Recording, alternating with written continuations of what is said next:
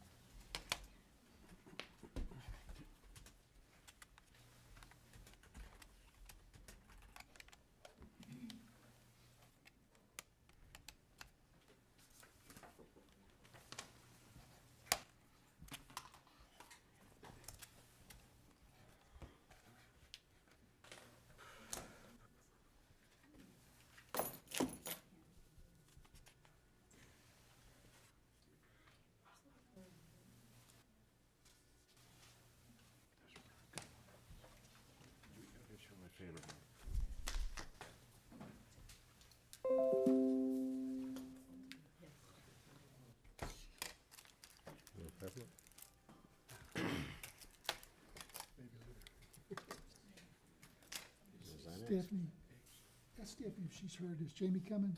You sure?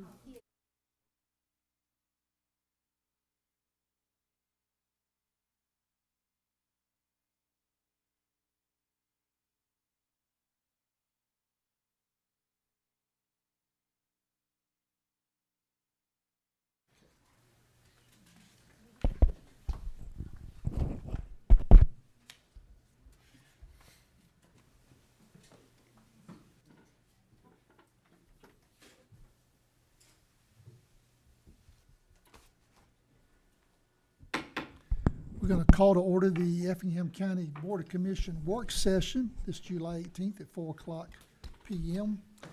Have a roll call. Let me get a pen. Mr. Floyd. Here. Here. Mr. Burdette. Here. Mr. Deloach.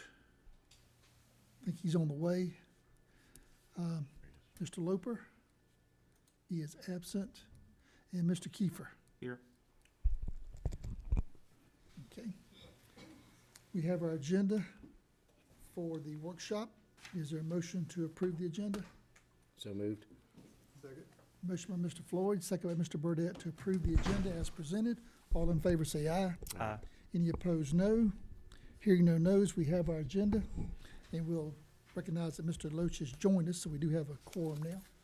Good evening. Sorry about that. Well, we already had a No problem, we quorum, just but- called it to order. All right. Welcome our public tonight. Ask you to make comments only to the agenda items on this workshop. We only got an hour for it, so if you keep it to this agenda, that'd be great. Hope you got the documents in our clerk's office and also on our website. Hope you've seen those and are ready to participate at the appropriate time.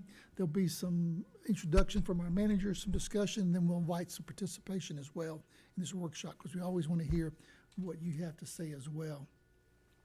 And so with that, we'll go into our work session topics. And our first item is exhibition of Effingham County Parks Master Plan. Sure. If you recall, last year we contracted out with Pond to do a Parks and Recreation Master Plan.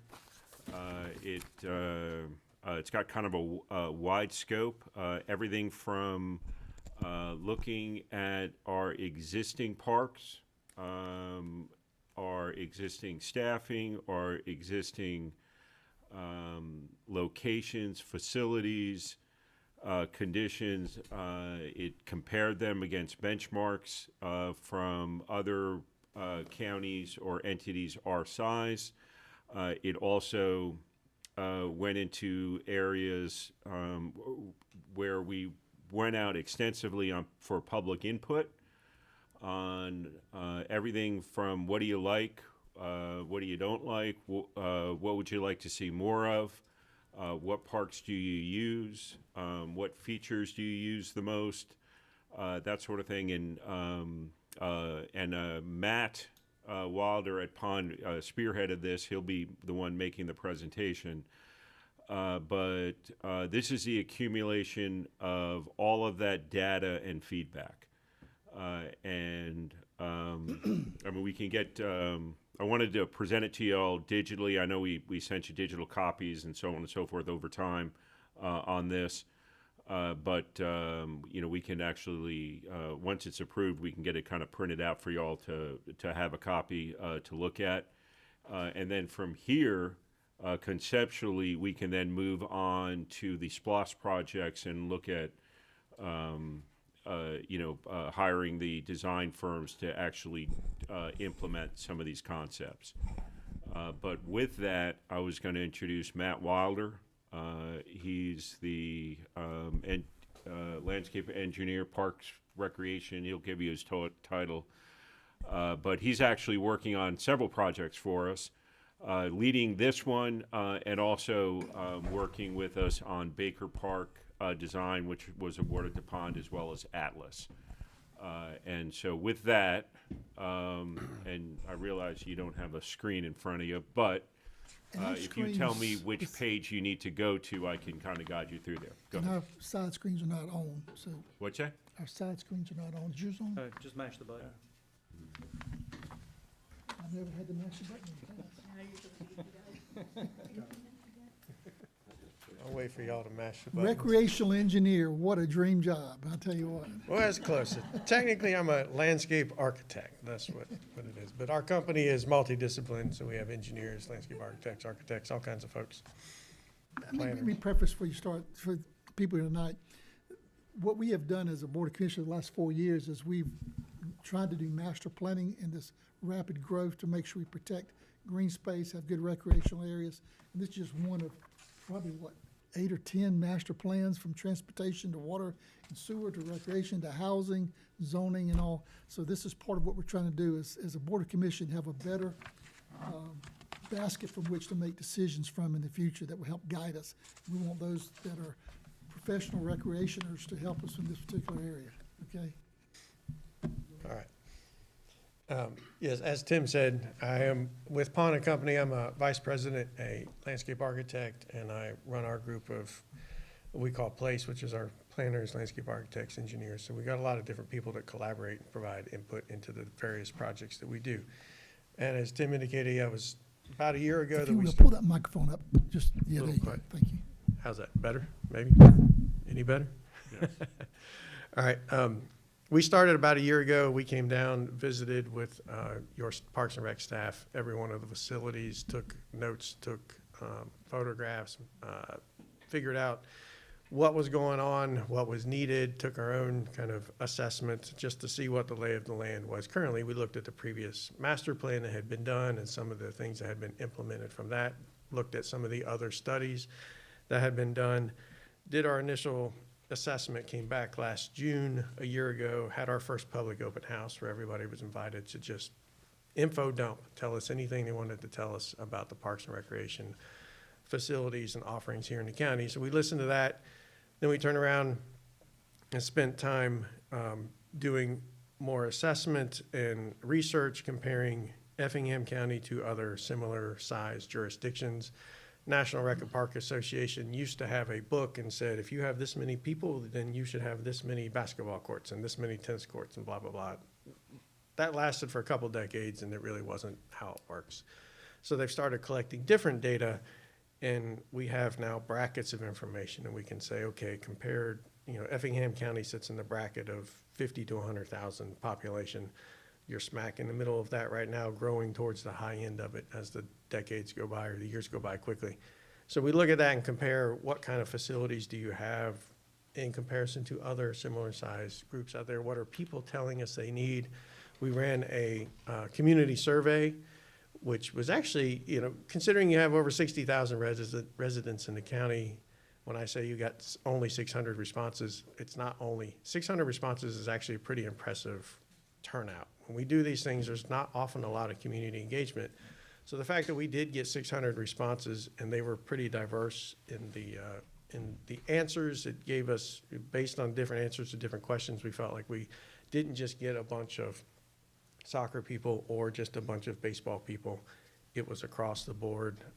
people that were interested in natural play, passive parks, soccer fields, baseball fields, swimming facilities, all of the above. So we got good feedback to base our information on so that we could go forward. And what the ultimate bulk of this report was to put down on paper updates and recommendations for all the existing facilities and to indicate where you might start to look in the county for expanding and adding other facilities over time. So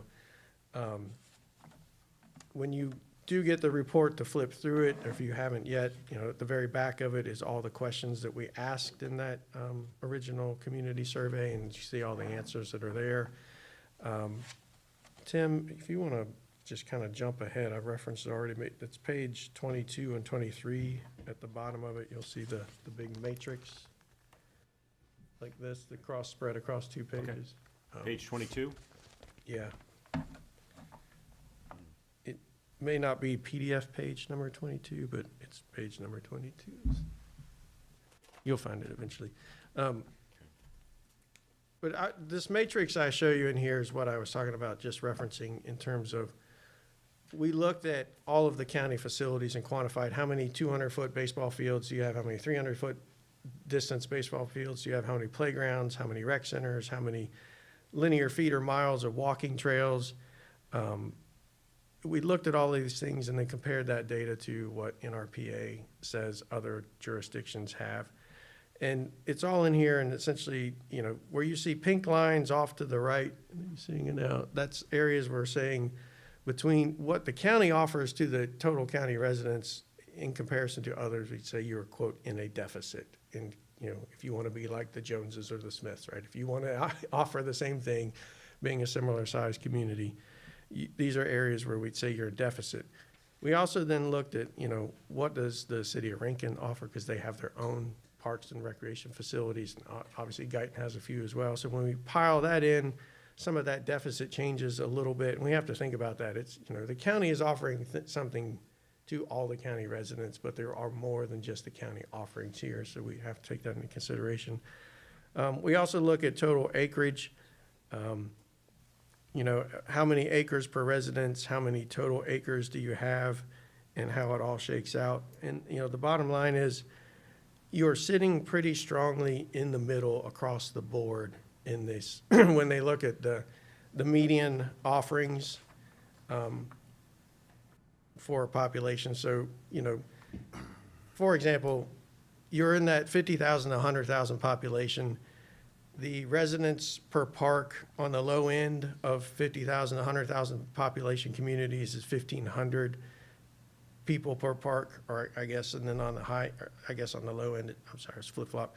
On the low end, you might have 4,500 residents per park versus 1,500 residents per park. It depends on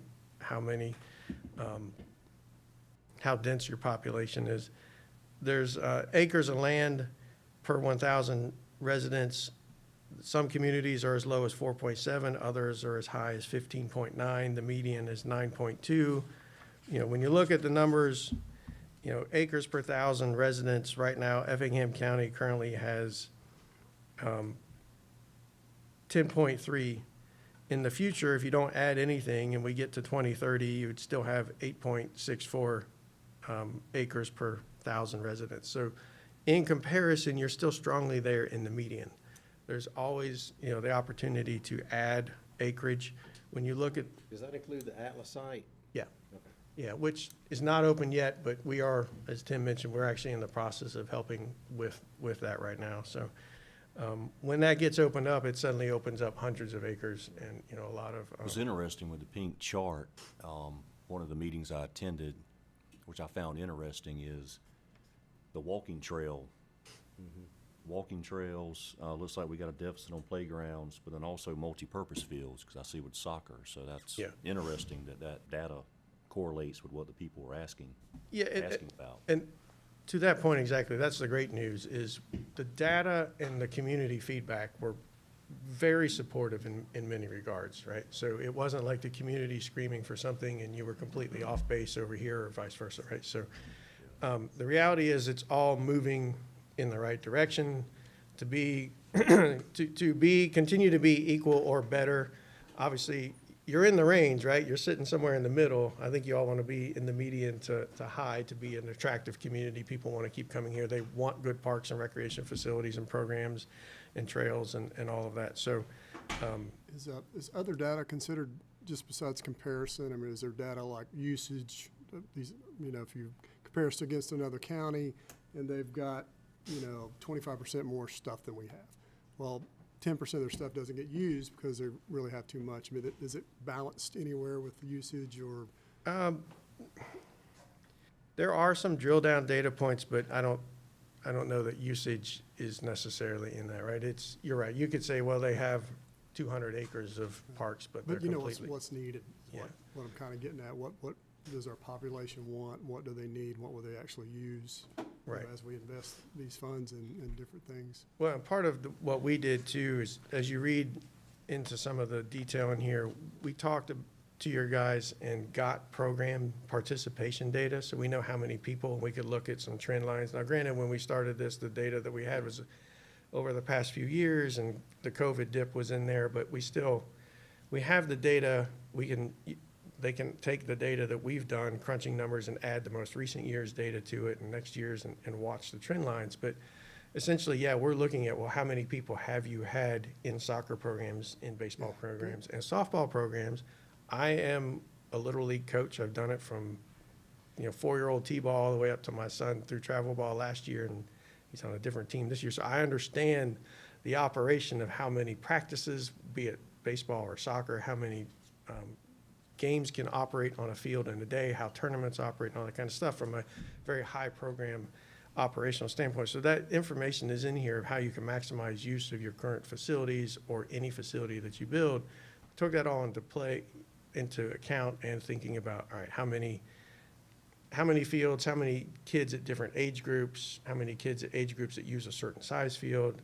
As soccer grows, soccer kids get older, they just take up more and more space, right? The younger kids, you can put tons of kids on one massive soccer field broken down into a lot of little pieces. So that is in here to help justify where we should be thinking about adding and how many fields, how many baseball fields and whatnot to be added. So The last thing we want to do is invest a lot of money in something and it not get used.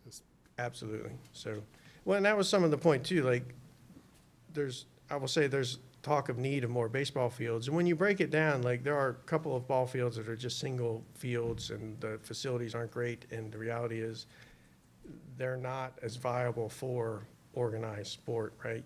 It's better to have clusters. It's better to have, it's good to have all the functioning facilities to support them, including restrooms and lights. If you have ball fields and no lights, you can't really function for an organized club sport or rec sport. So like Pinor, for example, 4 solid fields out there, lights don't work. Invest some money in the lights. You now have 4 fields that you didn't have to build because they already exist. So invest some money in doing some repairs at that park, and it's in a part of the county that can be used. Like everybody's sort of, to a certain degree, I think you've had there's an old park, and then the new park got built, things sort of migrated, and the old park still gets used in some, and then, the new park, newest being CEM, got built, and things have migrated. But the reality is there is demand.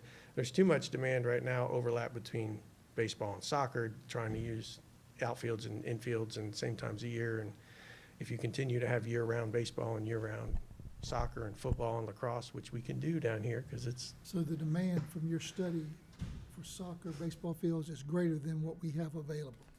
Yes, McCall especially Park. on the soccer, the rectangular fields. McCall Park's a good example of that. We've got beautiful fields and brand new facilities, but no lights. Yeah, it makes it hard to do practice, especially if you're doing, later parts of the year. You don't have the lights. 5:30. Yeah. Your study, is there and haven't been able to go through the whole thing, but is there a priority list, like these are the 5 top priorities that we feel like the people and Yeah. the person facilities that you say we need to do? What are those top 5? So we basically have a 2-page spread in here, recommendations and priorities on there. So, the first stuff we jump into is rectangular athletic fields is definitely one of the top priorities to address. Having additional playgrounds would be a valuable thing as well. All right, when you say rectangular, you mean the multipurpose fields? Yeah, so you can put a sod field out that can be striped for soccer one day and football the next, or you can build synthetic turf fields that are pre-striped and they are striped for soccer and lacrosse and football all at the same time if you want, or you can, repaint synthetic turf. There's many ways to approach that, but the reality is there's a demand for, rectangle fields. Soccer is being the most demand sport right now, but as lacrosse and football continue to, grow, or different sports wane, and, some are more popular at different times. Soccer is the growing sport right now. And, you got to think about, there is the rec programs that you already offer, but then there are kids that graduate to travel programs. There are travel programs that are willing to rent your facilities and utilize them. And, if you want to have rec sports and high competitive sports, you need to be able to provide the facilities for them as well. I mean, that's just the way it works. There are some, it's rare, but there are some programs out there that will have a ton of money and will build some of their own facilities, but it's not common. Typically, it's a partnership between, local city and counties, and they can, rent and utilize those facilities. It's a good thing. If you build it and they're utilizing it, you're making revenue, they're making, the teams. So, but yeah, in here, it's page 80 and 81. We've got a bunch of the top things that came out of it in terms of the recommendations. Why do you think the soccer is becoming so much more popular? Is it because it's a safer sport in regards to football, or? I guess so. I mean, it's just, I played it as a little kid, 30 years ago for a while, and then I became a band guy. I didn't do sports through high school, but it just keeps growing and growing. You see, international. You see soccer is much more popular. MLS. Starting to get more popular too. What's that? Lacrosse. Yeah. Well, Lacrosse these are is growing a supposedly ton. non-contact sports where football is, and parents That's what I was thinking. are more and more not wanting their 8, 9-year-old to put a helmet on, particularly with all the concussion science that's coming out Yeah. now when you play football from 9 to college or high school, Well, and what you're saying on the recommendation, that goes right along before Mr. Clarence Morgan passed away, our previous longtime director. I know that's one thing he had said repeatedly, that I know when we first started going over the master plan for the Morgan complex, we had phase 2 as, more 1-on-1 fields, baseball, softball. But he said, man, I need the regular rectangle fields more than I need the baseball and softball fields. Well, yeah, we'd added some over at Sand Hill, but I guess we still need more. Yeah. We've got it. Trying to find my page. while you're doing that too, I'd like to hear what's the number 1 or 2 passive recreational type things that is recommended. Number 1 and 2 are strictly passive green space that's not programmed for active sport. So Atlas is a huge win to be able to open that up. I got the opportunity to see the entire site and, circumnavigate the lakes out there and see everything. So that'll be a terrific space. You've got a bunch of already made trails so that we can pretty much get a phase 1 open parking, Okay. basic amenities, and people will be able to walk all over that property and have that access to nature, to water, to just hiking and trails. And that's a big miss that we don't have right now. There's just very few places for people to go walk on trails or just kind of commune with nature and not be surrounded by active programs. So yeah, you Atlas go to is finally CEM. coming through. Yeah, How many years in the making? and another, did you look along Do the, something over there about a decade. along our river? I mean, I have a personal interest, and I think this board has an interest to look at property along the river before the development takes it over, and protect green space and make passive, maybe even some camping and Yeah. facilities where people can go and picnic and enjoy. Is that something that you see as a need, or is that? No, it is, and that was a request, was mentioned in sort of the timeline. I guess I got off track of that, but like I said, we started a year ago, had that initial public meeting, and we've had a couple steering committee meetings. We met with the rec commission, and just about a month ago, we were back here for the final to present this in an open house format, so anybody can come in, and we got some more feedback, and so we put in some additional comments and recommendations in here to make sure that it's, even in the active recreation parks, that we're having pavilions where families can come and have a picnic or a family reunion or a kid's birthday party, and that there are grills, there's access to water, there's the shade. Build parks, but also take the opportunity to replant and put trees in and create shade when you build these parks, because I've been to some really nice facilities for baseball and soccer where there are no trees around, and I've been to some really nice facility where there are trees around, and I much prefer the ones where you've got some natural shade. You know, I've got my tent that I take just in case, but there's a lot of opportunity to integrate trails and walking and some nature even into the active recreation parks, but you also want to have just passive recreation parks that are independently passive, that they may have an open lawn where kids could go out and throw frisbee or do a pickup game of just throwing the football or something, but you're not going to have anything programmed out there. It's going to be hiking trails, passive playtime, quiet spaces for people to go, picnic opportunities, all of that. So looking for more of those would be great, but there's also a lot of opportunity to integrate some of that into the already existing parks. Like Pinora is a great example. You've got an area of development, but you have all this wooded area around it. And then the plan that we have in here, we recommend putting a disc golf course out in the woods, very low cost, low key, passive opportunity. People love it. They put a disc golf course in an existing county park near where I live, and every time I drive by, there are multiple people out there, and it Is just, that where the current motocross is? Yeah, they use that a lot for Or really? no, Trespass. I know it, I was just being facetious. I think I've heard reports that people go out there because we don't do anything with it now, and they yeah. trespass. That's the word. But we've proposed, you know, a big loop trail around that park, the opportunity to put disc golf course inside of there. Also put in some biking facilities that are nice opportunities, small footprints, but big impact in terms of fun. It's like, I know some people think skate park's a dirty word, but skate parks are a good thing. Give the, you know, people a place to go that skate, but they're also bike parks, pump tracks. It's a similar type concept, but it's for BMX bikes or mountain bike style bikes where you can just zip around, and they're Those things I think are great. good They're because great they generate- facilities to put in a small footprint and small cost that bring a lot of impact to the It user. generates adult health, because when we go to ball games and watch our kids play ball, we're not getting much exercise. That's right. So we need some recreational that provides opportunities to do things with our kids and our grandkids, and that Well, disc the- golf is the good. craze for the geriatric crowd now is pickleball, I understand. Oh, yeah. which is never played. That seems to be a growing sport here in the county even. I don't know anything about it. Yeah, no, we absolutely, we hear it all the time. We got requests for pickleball. I mean, you guys have already done some striping, I believe, out at Baker to provide some pickleball opportunity, and there's, you know, proposals for more of it. So, yeah, it's, How about other passive, like fishing, camping, was that addressed? so you actually have a pretty significant amount of access points to go out and fish.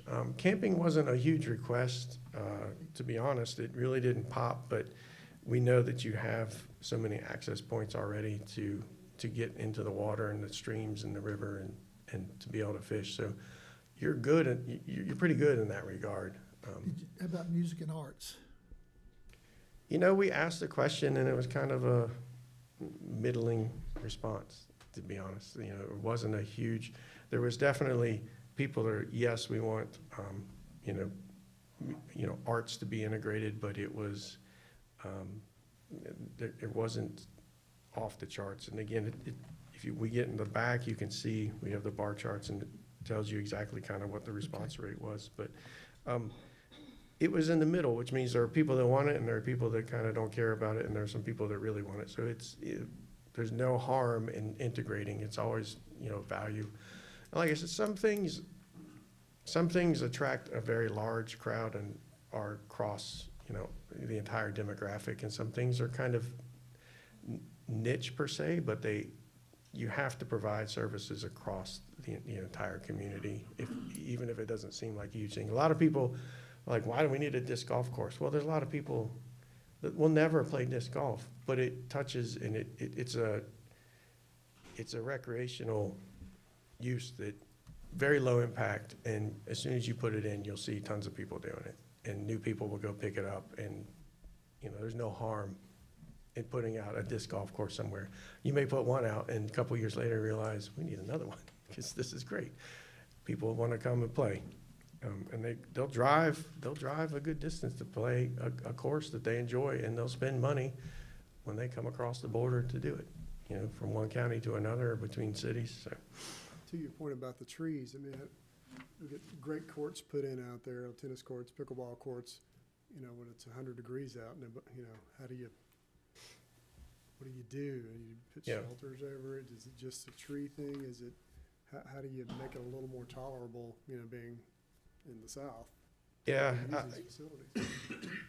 you know, people will tend to use them at different times of the day, early morning and late afternoon, when they really want to stay out of the heat of the day, but Yeah.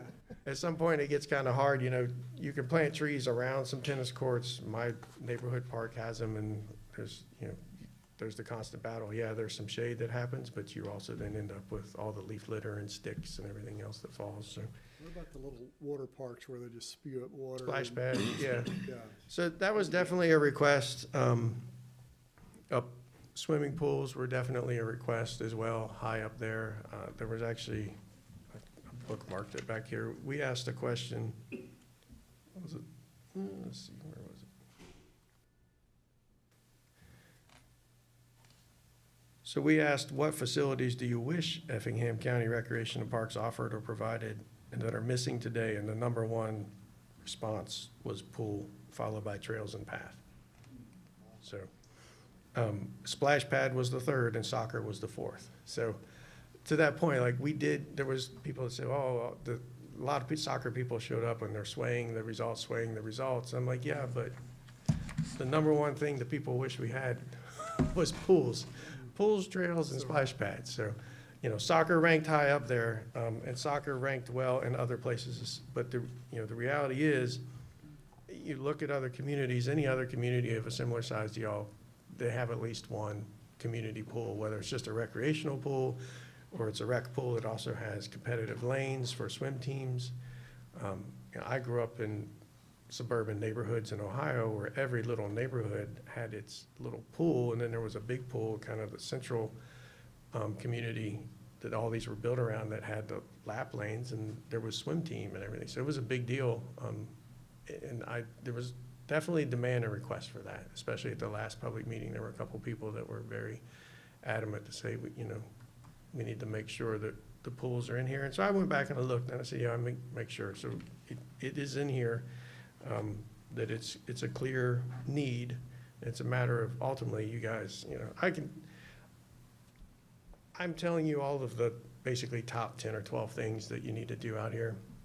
It's up to you all to decide which ones go first, and it's up to the community ultimately to work with you and tell you which ones really need to go first. But to keep up with your existing programming, soccer and baseball, there are investments you need to make there, and there are some fields that need to be done.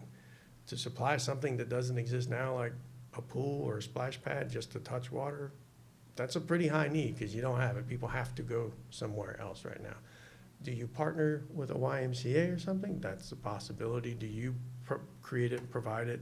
You know, that's another alternative. But having access to swimming pools and water in the county is, you know, something that people really would like. And some people might say, well, there's one in the neighboring county. Well, yeah, but they have people too.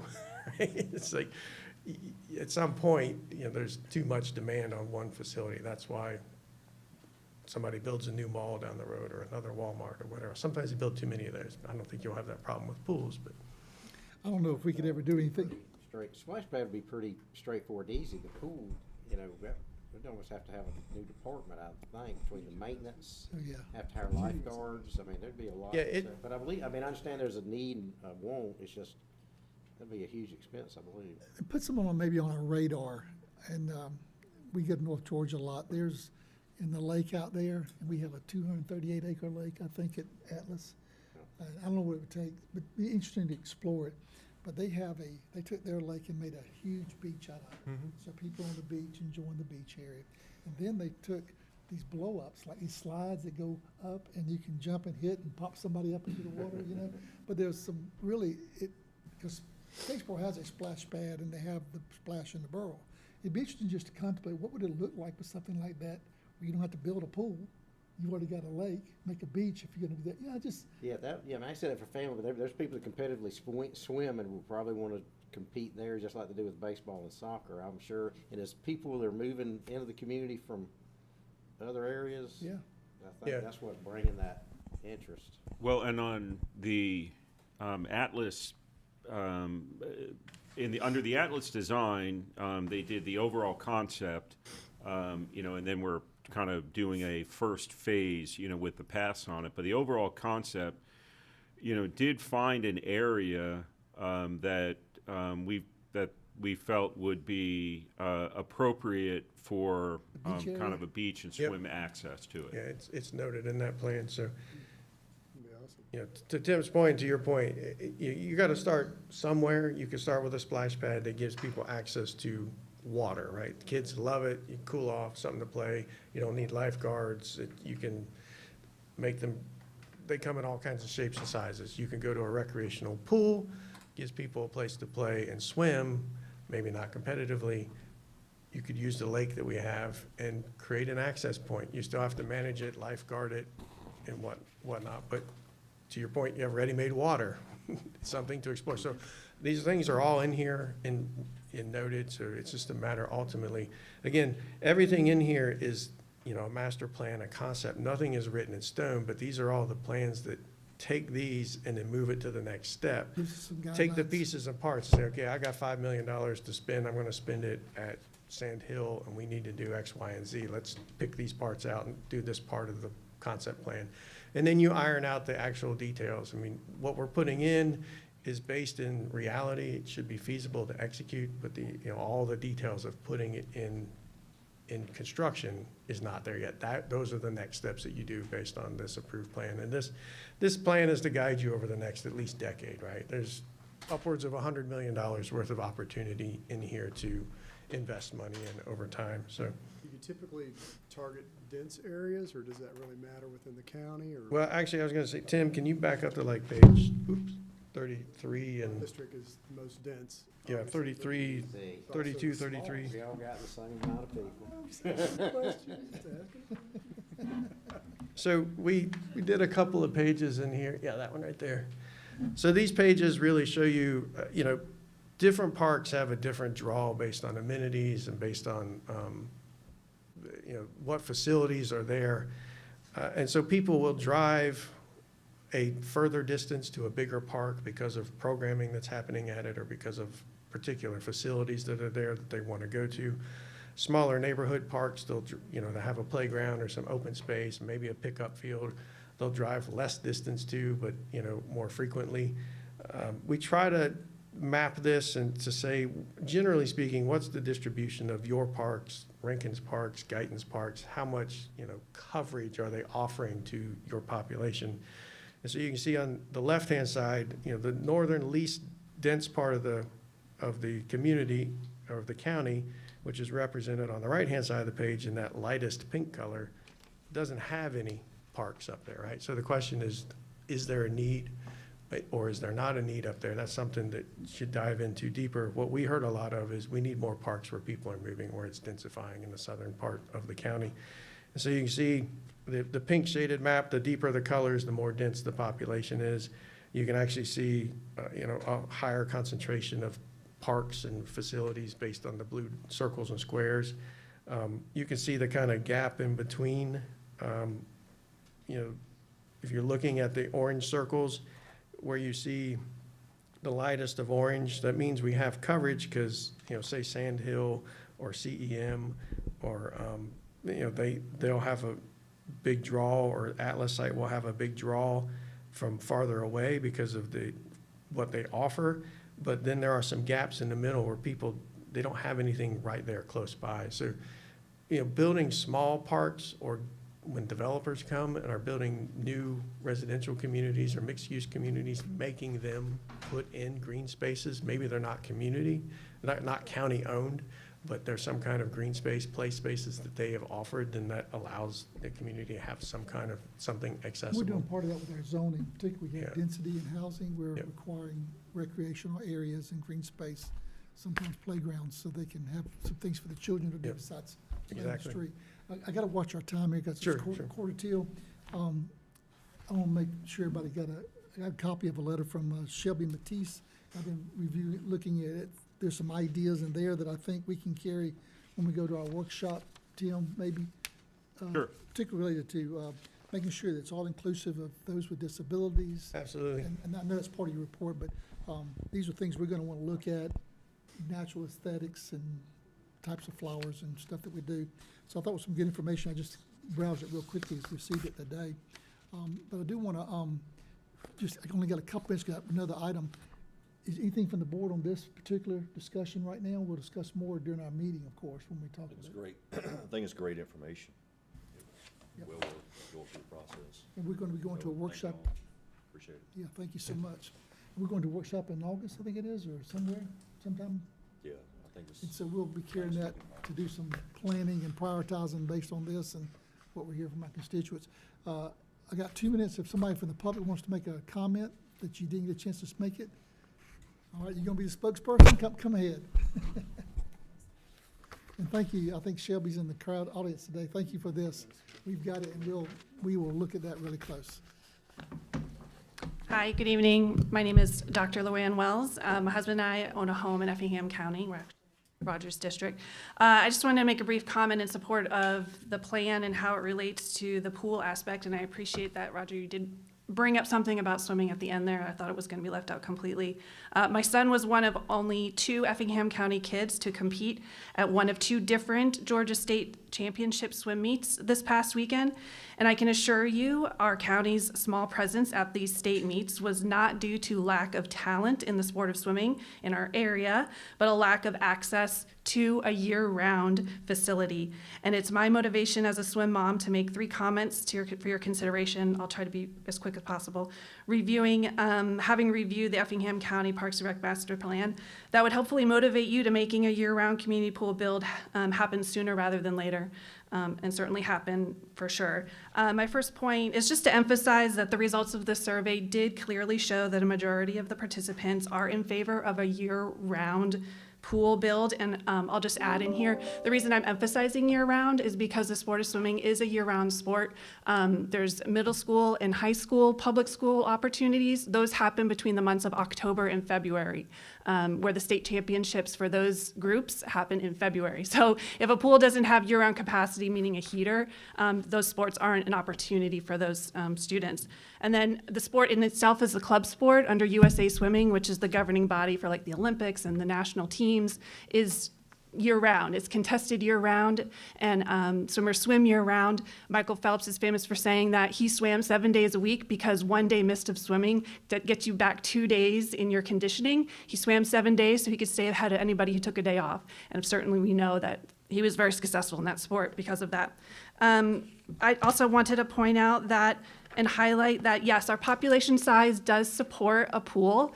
In fact, as we grow in the next, from here to 2030, we would be behind by 2 pools. And, I know not all communities with our same size do have a community pool, but the majority do. Having grown up in the sport of swimming, being a collegiate swimmer myself and a former high school swim coach, and now a swim parent, I am familiar with how often pools are built. I do know that they're an expense and a high maintenance cost, but I do know that they do contribute a lot back to the community, and the impact is probably one of the greatest because of the fact that it does provide life-saving swim lessons as one of its many contributions to the community. And then I lastly want to point out that and I had asked the pond representative, Matt, who's here today, actually, about if they had looked at the fact that Port Wentworth, their park build is happening, just adjacent to the south end of this county. And the plan for their park build is actually very similar to the plan put in place for the Clarence C. Morgan complex in terms of the square fields and the dog park and just all the things that are in this master plan. And if that was just something they had been aware of. Because I know a lot of people, I live in the south part of the county, and a lot of people in our county are already planning to go to the dog park when it's open in Port Wentworth and things like that. And he said that, well, we want to build facilities for Effingham County residents. So that's why it doesn't matter if we have the same facility just 13 miles apart. And so I just wanted to highlight that they're not planning on building a pool in Port Wentworth, and that our Effingham County residents do, want a pool, and we live in this county, and, it would be nice to have one that we could use in our county and not have to travel outside of the county, which my family does. My kids are in Richmond Hill right now swimming at their swim practice. Sorry, I'm trying to be fast. Question, is it a setup with the schools? I mean, I know, again, all this is new down here, but I think up in the northern part of the state and further up, the schools have swim teams. I don't know if maybe there was something we could work with the schools. I mean, Yeah, I think it's a good strategy, because that's why I was interested in the need from the public wanting the pool. I think we do have to coordinate that with our schools and cities and see how it can be a partnership if that's a high need. Or they could be a customer of the county. Yeah, and certainly counties and school boards do typically work together in building a pool that they both could utilize. I know that we had just traveled to North Charleston for a swim meet. Their pool was built recently in 2020, just adjacent to their high school there on that land, and it was in partnership. But just outside of the school aspect, Effingham County does not have a year-round pool, and Effingham County residents use facilities in other counties, like I mentioned. Effingham County residents had to sign up for the Georgia Parks and Recreational Summer Swim League in South Bryan County this summer, because Effingham County didn't offer one. And the successes those swimmers had at their state meet, the other state meet that happened this weekend, all go back to Bryan County and don't come back to Effingham County. But our residents contributed to a lot of the successes that happened there. So, I just want to wrap up by saying that, just to highlight some of the things you said, to measure usage versus not usage, I mean, it's hard to measure because we don't have one, but certainly a lot of things are offered when you have a pool that a lot of people can take advantage of, and a lot of people of every age can take advantage of things, from swim lessons to swim teams to water aerobics to physical therapies to scuba lessons to birthday parties. I mean, the list goes on and on. So thank you for your time and listening to I think it's exciting. I think, we're at a growth rate. I think the board understands, particularly since constituents are saying it's a great need. So we'll be carrying our workshop, and we'll be getting back with some ideas, I'm sure. And I can say that, I have spoken with the two larger team coaches in the area, Coach Bill, who does GCAT in Savannah, who helped build that Savannah Chatham County Aquatic Center. He's on board with helping our county with build a pool. Both of the coaches are on board with more pools in the area. Having come from. We got to move on, but tell you what we need to do. Yeah. We need to make sure that our staff has your name and number. If we get a group together that looks at that, like with the school board, I'd love for you to be a part of that if you would. Yeah, and so You people got are some willing to information. help put this together. Thank you so much. All right, thank you. All right, I hate to cut it off, but we got another item on our workshop tonight we need to discuss. And then tell the board where we're going to go tonight. We have a long meeting because we have 2 meetings tonight and a public hearing. So at 5 o'clock, I'm going to go ahead and call us into order for our regular session meeting without a break. The goal would be to go to about 5:30 or 5:35 as far as we can, take a break. Then, because we don't want to wait till 6 o'clock, we won't get a break. That's the public hearing. So if you don't mind, we won't take a break after the workshop. We'll go straight into our board meeting, take a break, get some water, refreshment, whatever, use the restroom, and then come back at 6 o'clock for our planning board, and then we'll finish our new business after that. That's okay with the board, okay? So that's what we'll do. All right, is this the next item? Yes, sir. All right, we're going to go to, the next item on our agenda is discussion of agritourism ordinance. Yes, sir. Okay. Good evening. Chelsea Fernald, Planner 2. So staff has recognized the need for agritourism. We get, we've seen the assemblage permit for Magic Farms. We've had a lot of people come to development services, through planning and zoning for,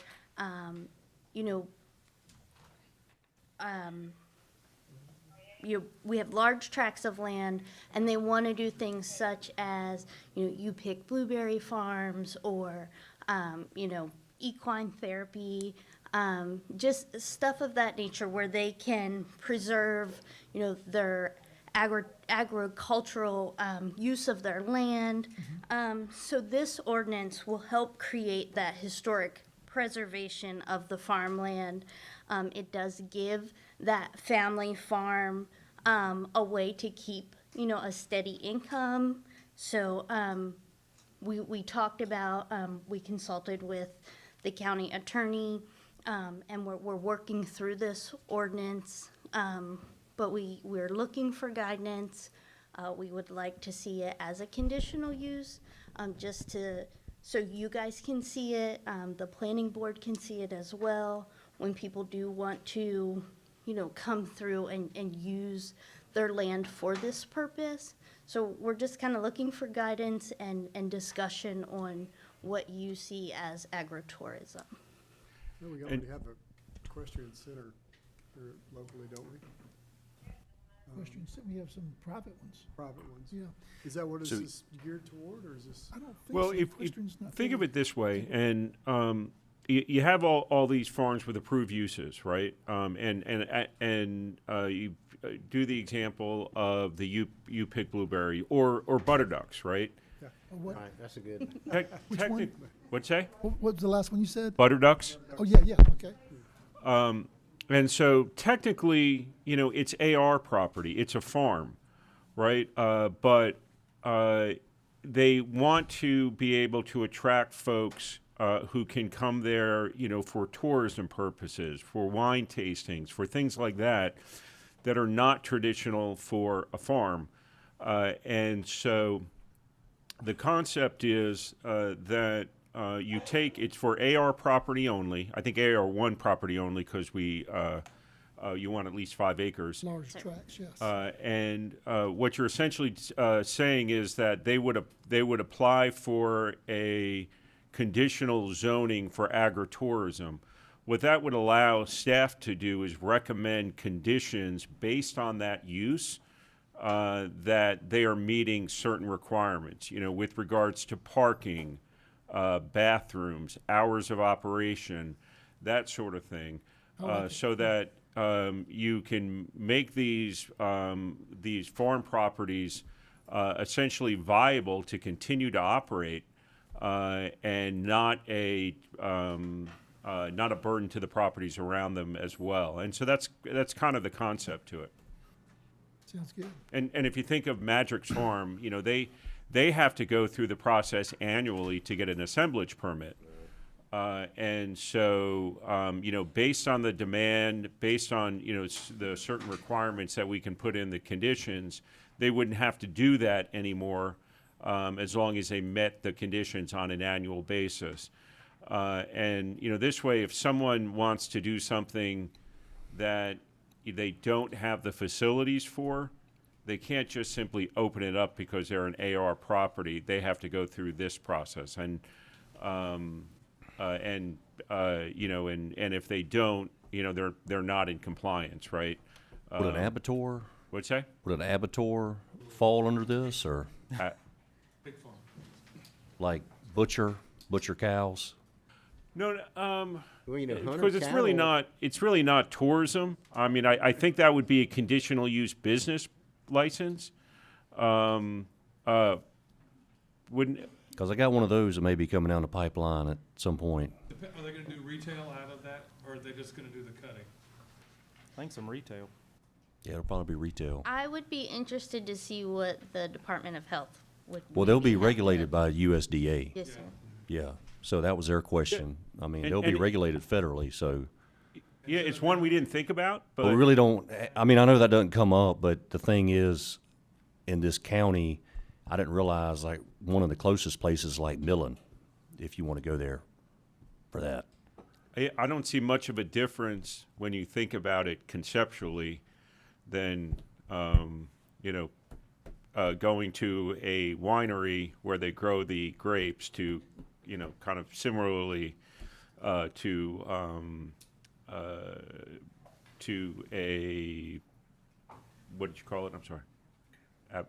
Abattoir. Abattoir. Well, the perfect Abattoir. example is hunter cattle up in Bullitt County. You know, Yeah. those are all grass-fed cows. You can go up there, tour the farm. That's and right. everything, and you can also buy a side of beef. Well, a few but the other steaks on side the of way that out. is- The other side of that is that maybe what you're talking about, where I carry a deer that we want to harvest is to someone who has a place in Scriven County, not our county, but it's in their back of their probably 5, 10, 20 acre property, and they have a little, Well, we got some places We like have that some in of those. Effingham. yeah, but I guess And that would be all part of it, wouldn't it? If you're gonna have a business, I want that, Yeah, what that these are- falls under. This would be a little more regulated than There'd had to be You a know, tourism component to it. Restaurant quality Right. foods. Okay, I like it restaurant 'cause- quality, Yeah, okay. yeah, I like it because we provide, What I'm talking about be a rural business. that's right. Okay, Sure.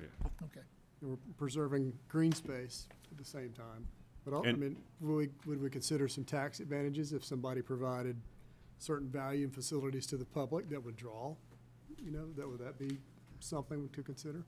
Well, I think one of the considerations is and this is not included in the agritourism ordinance, but it is referenced in our rezoning. The state passed kind of this farmstead protection type ordinance where it incentivizes the counties to preserve active farms, and this makes it, you know, a viable option for folks, right? So that, you know, you can, you know, where traditionally you would be incentivized to, you know, when you have new homes coming in to develop your property, where now you can give them an avenue to say, you know, I can keep my farm and make it economically viable. Exactly. And so agritourism ordinance, I think, is the first step. You know, kind of integrating that farm protection, you know, amongst our communities is the second step, which we are working into the overall zoning ordinance. Sounds good. We are at the top of the hour. Is there any other questions or comments from the board? All right, do you have a motion to adjourn the work session? Make a motion to adjourn. Second. Motion by Mr. Deloach, second by Mr. Burdette to adjourn the work session. All in favor say aye. Aye. Any opposed, no. Hearing no's, the work session is adjournment. We're going to immediately go ahead and go into our Board of Commissioners meeting. I'll call it to order in just a minute. For those who are participating tonight from our constituents, just let you know we have a very long meeting tonight. We have 5 or 6 items on unfinished business, 25 on new business, then we have planning board. So if you're here for the 6 o'clock planning, the plan is going to be this. We're going to go right into our meeting. We usually take a break after our workshop so we can get some work done through our agenda.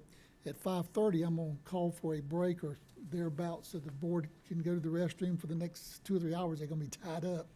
We're going to come back at 6 and do our planning board, which was scheduled. So if you're here for planning board at 6 o'clock, that will start on time.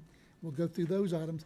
And then unfortunately, if you're here for the new business, we'll have to come back to that after the planning board time. So we'll try to get through as much new business as we can, but if you're here for the 6 o'clock public hearings related to zoning, we'll do that right at 6. Okay, that's how we're going to move. And with that, I'm going to call to order the Effingham County Board of Commissioners meeting this July 18th, 2023 at 5 p.m. And we'll have roll call.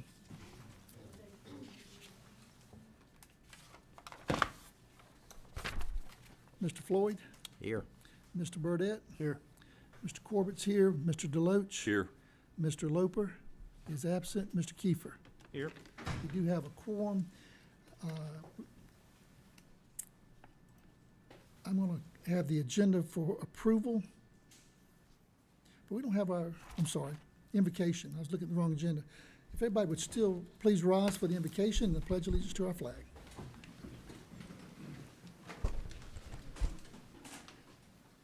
Gracious Father, we are so thankful to be gathered here this evening as men and women on this bench to consider the business at hand for this community.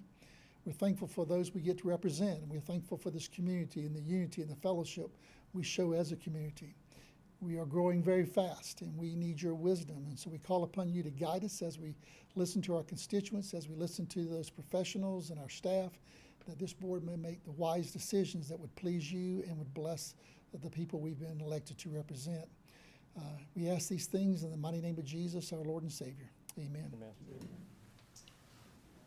Pledge allegiance to the flag of the United States of America and to the republic for which it stands, one nation, under God, indivisible, with liberty and justice for all.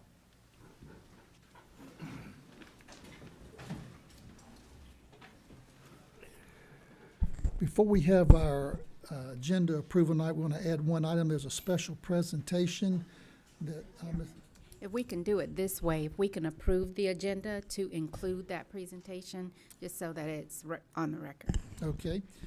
And so we have 2 items of correction to the agenda, right? Yes, sir, that is correct.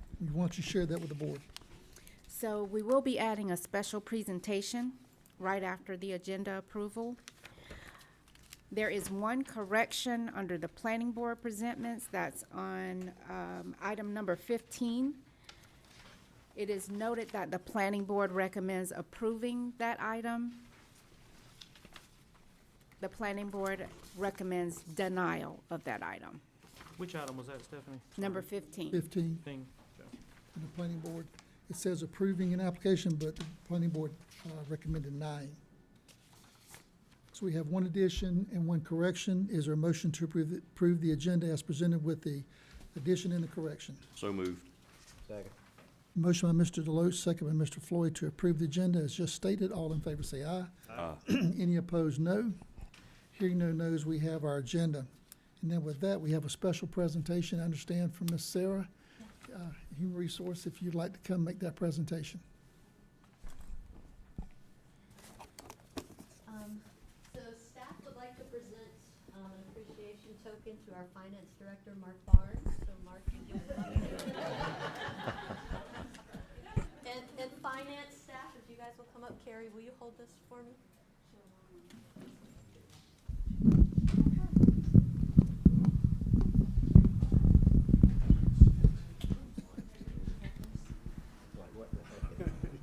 Okay, can everybody hear me? Thanks, sorry. So I'll start over because I don't know if you guys could hear me. So I just wanted to say that we want to present this token of appreciation to our finance director, Mark Barnes. So Mark, we're happy to celebrate your 10th work anniversary, Saturday, July 8th to be exact, with Effingham County Board of Commissioners. Even though your department celebrated you on Friday, July 7th, I was on vacation and wanted to ensure that you were recognized tonight by the Board of Commissioners. I know I speak for many when I say thank you for helping us understand our budget and financial issues. You are always patient, assisting us and ensuring we understand what you've explained and shown us on our monitors. We hope to have you for many more years to come as well, and so we thank you, and that's for you. And if your staff would get together, we'd like to get a picture, okay? Thank you.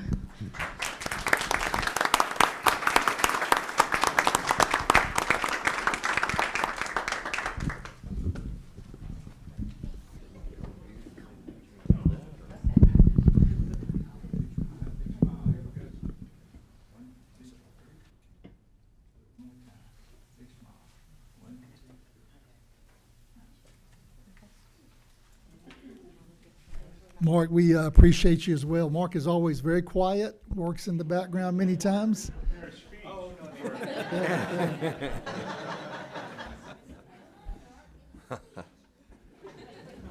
Man, a few words, but does a great job guiding us through our budget time and helps us find those revenues so that this year we're able to roll back the taxes a whole meal to our constituents, and we're excited about that. Appreciate your effort.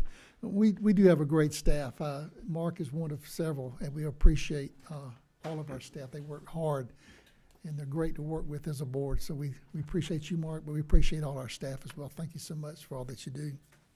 Very good. Next item on our agenda is our minute approval. Consideration to approve the June 20th, 23 work session and regular meeting minutes. Is there any correction or addition to these minutes? I'll make a motion to approve both sets of minutes as presented. Second. Motion by Mr. Deloach, second by Mr. Floyd to approve both sets of minutes as presented. All in favor say aye. Aye. Any opposed, no. Hearing no nos, our minutes are approved. Once again, welcome. We have a good crowd tonight. I'm not sure what everyone's here for, what items, but it's always good. We do, regardless of what people may think, we like participation, and we like people to hear what's going on in our community, so we appreciate you being here tonight. If you wish to make any remarks, come to the microphone, state your name clearly, speak into the microphone because we record it, and we want everybody to be able to hear what we're saying. Matter of fact, I have a soft voice, so if I get too low, tell me and I'll lean into the microphone, okay? The correspondence for this meeting is documents have been in the clerk's office and on the Board of Commissioners website, and so hopefully you've had a chance to review those, and please speak only to the agenda items when they come up. 2 to 3 minutes really helps everyone get a chance to speak to an item. I see someone, is there something I can help you with, sir? Yes, sir. My name is Kenneth Lack, attorney at law. I would like to just state for the record, I'm representing myself in my own capacity. My wife is property owners and certain residents of subdivisions in the area. Related to agenda item? And this is speaking to the agenda itself. And it contains numerous items that are not properly before this body. And it would be a fatal defect to hear them, vote on them, and consider them tonight. Well, I'll tell you what, I'm gonna overrule it for right now. When those items come up, you're welcome to help address with our attorney. But we have a lot of items, so we need to move forward. This will right be now. over a dozen items. It is every matter relating to currently residentially zoned property. You can before the discuss commission. that at the appropriate time, but right now I need to ask, let's continue our agenda till we get to those items. All right, so you will not accept an objection to the agenda as presented. Understood. Unless our attorney says I need to accept I that. think the agenda's approved. The agenda's already. Yeah, so the agenda's already approved. Opportunity to speak before you proved it, but if you wish to pursue that, We're every gonna item proceed. will be fatally flawed. Okay, thank you. All right. Our consent agenda is our first point of business. This section shall include all routine items for which there will be no discussion. Should a need arise to debate or discuss these items, that's okay. Just ask for it to be removed from the consent agenda, and I'll put them on the regular agenda. Then we can discuss them. But this helps us timely go through some things that are usually uncontested and are pretty clear.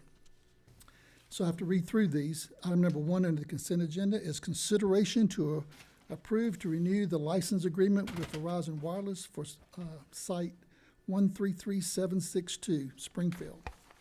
Item 2 under consent agenda is consideration to approve an intergovernmental agreement by and between Georgia Department of Corrections and Effingham County Prison for GED testing for offenders. Item number 3 under the consent agenda is consideration to approve to ratify and affirm a facilities lease agreement with the City of Rincon for the Ebenezer Fire Station. Item number 4, consideration to approve to ratify and affirm the submission of a grant pre-application to the Georgia Emergency Management Agency, GEMA, Hazard Mitigation Grant Program. Item number 5, consideration to approve to submit a grant application to Firehouse Sub Public Safety Foundation. Item number 6, consideration to approve acceptance of a grant award from the Georgia Emergency Management Agency, this is GEMA, for the Emergency Management Performance Grant Program. Item number 7, consideration to approve to ratify and affirm a contingency amendment from the Governor's Office of Planning and Budget Water and Sewer Infrastructure Grant Program. Item number 8, consideration to approve to accept an anonymous donation to the Effingham County Senior Citizen. Item number 9, consideration to approve to submit a grant application to ACCG Group Self-Insurance Workers' Compensation Fund Employee Safety Grant. Item number 10, consideration to approve amendment number 2 to the food service agreement between Effingham County and Summit Food Services for provisions of meals to the prison and senior citizens. That is our consent agenda. Make a motion to approve as presented. Second. Motion by Mr. Kiefer, second by Mr. Deloach to approve the consent agenda as read and presented. All in favor say aye. Aye. Any opposed, no. Hearing no nos, the consent agenda is approved. So we move to unfinished business, and we have 5 items, I believe, under unfinished business from the last meeting.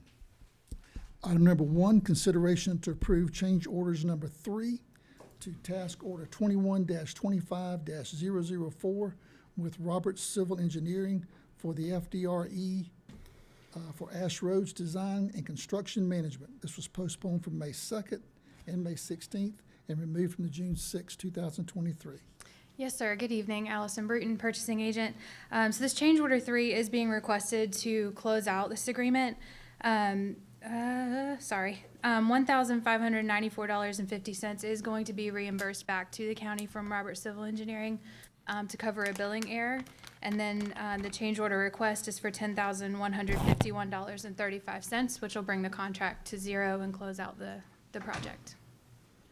All right, any questions or discussions from anyone on the board? I'll make a motion to approve alternative 1. Second. Motion by Mr. Deloach, second by Mr. Floyd to approve alternative 1. All in favor say aye. Aye. Any opposed, no. Hearing no nos, it passes unanimously. Item number 2 under unfinished business, consideration to approve change order number 2 to LeMig 2022 support and CM services agreement with Roberts Civil Engineering. This was postponed from May 2nd, May 16th, and removed from June 6th. Yes, sir. So similar to the FCRE agreement, there is $1,481.50 that will be reimbursed back to the county from Robert Civil Engineering. And the change order request is for $10,347.50, which again will bring the contract to zero and close out the project. Thank you, Allison. Any discussion or motion? Make a motion to approve alternative one. Second. Motion by Mr. Burdette, second by Mr. Deloach to approve alternative one. All in favor say aye. Aye. Any opposed, no. Hearing no nos, it passes unanimously. It seems like we're going fast through this for our constituents. We got a lot. I want to make sure we have time for things we want to discuss. We have our packets and we go through this stuff individually, so they are prepared unless there's some additional discussion.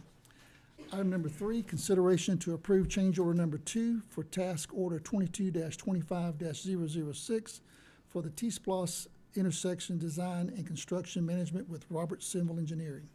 Yes, sir. So change order 2 includes the addition of right-of-way acquisition services as well as lighting design. I apologize, I do have the incorrect contract total on your staff report, but it was listed correctly on the change order template, which was included. Staff recommends alternative 1. Any question, discussion, or motion? Make a motion to approve alternative 1. Second. Motion by Mr. Kiefer, second by Mr. Deloach to approve alternative 1. All in favor say aye. Aye. Any opposed, no. Hearing no nos, it passes unanimously. Item number 4, this is an ordinance. We do not have to have a hearing for this ordinance since it's to comply with state. I just noticed it wasn't listed as a public hearing, right? Okay. Yeah. This is the first, Second. I got you. All right, consideration to approve the second reading to amend Part 2, Article number 8 of Chapter 30, Timber Ordinance of the Effingham County Code of Ordinances in response to Title 36 of the Official Code of Georgia. The first reading was June 20th, 2023. Motion to approve the second reading. I'll make a motion to approve the second reading. Second. Motion by Mr. Deloach, second by Mr. Burdette to approve the second reading. All in favor say aye. Aye. Any opposed, no. Second reading is approved unanimously. Another second reading is the consideration to approve the second reading to amend Part 2, Appendix C, Article 2, Definition, Article 9, Amendments to Map and Text, Article 11, Zoning Appeals of the Effingham County Code of Ordinances. This is in response to Title 36 of the Official Code of Georgia, Zoning Procedures and Law. First reading was June 20th, 2023. Do you have a motion to approve this second reading? Make a motion to approve the second reading. Second. Motion by Mr. Deloach, second by Mr. Kiefer to approve the second reading. All in favor say aye. Aye. Any opposed, no. Hearing no nos, it passes unanimously. All right, we'll move to our new business tonight. We'll get as far as we can before we take a break to do our public hearings. Item number 1, consideration to approve the Effingham County Parks and Recreation Master Plan. We just went through a presentation. Yes, For and 50 this is minutes. in reference, there was a presentation at the workshop on this, and this was just to adopt the plan as a policy document that the county can use, guiding us through our Parks and Rec development. Yeah, once again, for those who were here for that time, this doesn't mean it's set in stone. This is what we will and won't do, but it gives us some professional guidance as we make those decisions and see whether it's pools or vertical fields or whatever it is. We wanted some guidance.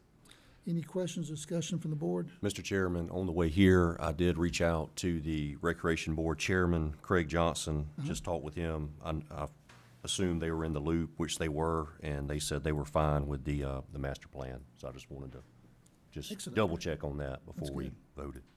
Very good. Appreciate you doing that. Any other comments or questions or discussion? I'll make a motion that we approve the Effingham County Parks and Recreation Master Plan. Second. Motion by Mr. Deloach, second by Mr. Floyd. All in favor say aye. Aye. Any opposed, no. Hearing no, our master plan is approved, and we have some guidance from which we can make future decisions. Item number 2, consideration to approve change order number 1 for the 2023 LMIG Support and CM Services Agreement with Roberts Civil Engineering. Yes, sir. Allison Bruton, purchasing agent. So staff did request a proposal from Robert Civil Engineering to incorporate the 2024 LMIG services to their 2023 LMIG services contract so that both projects could be bid simultaneously. Staff recommends alternative 1. Any questions or discussions for Allison?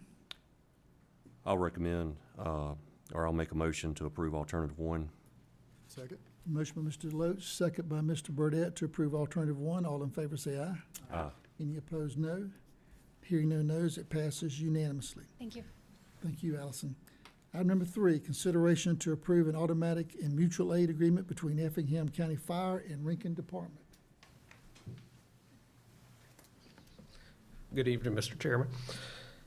This is just the, previously, obviously, we took over the Ebenezer and Goshen fire stations on July 1st. Previously, we had automatic and mutual aid agreements in place, and this is just amending those to fit the new response districts. Very good. Any question, discussion, or motion for alternative 1? Make a motion, we approve the recommended alternative, the automatic and mutual aid agreement. Second. Motion by Mr. Burdette, second by Mr. Deloach to approve alternative 1 to renew these automatic and mutual aid agreements. All in favor say aye. Aye. Any opposed, no. Hearing no nos, it passes unanimously.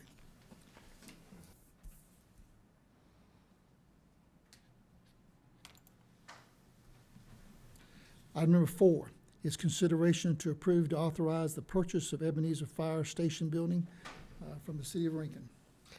Yes, sir. This is also part of the previous, similar to the previous item. The Ebenezer Fire Station, the land itself is owned by the county. The building is owned by the City of Rankin. So we've worked with them, and we had a couple of, we've actually had 3 appraisals, 2 of which we came back pretty close. So we just split the difference between the 2, and that's what we arrived on. So $250,000. I think it's an excellent resolve for both sides. That's good.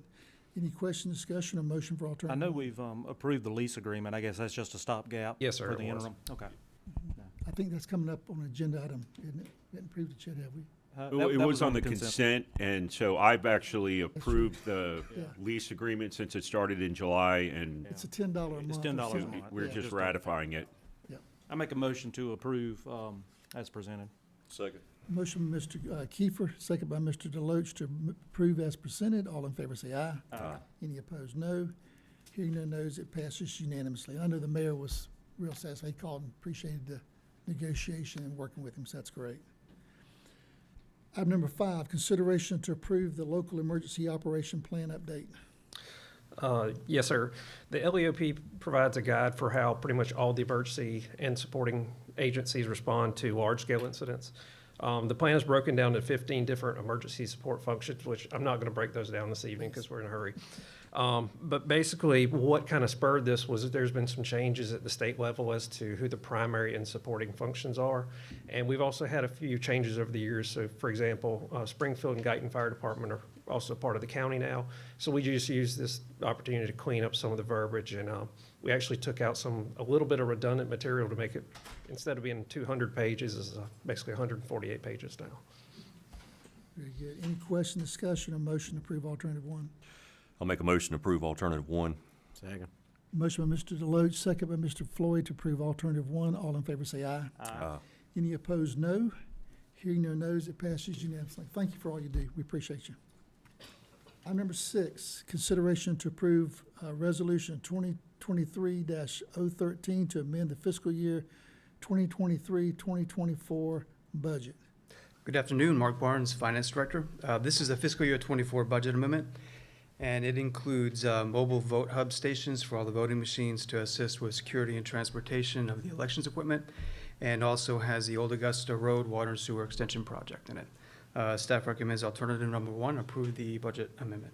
Well, I'm excited to see item number 3, allocating the funding for the Clarence Morgan sound dampeners. I'm assuming that's for the gym. Yes, sir. I know that'll be very welcomed. Tim, I mean, not a huge deal right now, but just, do we have a ballpark time of, I mean, will that be complete before the next basketball season? They're done. They're done? Yeah. All right, This great is just- answer. I You like all it. approved the purchase. This is just to amend the budget.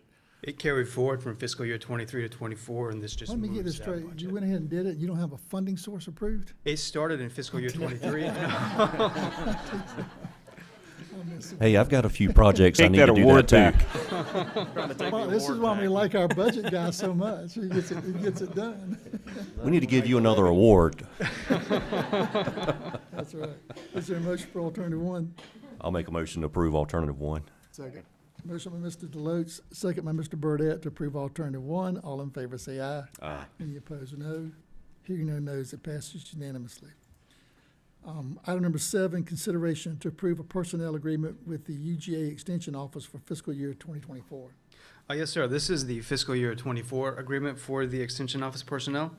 The contract is about $219,000 total. Of this cost, $147,000 is for these salaries, which is a small increase over the amended fiscal year 2023 contract that had about $144,000 for salaries.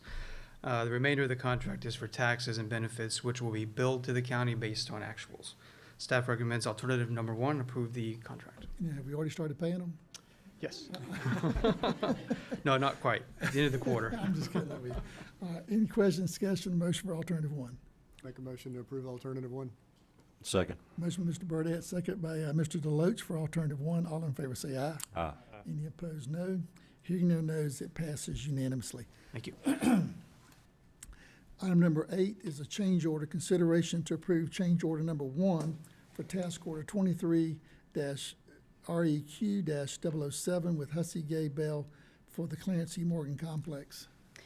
Yes, sir. Allison Bruton, purchasing agent. So change order 1 has been submitted. This includes the addition of low voltage data and IT design for the CEM expansion. This was not included in the original scope request or the proposal. The additional cost for this is $9,000. The change order also includes a $3,000 reimbursable expenses total that Hussey Gay Bell did include in their original proposal, but it was not included in the contract total that was approved. So staff recommends alternative 1. Question, discussion? And this is important, right? Because this is gonna serve during a storm event. That's right. Mhm. Yeah. And so we've got to have strong data capability in there. Make a motion to approve as presented. Second. Motion by Mr. Kiefer, second by Mr. Deloach to approve as presented. That is alternative 1. All in favor say aye. Aye. Any opposed, no. Hearing no nos, it passes unanimously. Item number 9, consideration to approve an intergovernmental agreement with the cities to conduct municipal elections.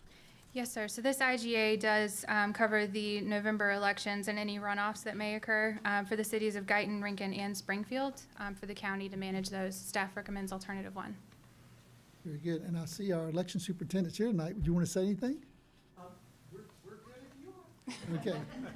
We appreciate your working with the board and the cities I think the unity we're experiencing in our cities is great, and you working with them has been huge for that. I've got board members here and my. Yeah, thank you for all the board for supporting our cities. We've tried to work as a county to connect with our cities, provide services countywide that we can, not to duplicate things. And when you got expertise in one office, why should they duplicate those expertise? It's just cost inefficient. So thank you so much for all your support and help with this, the board and our director. Thank you. Any questions, discussion, or motion for alternative 1? Make So a motion moved. to approve. Motion, Mr. Deloach. I'll take you as a second. Is that okay? Yeah, that's fine. Mr. Burdette is a second. All in favor say aye. Aye. Any opposed, no. Hearing no nos, it passes unanimously.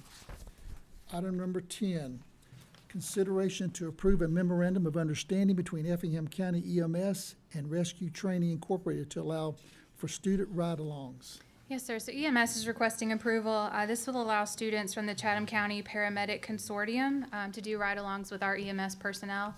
Staff recommends alternative 1. I think this is a great thing, and I'm just asking just to do it, just formality, but liability, everything we're taken care of. I mean, no I believe so. issues there. We had Lee review it as well. I believe we're good. Okay. Our attorneys reviewed it. Yeah, it's a great, we've talked about looking at how do we get our students into fire and EMS and these positions that we have. And by getting them in high school to do ride-alongs, learn the opportunities for providing for their future families, and I think it's a great idea. It's wonderful, appreciate it. Agreed. All right. I'll let Ms. Wanda know. Huh? I'll let Ms. Wanda know. Okay. Is there a motion for alternative 1? Make a motion to approve alternative 1. Second. Motion, Mr. Kiefer, second by Mr. Deloach for alternative 1. All in favor say aye. Aye. Any opposed, no. Hearing no nos, it passes unanimously. Mr. Chairman, if we're gonna move forward with the next items, I'll need to step down due to a banking relationship, on the next 3 items. Okay, we'll try to cover those and then we have to take a break. If you'll note, Madam Clerk, that Mr. Deloach has stepped down, recused himself in the next 3 items, number 11, 12, and 13. Item number 11, consideration to approve amendment number 3 for the extension of the master service agreement for professional services from for EOM. Yes, sir. So for fiscal year '24, staff is recommending approval of this amendment. Funding has already been approved in the fiscal year '24 budget as well. Yeah, I didn't see any increase in this, in the budget side of this. Is that, am I correct on that from what I saw? That's correct. That's great. I like it when contractors continue on and we know there's inflation and they don't increase. That's great. Any question, discussion, or motion for alternative 1? Make a motion to approve alternative 1. Second. Motion by Mr. Burdette, second by Mr. Floyd for alternative 1. All in favor say aye. Aye. Any opposed, no. Hearing no nos, it passes unanimously.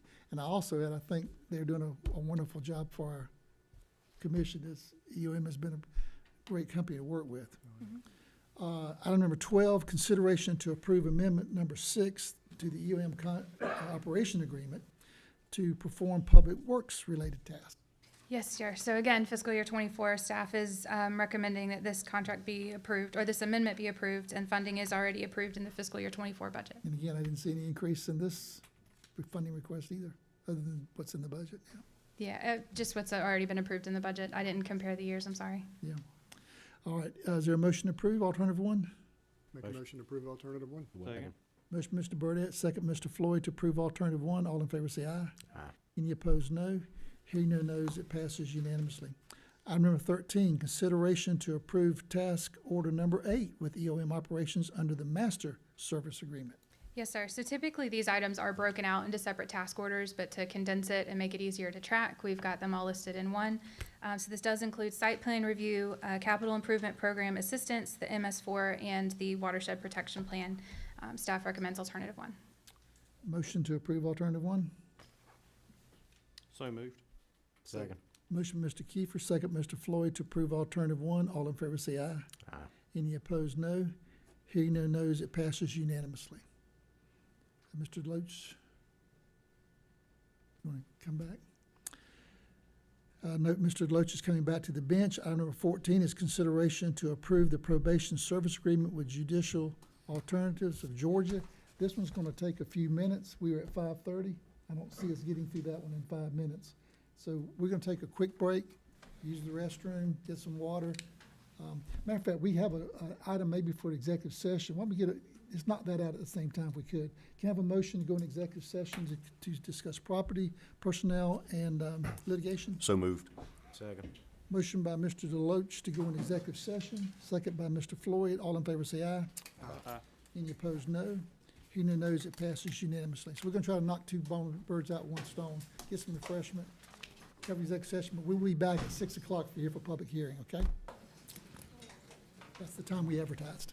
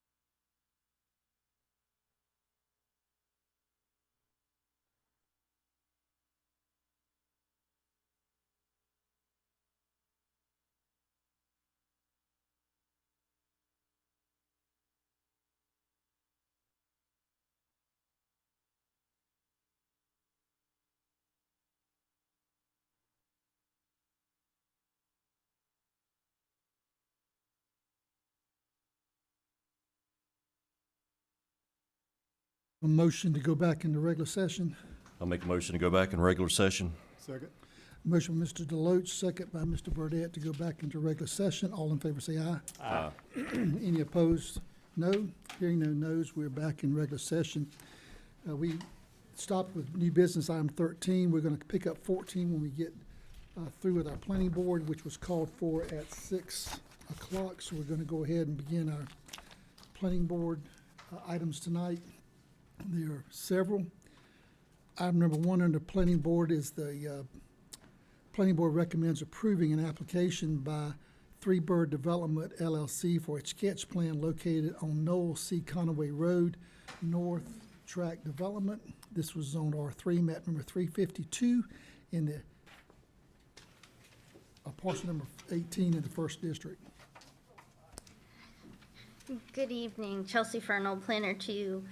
This parcel was rezoned to R3 at the June 6, 2023 BOC meeting. There's a stub out to the property located northwest of this parcel. Water and sewer will be provided by the county, and the applicant proposes to extend the infrastructure lines to this project. Paved roads less than 28 feet will not be permitted to allow parking, and staff recommends approval. Okay. Any discussion or questions? Was there any changes made since we had the rezoning? Any significant changes? You're aware of? No, sir. With that, I'll make a motion we approve. Second. Motion by Mr. Floyd, second by Mr. Burdette to approve the sketch plan as presented. All in favor say aye. Aye. Any opposed, no. Hearing no no's, it passes unanimously. Item number 2, the planning board recommends approving an application by Rogan DeMarco for a sketch plan located on Noel C. Conaway Road for Winfield parcel C and E townhomes, zone PD map 352F, parcel number 1H and 1J in the 1st district. Yes, sir. So this 33-unit townhome subdivision will be located in Phase 1 of the Winfield subdivision. This development will be served by county sewer, water, and reuse. Access will be off of Conaway Road. A 25-foot buffer is included along Highway 30 and Conaway Road. This buffer includes an existing berm. Staff recommends approval. Okay, again, do we have any questions or discussion from the board on the sketch plan? No, I looked at this property. With that, I make a motion to approve alternative 1. Second. Motion by Mr. Floyd, second by Mr. Burdette to approve alternative 1. All in favor say aye. Aye. Any opposed, no. Hearing no no's, it passes unanimously. Item number 3, the planning board recommends approving an application by Greenland Developers for a sketch plan located on Noel C. Conaway Road for Brunson Station, zone PDR, map number 418, parcel number 2E in the 2nd district. So this parcel was rezoned to PD in February of 2022. One of the conditions of that rezoning was that a detailed sketch plan would also need to be approved. This 304-unit subdivision is a mix of single-family and multifamily residential. A 30-foot buffer is provided around the entire parcel. Amenities include a dog park, a pool, multi-purpose fields, and walking trails. Highway 30 and Colic-Helmley Road is part of the Transportation Master Plan and will be improved. Staff is recommending approval. Again, any questions or discussions from the board? It's good. Do you have a motion to approve? Make a motion to approve alternative 1. Second. Motion by Mr. Burdette, second by Mr. Floyd to approve alternative 1. All in favor say aye. Aye. Any opposed, no. Hearing no no's, it passes unanimously. Item number 4 is also a sketch plan. The planning board recommends approving an application by Terramore Development as agent for Ashley Fleetwood and George and Angela Usher for approval of a sketch plan on Shawnee Road and Highway 21 for Dollar General, number 25069, zone B-2, B2, map number 264A, parcel number 20 and 21 in the 3rd district. So at the May 2nd Board of Commissioners meeting, the board approved the rezoning of the parcels to B2, along with the variance requests for buffer reductions. This sketch plan does include the condition that the buffer reduction applies only in the case of a necessary drain field expansion. A 30-foot buffer will be adhered to between the commercially zoned and the residentially zoned parcels across Etheridge Road. The buffer can include the detention pond. However, if the pond is not needed, the 30-foot vegetative buffer will remain in place. Staff is recommending approval. Any questions or discussion? This one, I think the only concern from the neighbors was the well, and I guess that's been Yes, sir. taken care of. Or Yes, sir. That and what would happen if that detention pond wasn't used as a buffer? We want to make sure that still stayed as a buffer. Yeah, but that's part of the zoning, yeah, so. Okay, motion? I'll make a motion to approve with staff and planning board recommendations. Second. Motion by Mr. Deloach, second by Mr. Burdette to approve with staff and planning board recommendations. All in favor say aye. Aye. Any opposed, no. Hearing no nos, it passes unanimously. Thank you. Thank you. Next item is a public hearing. Excuse me. The planning board recommends approving an application by Jacob Tadlock and Haley Tadlock as agents for Buddy Rose to rezone 5 acres located on 533 Old Louisville Road to allow for the creation of a home site from AR1 to AR2 in the 3rd District.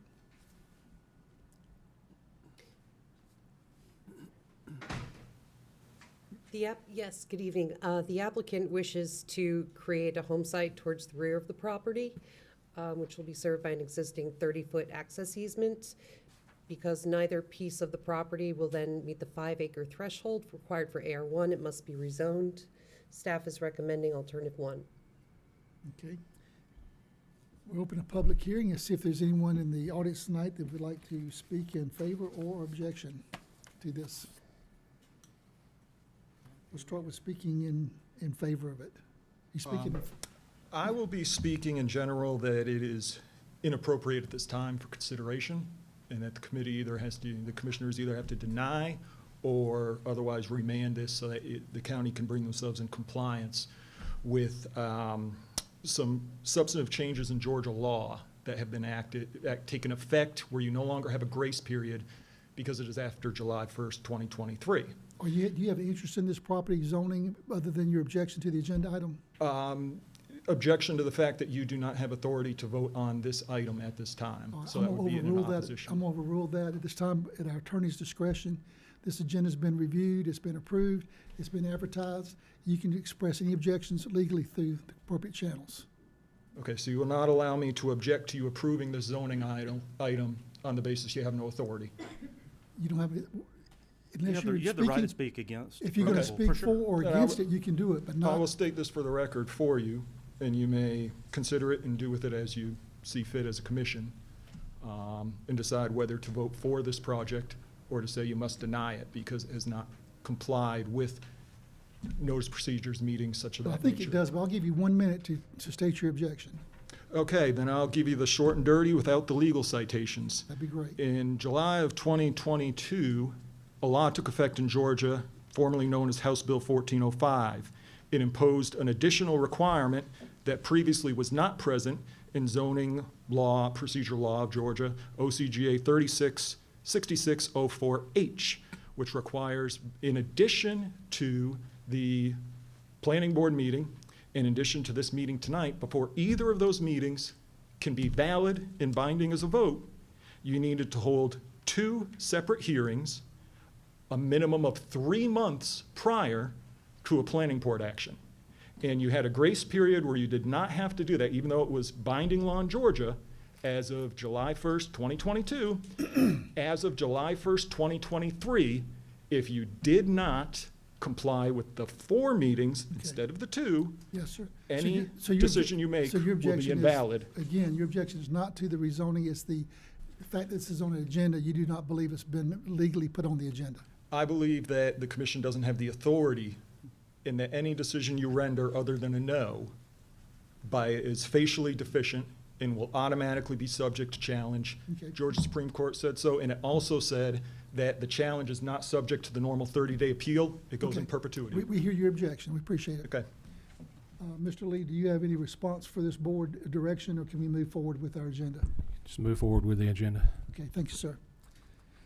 All righty, so we're asking tonight, if you have an objection to this rezoning request, you can come forward now and state that objection. Anyone speaking in favor or against? See no one coming forward to speak, I'm going to close the public hearing and entertain a motion from the board. I'll make a motion to approve with staff and planning board recommendations. Second. Motion by Mr. Deloach, second by Mr. Floyd to approve of staff and planning board recommendations. All in favor say aye. Aye. Any opposed, no. Hearing no nos, it passes unanimously. So we'll move to the second reading. Consideration to approve a second reading of an application by Jacob Tadlock and Haley Tadlock as agents for Buddy Rose to rezone 5 acres located at 533 Old Louisville Road to allow for the creation of a home site from AR1 to AR2 in the 3rd District. I'll make a motion to approve the second reading. Second. Motion, Mr. Deloach, second by Mr. Floyd to approve the second reading. All in favor say aye. Aye. Any opposed, no. Hearing no nos, second reading passes unanimously. Item number 7, under public hearings, the planning board recommends approving an application by Catherine R. Waddell, request to zone 4.54 acres located at 2335 Springfield, Egypt Road to allow for division of a parcel of land from AR1 to AR2, map number 316, parcel number 2 in the 3rd District. The applicant wishes to subdivide 1 acre from the parcel outlined in blue for combination with parcel outlined in red. Because the zoning must match for these properties to be combined, the 1 acre does need to be rezoned. Staff and planning board are recommending approval, alternative 1. Okay. We'll open a public hearing to see if there's anyone who wants to speak in favor of this zoning request. Okay, is there anyone that would like to speak tonight in objection to this zoning request? Seeing no one coming forward, I'll close the public hearing and see if there's any discussion or motion from the board. I'll make a motion to approve with staff and planning board recommendations. Second. Motion by Mr. Deloach, second by Mr. Kiefer to approve with staff and planning board recommendations. All in favor say aye. Aye. Any opposed, no. Hearing no nos, it passes unanimously. We'll move to the second reading. Consideration to approve a second reading of an application by Catherine R. Waddle, request to rezone 4.54 acres located at 2335 Springfield, Egypt Road to allow for the division of the parcel from AR1 to AR2, map 316, parcel number 2 in the 3rd District. Do you have a motion to approve the second reading? I'll make a motion to approve the second reading. Second. Motion by Mr. Loach, second by Mr. Burdette to approve the second reading. All in favor? Aye. Any opposed, no. Hearing no nos, it passes unanimously. We'll move to our next public hearing, item number 9. Planning Board recommends approving an application by Ashley N. Hines as agent for Richard Lancaster. It's a request to rezone 5.89 acres located at 1101 Springfield, Egypt Road to allow for the creation of a home site from AR1 to AR2. This is map number 342, parcel number 29D in the 3rd District. Yes, the applicant wishes to create a home site which will not meet the 5 acre minimum for AR1, nor will the remainder of the parcel. Therefore, the entirety needs to be rezoned. Staff and planning board are recommending alternative 1, approval. Okay, thank you. Ms. Katie, we'll open a public hearing. Anyone tonight speaking in favor of this rezoning that would like to speak? Anyone tonight that would like to speak in objection to this rezoning that would like to speak? Seeing no one coming forward, we'll close the public hearing and see if there's any motion, discussion or motion for the board. I'll make a motion to approve with staff and planning board recommendations. Second. Motion by Mr. Deloach, second by Mr. Kiefer to approve with staff and planning board recommendations. All in favor say aye. Aye. Any opposed, no. Hearing no nos, it passes unanimously. Move to the second reading. Second reading, consideration to approve a second reading of an application by Ashley N. Hines as agent for Richard Lancaster's request to rezone 5.89 acres located at 1101 Springfield Egypt Road to allow for the creation of a home site from AR1 to AR2, map number 342, parcel number 29D in the 3rd District. Motion to approve the second reading. I'll make a motion to approve the second reading. Second. Motion by Mr. Deloach, second by Mr. Burdette to approve the second reading. All in favor say aye. Aye. Any opposed, no. Hearing no nos, it passes unanimously. Item number 11, the Planning Board recommends approving an application by Holly Winkler's request for a rural business located at 590 Old Tusculum Road, map number 366, parcel number 10 in the 3rd District. Ms. Katie? The applicant currently has a record company, which they are trying to bring their operations into compliance. They wish to simply park 4 vehicles, more or less as shown on this map. The parcel in question where they're basing their operations does not have the requisite 3 acres to be considered for rural business. So we are asking that you would consider the adjacent property also owned by the applicant. The planning board voted to approve with the added condition that the rural business be revoked should the adjacent property being used for that 3 acres be sold. Staff is recommending alternative 1 approval. Okay. We'll open a public hearing and see if there's anyone tonight that would speak in favor of this rural business request.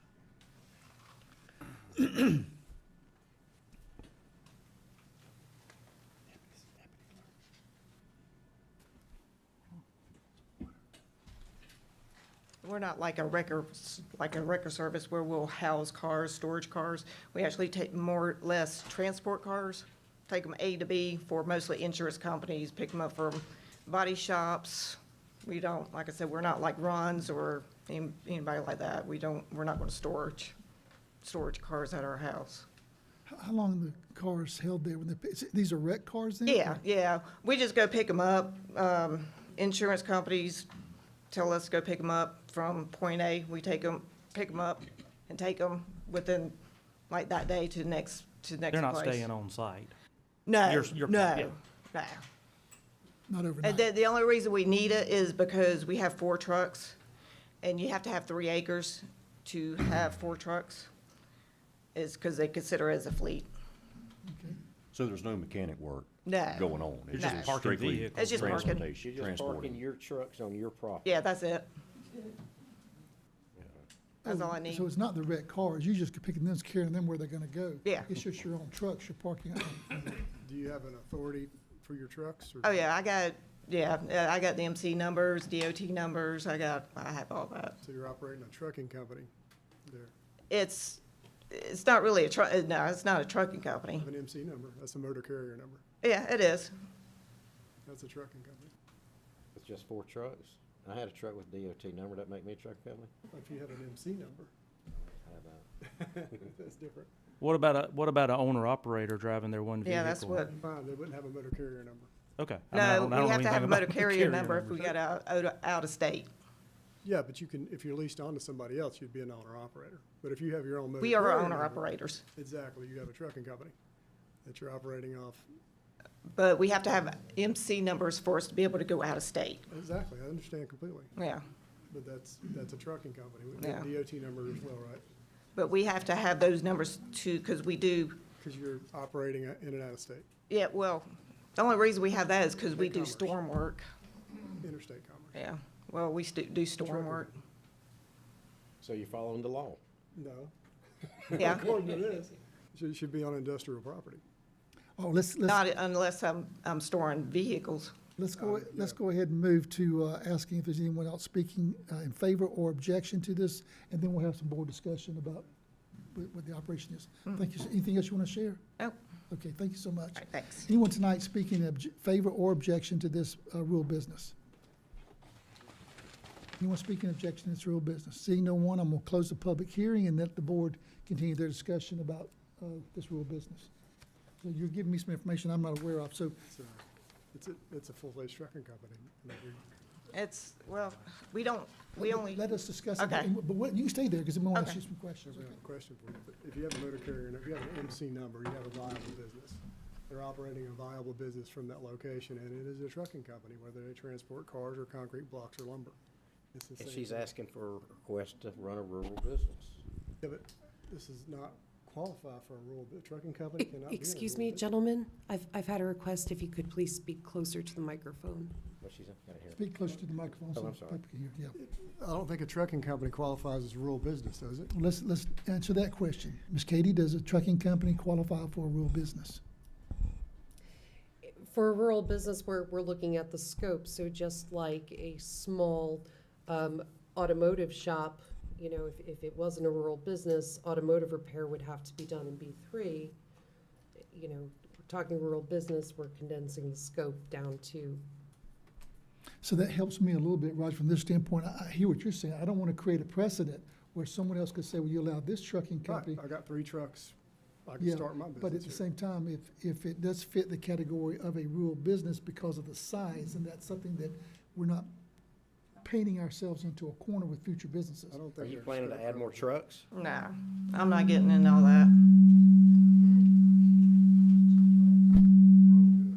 She's trying to turn us up. We can just lean into the microphones. Look, I'm familiar with where the property is. This is out in the country. It's not 18-wheelers. Roger, I hear what you're saying with the MC number. But It's not semi-trucks? No, it was not semi-trucks. Oh, okay. No, no, no. That's different. Wreckers. It's just, Wreckers. it's Roll-off. wrecker. Just this roll is back. records. It's a record Oh, truck. so what size is the truck? I mean, we have 4-car haulers and 2-car haulers. I mean, Basically they're not rollbacks. like big So they're like semis. so it's a pickup and a. They're trailer? wreckers. I mean, they're just, Like That's all they rollbacks are. or, Huh? like a rollback or? yeah, Okay. they're rollbacks. That would be different. And I I was have thinking semi-trucks, No. but you Oh, can have, okay. you can have an MC number and have small trucks as well. Yeah, Okay. You'll see it a lot, but you still. And MC car numbers haulers. because you cross state lines. yeah, because we, yeah, South Carolina. yeah. Yeah. And we do storm work also. So that is so. different. That is Okay. different. Technically, when we do storm work, we don't have to have it, Parking but we do just in Semi-trucks case. and Yeah. Yeah. normally that's what that would be. I got you. There's car haulers who use semis. Does that and- help? Oh, That- you're that thinking helps? about the 16, the That's 16. big, Yeah, no, Okay. you're thinking about the 16, I just yeah. don't want to set a precedence where we're parking 18-wheelers at homes No. and we've got, just because I got a small operation, now I can do it. Yeah, I should have clarified that. I'm sorry. No, we don't do that. All right. Hearing no objections, and we had good discussion, I'm gonna ask for a motion to approve or deny. I'll make a motion to approve the request with staff and planning board recommendations. And I'll second it. Got a motion by Mr. Deloach, second by Mr. Burdette, to approve with staff and planning board recommendations. All in favor say aye. Aye. Any opposed, no. Hearing no nos, it passes unanimously. Thank you you. so much. What we have here is a board that really is. Are you gonna include the, Oh, the second one? well, it's already, what- well, we have a, What are you let's see. asking? we gotta have a second reading, but you did not include, well, you did planning board recommendations. Yes, I'm staff- sorry. Staff and planning board agrees. That's all included in the motion. And just Staff's was point out, different it's really from- neat, the board we have people there in trucking, utilities, banking, development, so we have a good mixture. So we try to Yeah. listen to those who know those areas, and it really helps us. So I appreciate your patience with us. I'm sorry, I just didn't want to set a precedence of putting semi-trucks. No, I understand. And I should have been more, That's okay. And clear normally with a motor with carrier number, what we have. you would have semi-trucks. but Yeah. All right. You do have to have it even though you have smaller trucks. Yeah. So. All right, we gotta keep moving, but appreciate it. Thank you so much. thank you. Since there was no change, we can do the second reading, consideration to approve a second reading of an application by Holly Winkler for a rural business use located at 590 Old Tusculum Road, map number 366, parcel number 10 in the 3rd District. I'll make a motion to approve the second reading. Second? Motion by Mr. Deloach, second by Mr. Burdette to approve the second reading. All in favor say aye. Aye. Any opposed, no. Hearing no nos, it passes unanimously. So we move to item number 13. The planning board recommends approving an application by T&T Exley Properties to rezone 274 acres out of 1,047 acres located off of Highway 21 from PDMU to PDMU to allow for the amendment of a planned development map number 466, parcel number 1, 6, 9, and 11 in the 2nd District. Ms. Katie, I'll turn over to you. We may want to make some preliminary comments before we get into a public hearing. Why don't you go ahead and introduce the subject? So very basically, the applicant, originally the PD was written to include residential multifamily area up to 1,350 multifamily units. They wish to amend the PD for industrial development. The applicant actually has prepared a small presentation and wishes to speak on their own behalf.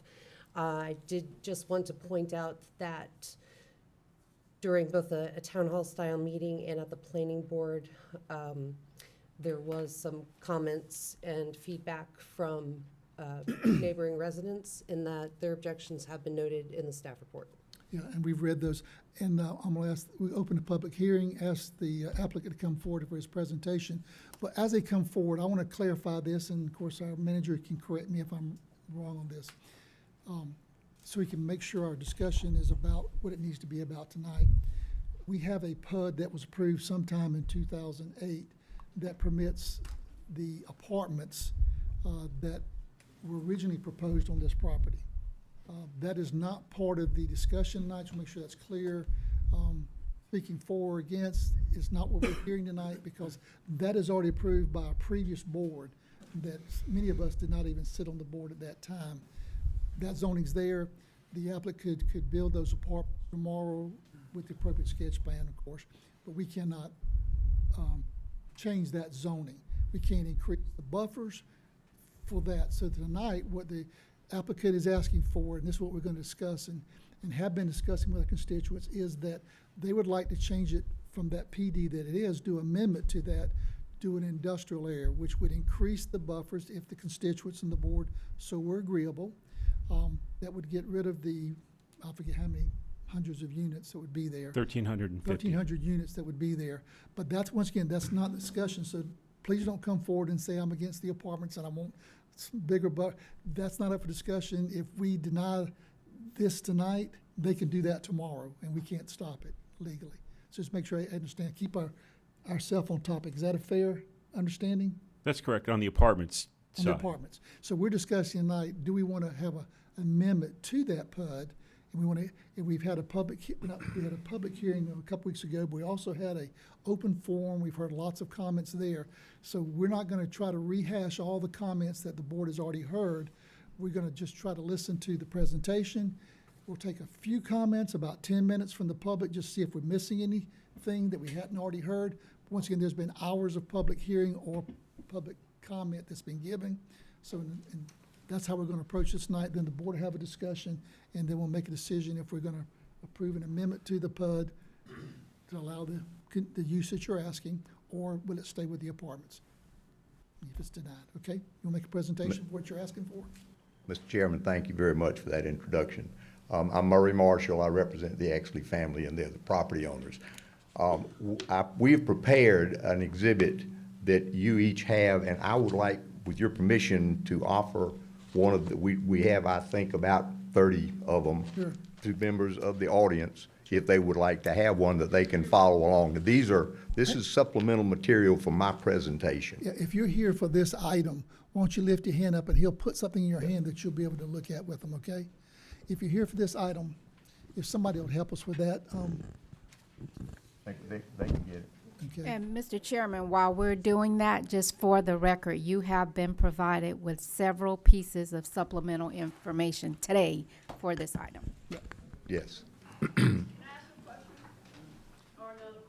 Well, you can ask me, let's get the presentation, then in the public hearing, I'm gonna give opportunity to speak for and against. No, everybody will not get to talk because we've already heard, but if there's any new items, you can talk to those. We're gonna limit it, we're gonna give about 10 minutes, so obviously we can't hear from everybody when we get all the business in tonight. But we wanna make sure we hear what we need to hear. Mr. Chairman, while those are being passed out, I'd like to ask Mr. Bill Glass, who is the attorney for the Exley family, to come up. He wants to read into the record, for legal purposes, a statement. Thank you. Okay. Thank you, Mr. Chairman. So everybody's information, we're gonna hear from those who are speaking for the amendment. and then we'll hear from those who are speaking against. Go ahead. I just have a short statement as a technical matter. As many of you are already aware, the owner has endeavored diligently and in good I'm faith. sorry to interrupt you, but we do need your name before you. Oh, I'm sorry. My name is Bill Glass from Weiner Strauss. I represent the Exley family. The owner has endeavored diligently and in good faith to screen adjacent and contiguous properties from the proposed development to prevent noise pollution by buffer and berm. And they have engineered the development to the fullest extent practical in order to address these issues without making the project economically impracticable. Having done that, and in an abundance of caution, I just wanted to submit the following statement in order to preserve the owner's objection and appeal rights in the event that further amendments to their rezoning petition inadvertently cancel the owner's existing residential zoning, while at the same time making industrial development on the property impractical. We don't see that as a real possibility, but given the narrow possibility that that could occur inadvertently, we need to preserve our rights, and in order to do that, I'm going to read the following statement. To the extent that Effingham County Council approves petitioner's proposed rezoning, but with amendments that cancel the existing residential zoning, while at the same time diminishing the scope of the project or otherwise making industrial development on the property impracticable, then petitioner objects on the basis that such amendments would violate petitioner's due process and equal protection rights under the Georgia and United States Constitutions and comprise an inverse condemnation or other unlawful taking of petitioner's property without just compensation. So just for all the members of the audience who don't understand what I'm doing, in order to preserve our rights, we believe we have to read that into the record. And I'm going to give you guys a copy as part of your package. Thank you. I think I understand what you're saying. I appreciate it. Does anybody need any clarification from our attorney? You follow? Now, I will say that is our our practice as a board Yeah. to not impose Yeah. without consent. Yeah. I have no idea why he just read that. Guess they feel better, so. You-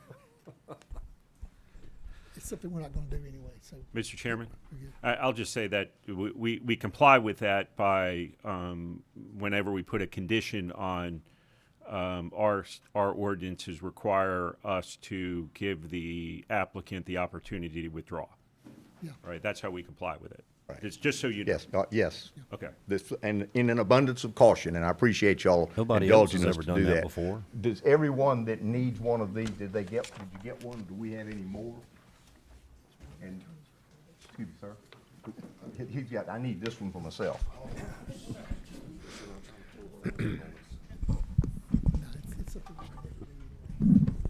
Okay. Ready? Yes, sir. All right, again, I'm Murray Marshall. I represent the Exley family, and we put together a little packet of information here as to augment the discussions that we've already that have already taken place. The first sheet in here is an aerial of the property from 2008 when the PDMU was. It's not the exact date, but it's from the period when the PDMU was put in place. The second sheet is from 2023, which is the current conditions, and I will point out up on the Exley North, there is a white blob.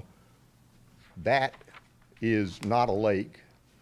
That is a cloud, we think, from the aerial photography. When I first saw it, I scratched my head. I couldn't figure out what in the dickens did we put in the middle of our property. The third is the existing zoning that is in place, has been in place since 2008, that shows the Exley North as being the 1,350 units, and the highway frontage is commercial, and the yellow is the industrial, existing zoning. The next sheet shows a schematic of the Exley North as 1,350, and I'm not sure the number adds up to 1,350, but that is an illustration of what building, close to 1,300 units could be put on the property under the current zoning. And I'll add that we have adequate water and sewer capacity by tying into, and we have the rights to tie into the industrial project next door that that property used to belong to the Exleys. Speaking of the water tower, Mr. Murray, Yeah, well, that, and plus up on the front, we tie direct, if we tie into the water, excuse me, let me back up just a second, for explanation. Our agreement with the Georgia International Trade Center is if we tie in directly to their system, that we have to put the equivalent of a backflow preventer to keep the pressure that that water tower created for the benefit of the industrial and residential development that we're doing, or the total industrial, doesn't bleed over into the county system. And there's an agreement that the county entered into about that. All right, the next sheet is what we're asking for rezoning. You'll see the hash mark up at the top is currently zoned residential. We want to change the PDMU text to allow that to be industrial. You'll see on the highway commercial, there is a section that also has hash marks. Thank you. And we would like to be able to do either commercial or industrial on that portion. which one? The red. On the red with the hash mark on the highway, on the right-hand side, So you want to on do 21. Industrial on the frontage? We're asking that to be either industrial or commercial. I think it's plain commercial now, right? It is zoned commercial now, yes. But the one with the little lines through it, he's asking to make that To make that industrial. or commercial. industrial as well, so that would. It's about 18 acres Yeah, in there. Yeah, I'm sorry, what? just- Go ahead. Well, it's zoned general highway commercial. I'm not sure what the technical B3? I'm really not certain what the number is. In the PUD, that's right now, the text would make that commercial only, you could not do industrial. That's correct. So with the black lines, he's wanting to make that commercial or industrial, he's asking for that application change. Okay. The next sheet shows the berm exhibit, different colors of berm along the boundary line to the north. We would build, before any activity industrial could be put in place, we would have to build that section of berm. The blue, what is that, a kind of a brownish orange would go in front, the blue would be in front of the truck court, the brownish orange would be in front of that first building coming off of 21, and also the second building. Then the red, the purplish would be for the other truck court, and the red would be for the building back on the railroad track. And we are not asking, matter of fact, we have agreed that we will have no rail connection into this property. The next sheet, and there are 3 of them, I think, which are 4 of them, are line of sight.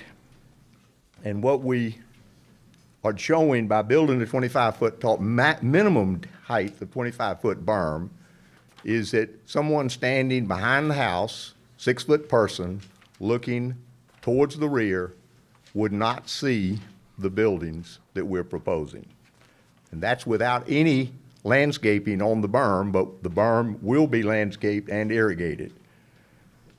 If you look at the Corridor 1 exhibit, you'll see this is was flown by drones. The density of the tree cover out there right now would also shield, but we can't build what we want to do and go to 300 feet.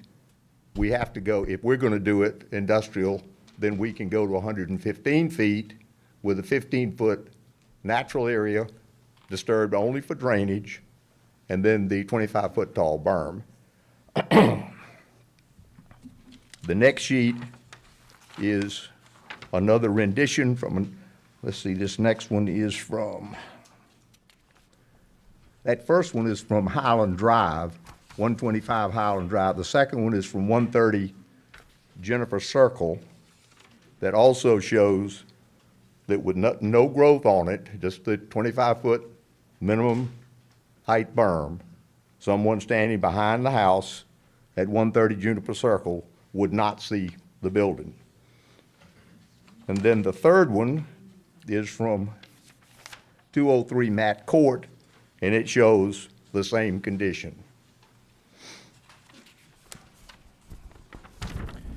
And then there was, question was raised about, okay, suppose somebody lives further away. Well, we didn't have time or had not had drones flown of that area, so we couldn't say what the tree cover would be. But we did 3 examples. Profile A is from up, I think, is that Highland Drive? And that is from 1,282 feet away with the same berm. You might be able to see the side of the building if there were no trees and no buildings and no cars or no anything between you and that building except the berm. But that's before we plant. If we plant on top of it, you won't see it again, which we are required to do. Profile B is from, well,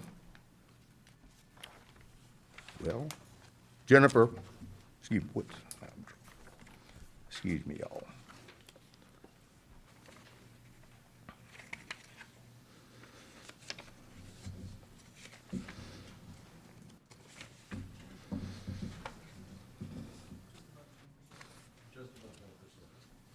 Yes, okay, thank you.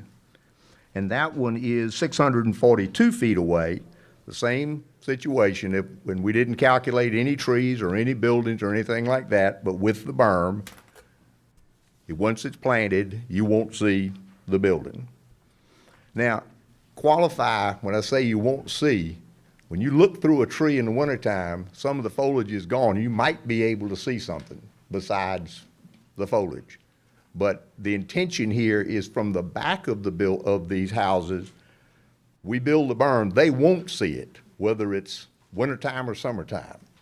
But when you get further away, because the further away you go, the angles change, the possibility is there. Profile C is from UG Street, and that one is 982 feet away.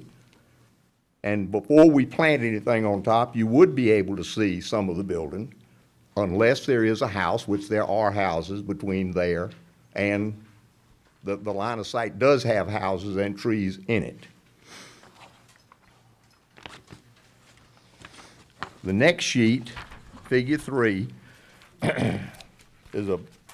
has 300-foot setback with no berm, and this is the sound study.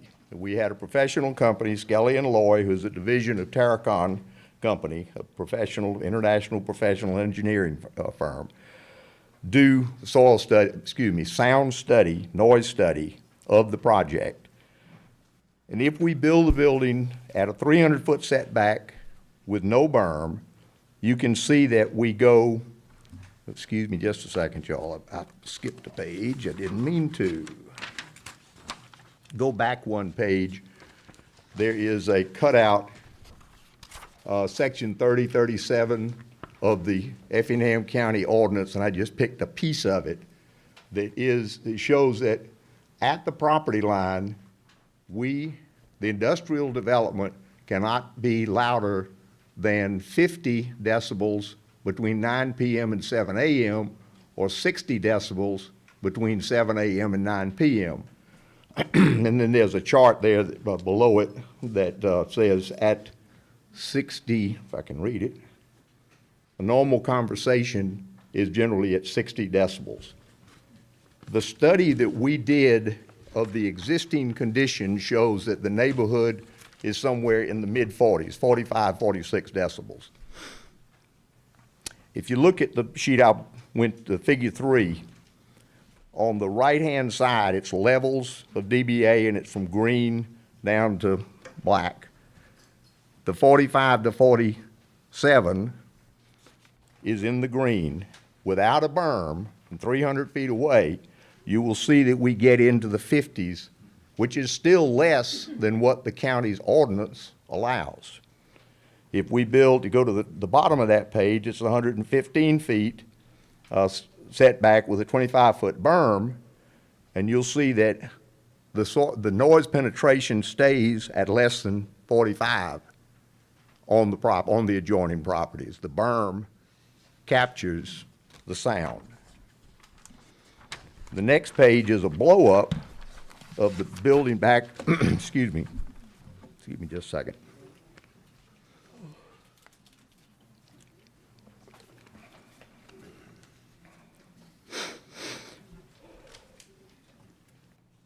It's a blow-up of the building back on the railroad track, and that you can see where we have labeled the 45 dB contour line, and the property line. The black is the berm line, and you can see how the noise is captured by the berm. And the next sheet is just moving on out towards 21, showing the same thing. And the next one is moving further out towards 21. And then the last one is not all the way to 21, but it's to where the last building or activity, industrial activity. Then we've got that's the commercial line right now. But, the same condition would apply in terms of the berm capturing the noise. The next sheet is a restatement of what we currently have the right to do. The next one, the restatement of what where the berms would be. The next one is the zoning that we're asking for. And I'll be glad to answer any questions. I was at the workshop, not a workshop, but the town hall meeting, and you stated, as far as the traffic study goes, the traffic count would be half with the industrial route versus the apartments, correct? It would, I maybe did say half, but it's going to be significantly less with the truck than it is with the 1,350 units, 2 cars per household. Some have more than that. I don't know. Yeah, okay. What was the height of the apartments? 35 feet? The apartments could be, yes, within 175 feet of the property line, they can be a maximum of 35 feet. Beyond that, they can go to 55 feet. And the warehouse is how many feet? 56. And they would be. Without the berm, they're going to see the apartments. Oh, absolutely. The apartments can be 30 feet off the property line and be 35 feet tall, yes. That is the existing approval.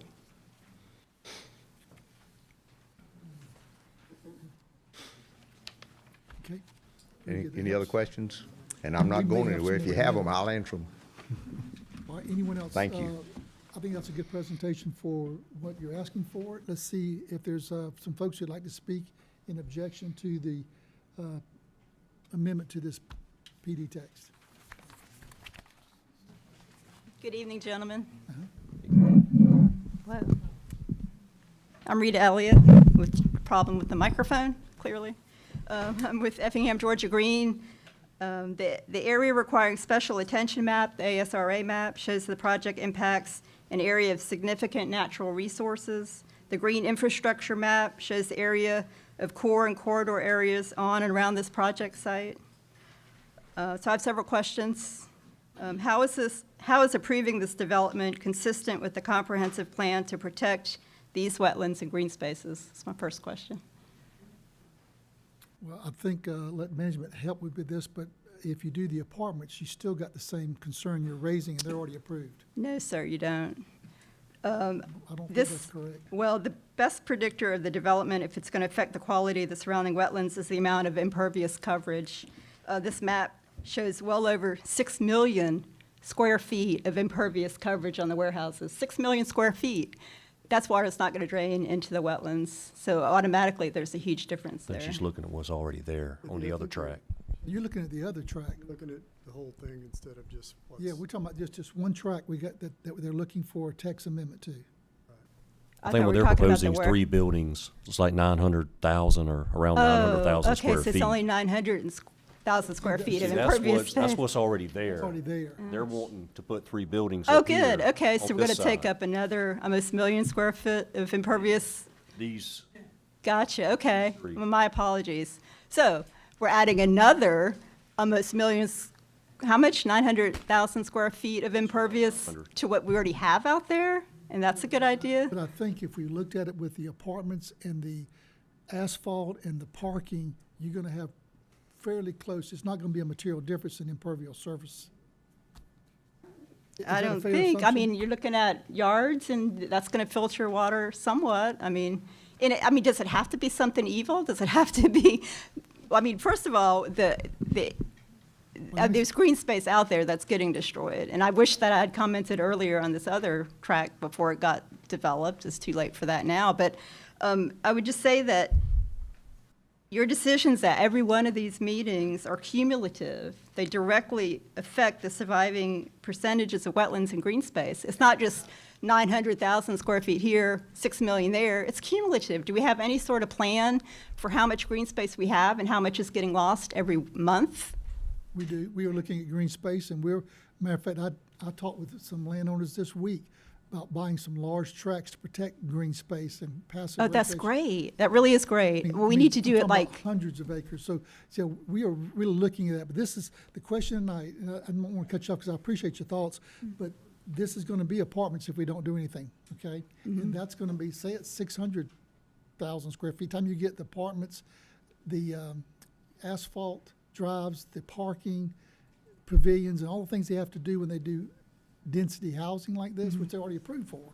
Right. You're probably not talking a whole lot of difference. So we're really looking to see if constituents want the apartments. That's they're going to get that if we vote. I understand, right. If they rather have the less traffic and maybe the less noise of this industry with the berm versus apartments backing up within 30 feet of their house. I understand. Okay. And I'm sorry, because I read the materials, and Yeah. I guess I read on the agenda, the 800 or 900 pages in the agenda packet Yep. was talking about these warehouses as well.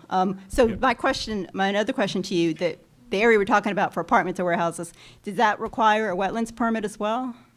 The other area They have to did. delineate the wetlands and everything they do. It has to get Georgia Soil and Water, all that has to go through, you know. State. It's a state So requirement. y'all can approve it, and then it'll go through. Yeah, still have to what they comply. do may be limited by how they impact wetlands and so forth. So approving the zoning does not give them this is permission. just the very first step of what they have to go through. Well, it They have always to go- is. They have to go through a lot of state Right, hoops. right, it always is, and then you have the 6 million square foot impervious warehouses like we have on the track to the south, so. But that was approved with the understanding that they had to go through and get the core approval. Oh, yeah, and that really saved it, didn't it? Okay, well, that's not your problem, though. I'm- I mean, ultimately, it's all of our problem We because need- it's, We need to focus on what the constituents need to share with us about Understood. their properties who are next to this objective. right, their because- wetlands, Because I'm not agreed. against these warehouses here. They're on a Highway 21, the big ones that are already there, on a corridor to the ports, they're needed, so, but that's a whole different discussion. Right, but You I and think you're probably still won't- missing the You and I picture. probably won't agree on that one, but we No. are actively looking for passive recreational land to protect, particularly around our rivers. Like I said, we've been talking to people all the time. Can't tell you That's- exactly where, because it makes the price go up. Sure, and that's great, because with the amount of development going on, we need like 8 times what you're doing probably. And don't forget, they need to be connected. Yeah. An isolated industrial We're wetland, looking at that. it Let me doesn't move work. forward with those who Yeah, have suggestions. okay, thank you very much. We need to hear from those who, this is going to Certainly. be built next to them, because ultimately it's going to be Right. their direction, I think, to our board. Right, thank you. Okay, Mr. Chairman, I got a quick question while he comes up. okay. Just a point of information, trying to clarify. I know we're talking about 1 million square feet, but I know square footage in the document is I think increasing 2 million, and I just didn't know the reason, and there may be a reason. I don't think they can get 2 million. I noticed that too. Okay, I was just curious Yeah. how that, okay. I think you're putting a parameter that it won't restrict you what you can legally do. Okay. That's my thought. Yeah, I've got some questions on that myself. All right, now, we don't have time for you to read this whole thing. So you I got it in 5 minutes. I've timed it. About 2 minutes, okay? And then we'll take this and read this. Okay. So I've distributed a copy of what I'm going to say. I, like many of our residents in the area, in favor of rezoning industrial. I do, however, feel that the proposed 115-foot, 25-foot berm does not give the residents enough protection. I'd like to clarify several things in the written text. First is to clarify the square footage of warehouses they are applying for. The plan development text on page 9, section F, proposed maximum units and building square footage, states they are requesting 2 million square feet of warehouses. Yes, sir, and we're aware of that. We The got some questions conceptual from- plan is 900,000. The DRI says 900,000. All the recommendations from the DRI are based on that. Okay, I'll skip down. Under the proposed land uses, they are stating industrial uses shall be consistent with the zoning ordinance of I-1, with the exception of an increased square footage allowed for warehouses. Why do they need an increased square footage? They're also seeking a reduction in the green space from the required 20% to 10%. Why are they requesting a reduction in green space? The county code calls for a 300-foot buffer.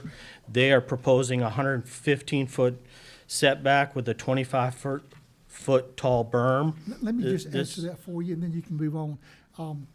They're asking this, and the way I understand the application from our staff is, if they don't get it, that's fine, they'll do the apartments. So we're not in a bargaining negotiation period here. Matter of fact, the staff, when they originally came, team might want to help us with this, they wanted like 50 foot. Then we said, no, that would, staff told them. Okay, yeah, I mean, I could give a little bit Give a of a little background how on they that. got to the 115. Yeah, okay, so, yeah. Then you can finish your point, sir. That, There's no compromise here for us? I mean, should we even be here to speak? I mean, does it matter what we think? Is it either? hang on, you can get a chance to speak. You get a chance to speak in a minute. Well, they can do the apartments without anything tonight. Okay. But go ahead and speak to how you got to the buffers. That's a question you had. So we do pre-application conferences with large projects. We give the developer an opportunity to come in and to discuss it. When they originally came in and with full staff was there, they were not offering anywhere near 115 feet with a buffer. We saw this as an opportunity to give the residents an option, but we didn't think it provided enough protection. We basically just negotiated with them up until the point that they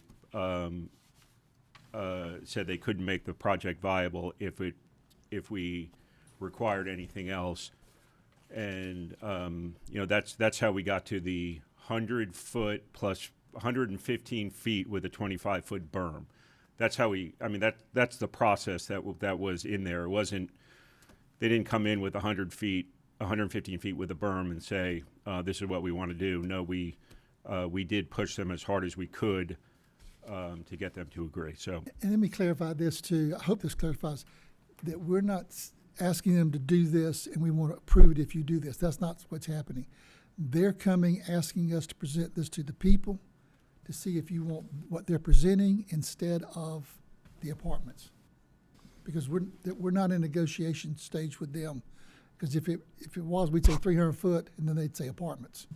We're seeing what would you rather have, the 115 with the 25-foot berm or the apartments? And that's your call, but go ahead. Okay.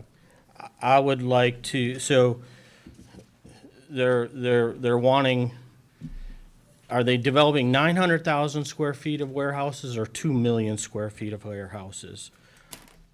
Why do they need a increased concentration of warehouses allowed? Why do they need a green space reduction?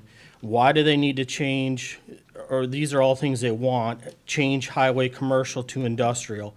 And the buffer that they're proposing is the smallest residential to industrial buffer in the county. I would like to offer a compromise that we do a 200-foot buffer with the first 100 foot of the property line undisturbed and the second 100 foot undisturbed until the placement of a 25-foot minimum height berm. If the highway commercial is developed industrial, it should be 300 foot, and the text at the bottom of page 6, which I wasn't able to elaborate on, states that the buffer perimeter is to be determined by the developer. That should be removed. if the developers are willing to accept that buffer compromise, I think we should vote and go forward with the commissioners to work out the inconsistencies in the text.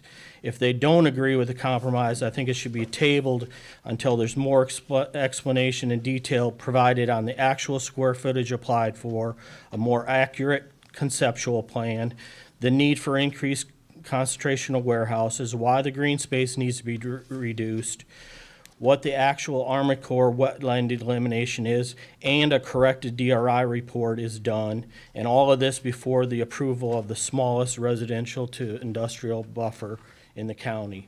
And personally, I would say to let them develop it residential as opposed to giving them the buffer that they are requesting. Thank you. Thank you.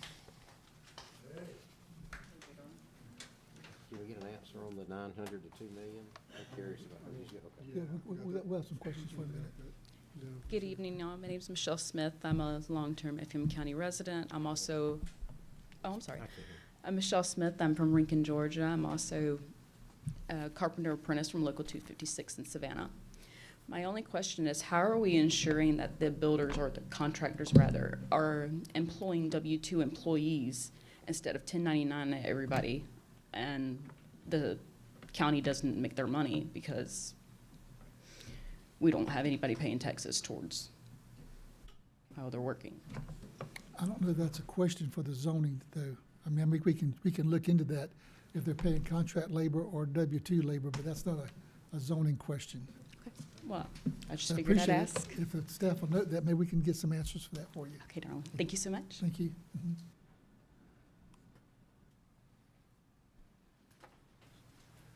My name is Dave Costello. I live at 173 Huger Street. I want to go on record as for the warehouse with the 25-foot berm. We're quibbling about 15 versus anything else. We strung this out enough where there's enough misinformation out there that everyone's getting confused about what the scope and everything else is. I've said, let's get this over with, get it done. I certainly do not want at least 2,000 plus individuals at my back door, because that's what will happen if we build the apartments. I know that's not part of the agenda today, but my druthers are, let's build the warehouse. Let's get it over with. There's a lot of business coming in 10 miles down the road as a feeder industry and everything else. We need to get on with that and get on with it. So thank you very much. Thank you. Take a couple more comments and we'll have some board discussion.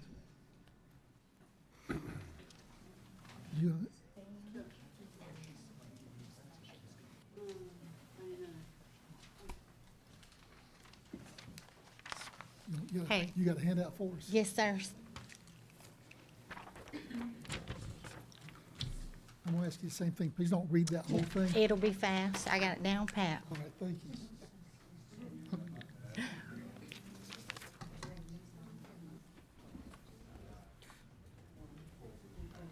I mean, if you take the time to write these things out, we need to read them. Yeah.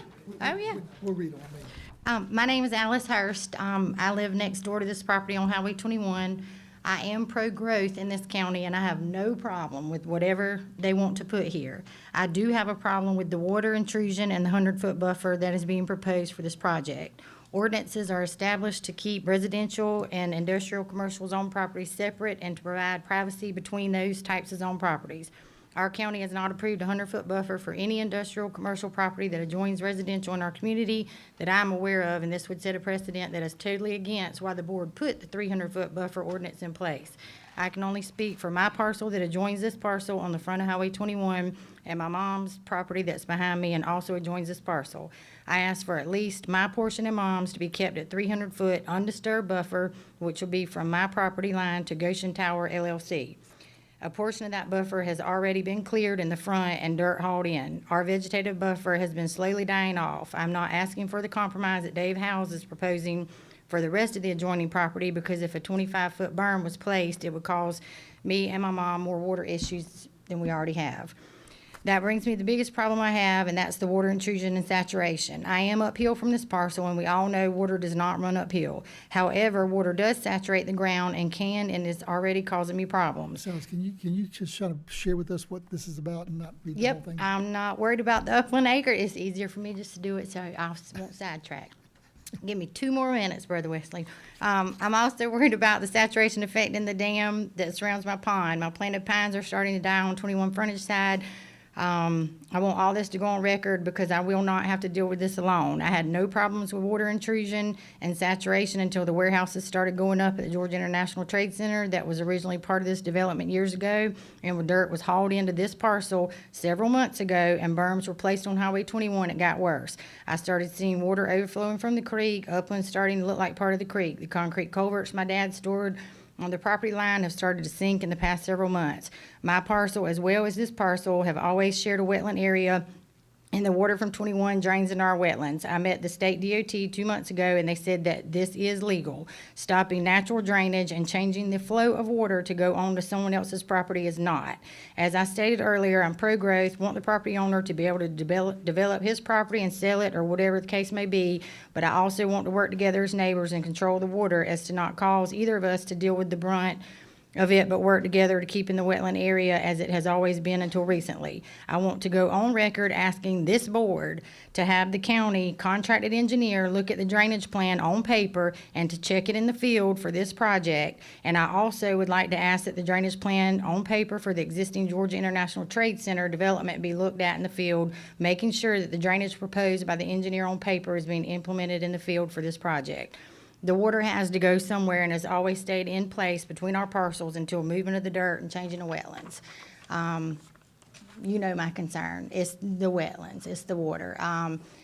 There's no buffer between And I'll tell you, me. Ms. Ellis, I made a contact with the applicant because I don't have a one or the other. I want to hear what the constituents want. Do they want the apartments, which is planned? Right. Or do they want the But I warehousing? feel like the citizens are being bullied because it's already zoned. So do the 1,300 No. apartments or Yeah, whatever. the residents have a choice. Yeah, here they to want ask them. industrial, but they don't know they have a choice of a buffer, and that's not fair to the residents. I know you can't, but it's like your hands are tied too. So why can't they compromise? I mean, that's where I That's feel up to like it's them. bullied. That's up to them. Tonight, But you're saying they can't compromise, and you're not gonna ask them to compromise, we have asked them to compromise. and they're not. So you're saying No, they're, that's this not is it. correct. They've made an application with some compromises in it.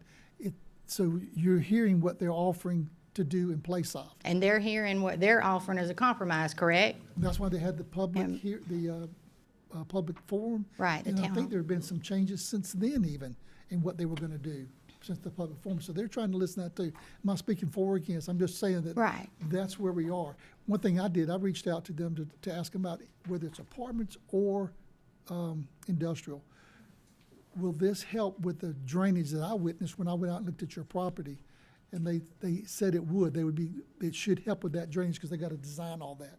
I don't know what that means between beaver ponds and so forth, but I have brought that to their attention that I noticed some water backing up there, and I like that to be addressed, whatever the thing is. So I'm trying to listen to both sides and let you know that that's on my agenda and my radar anyway. Right. Okay? All right. Okay. All right. Thank you. All right. We'll have one more that would like to speak in opposition to this rezoning and not to the agenda item, please, sir. Sir. Okay.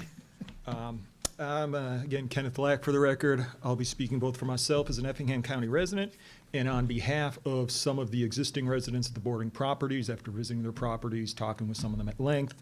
I know that Attorney Newberry's probably told you before, but because of the initial statement read by the developer, I just need to point out that the notion that a property is not zoned for its best and highest use does not show existing zoning imposes a significant detriment, financial or otherwise, and that was a Supreme Court of Georgia holding. So you do have some cover, and I'm sure he's brought it up previously, but their implications at the start made that something worth bringing up. Beyond that, the time to get the concession from the developer or to identify if there's something else that should have always been there is now, because you can't really go back later. We understand that. When you look at their berm exhibit, Exhibit 4, you will notice that there are gaps, notably between berm B, berm C, where there will be no berm constructed.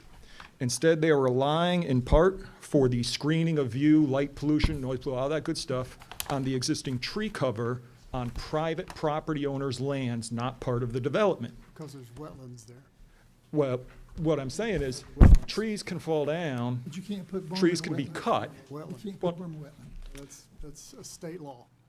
but they are altering the wetlands in other areas for constructions of these roads, constructions of these Any paths to wetlands warehouse. That have to be mitigated through the Corps of So Engineers. they it's- could do mitigation to be able to provide that berm as well, just as well as they're doing the roads. They could do it if you ask them to. And this is the time to ask, so that, again, those private property owners don't fit the burden of having to provide some of the screening at no cost for these developers. What else do you have? The second thing is that there's a lot of roads being paved here, a lot of parking lots, and there is an ability for you guys to require they use pervious asphalt. There are asphalts that allow the water to percolate through into the ground. I'm very familiar with them with some engineering projects at the University of Rhode Island and other places. And as far as limiting runoff, people were talking about runoff concerns, things like that. There's an opportunity for you guys to require a different kind of service or surface for these parking lots, the pavements, all the rest of that good stuff. The third goes to the traffic and air quality, basically throughout the county, that there may be some discussion on a limitation of the amount of traffic or the amount of trucks they can have coming in and out. I've read the proposal. There's been a couple versions out there. They ranged anywhere, some said 1,800 trucks a day. That's 3,600 round trips. Some said 2,500 trucks a day. That'd be 5,000 round trips. One of these trucks is the length of easily 3 to 4 passenger vehicles when it gets on the roadway. You'll also be familiar. Your objection is the truck traffic that. are put on the Truck road? traffic and air quality generated by the amount of soot from diesel emissions and other exhausts, whether they're idling in the parking lots or traversing up and down the roads. And just this past July, there was enacted, and it's now in effect, Georgia has a higher DOT weight limit for tractor trailers on the road. We used to follow the federal limit of 80,000 pounds per truck. It is now 88,000 pounds, depending on what. Doesn't apply to trucks. If you reread, sir, I respectfully disagree. We need to stay with objections on this rezoning and not. Right, state and law. the, Trucks well, without- the objection is the truck traffic. Okay. And the reason is there are wear and tear on the county roads. And if you reread what was read into law, it allows heavier trucks that can be carrying produce, it can be carrying farm items, cotton, everything else that will come in appreciate and out of warehouses. We don't own the roads inside this development, right? No, And in this they're- or- they're- or- When they come on Highway 22. 21, which is a state route that the state owns that. So- this And- will be on a county road. And they can And- always carry the but overlay again- stuff with a permit anyway. You can get an annual permit for 150. Sir, I'd like to hear from the constituents, if you don't mind. I appreciate your objections, but I don't know who you're representing from, So you're not allowing me to state my objections as a constituent and a resident of Effingham County. I Thank have you. allowed you to speak. Hi, Yes. my name is TJ Harmon, and I live at 115 Jennifer Circle. I live right behind where y'all are putting all the warehouses. I only have a couple things. I know it's either one way or the other. There are 17 in our county alone, 17 endangered species. And there's like, let me find it real quick. 3 plants, salamanders, 4 types of turtles, 5 types of reptiles. And I contacted the IPAC, and they told me, they gave me the list, and then I went to the IPAC, and I couldn't go any further to find out where they are in Effingham County, and especially in our area right behind us where all the turtles, all the geese, all the birds, everything that's being misplaced, animals, that's my issue. And I don't like the warehouses or the apartments, but you don't have a choice. It's already been approved. I don't remember getting anything in 2008 at all. And I wish everybody wants to go back and look in the paper and find when was the notice there.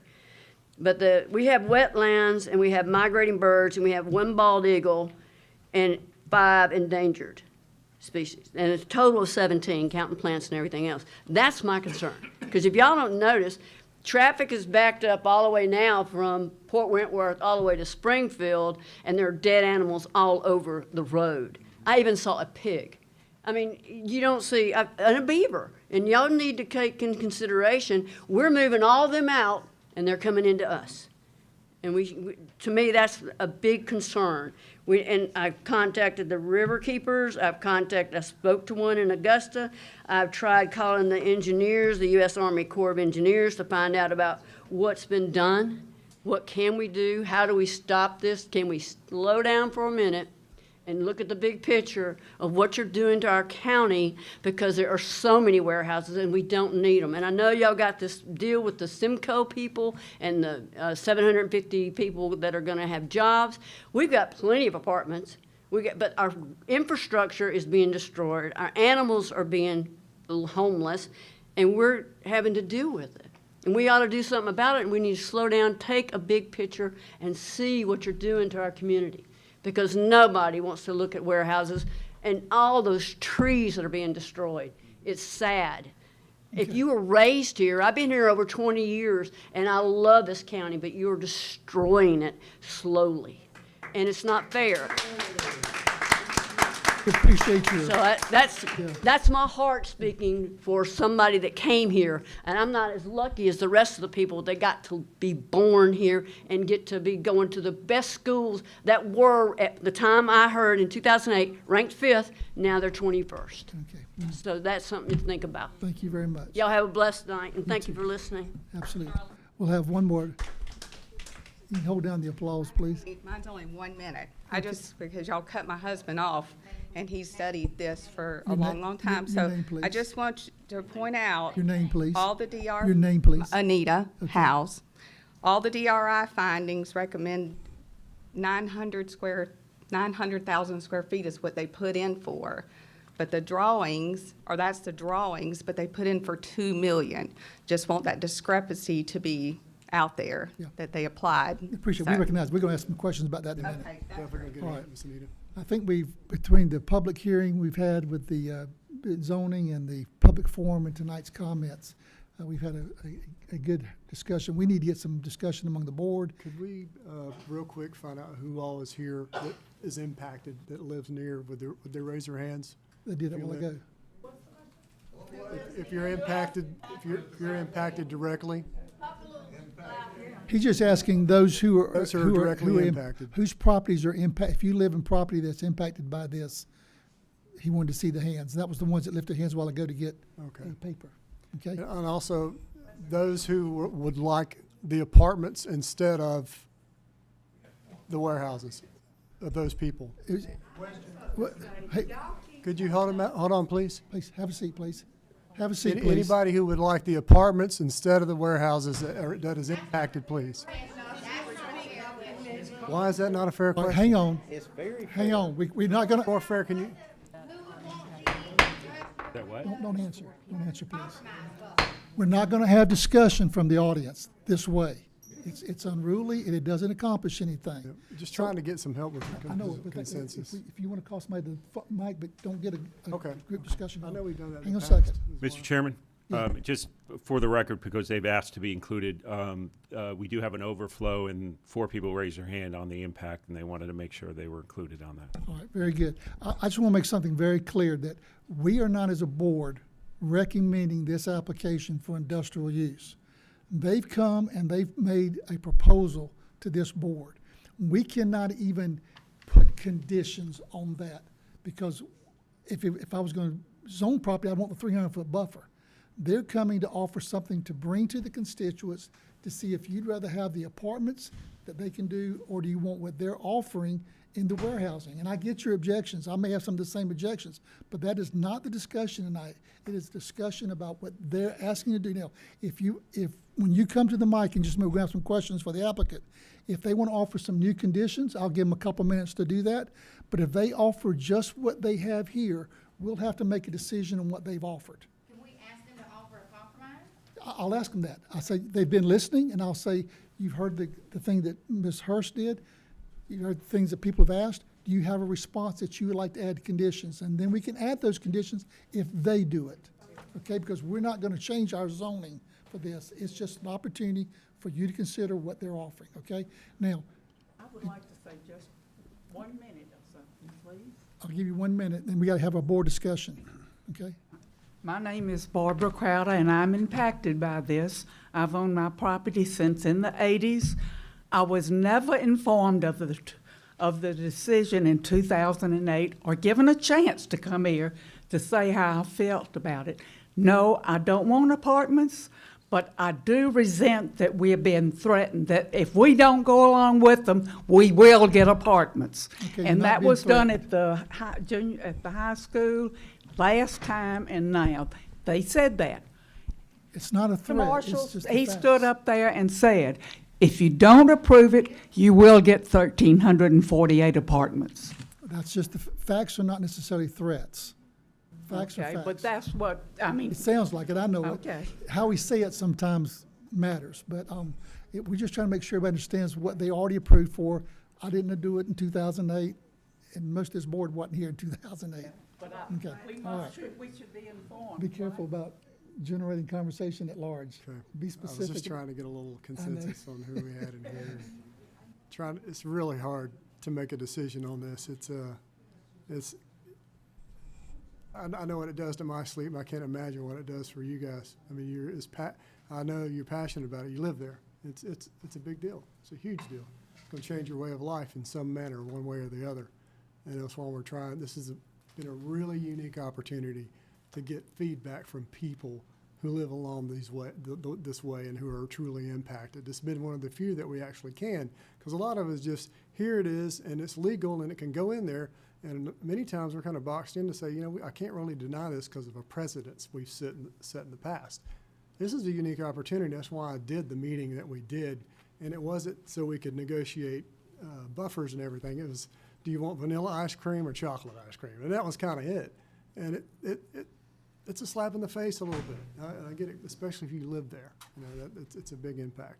So I understand, and I hate how it makes people feel. I really do. It makes this job very hard. But we'll get to the bottom of a few of these things and carry on. Can I ask Mr. Murray a couple of questions? Mr. Murray, I think might need to come back, and the applicant, you've been listening to what the constituents say. Because once again, I want Mr. Murray and his applicants to understand, if there's some things said tonight, and we feel like, can't speak for what the board's gonna do, but if they feel like the constituents are saying they'd rather have the apartments, then take your application with the 115 buffer and the things that you're offering with the berm and so forth, then without any additional concession, we'll have to vote on what you're doing. And it could get denied if they think the people don't want it. So just keep that in mind as you're hearing the questions and you're looking at what you're asking this board to approve, okay? Does that make sense? Yeah. I'm putting pressure both ways to understand what. I hear They you. understand the option. I want to make sure you understand the option too, if it gets denied, okay? Well, and listen, excuse me, I know you're listening. That was not the right way to start out what I'm saying. We've listened, but before we ever had the first meeting, we had spent many, many months studying what are the opportunities for Mr. Exley's family on this property.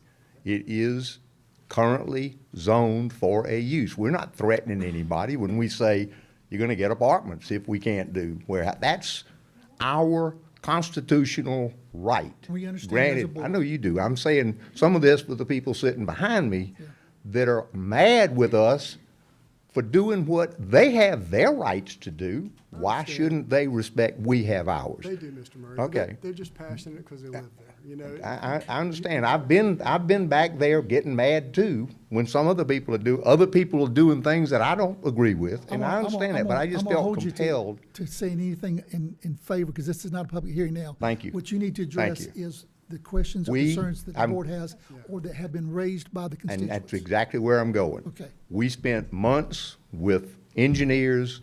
We spent lots of money with engineers, not getting information the county had asked us for, but getting information that we felt would tell us whether what we were proposing was a detriment to the neighborhood or not. Noise is the biggest thing that any commercial or any non-residential use brings into a neighborhood.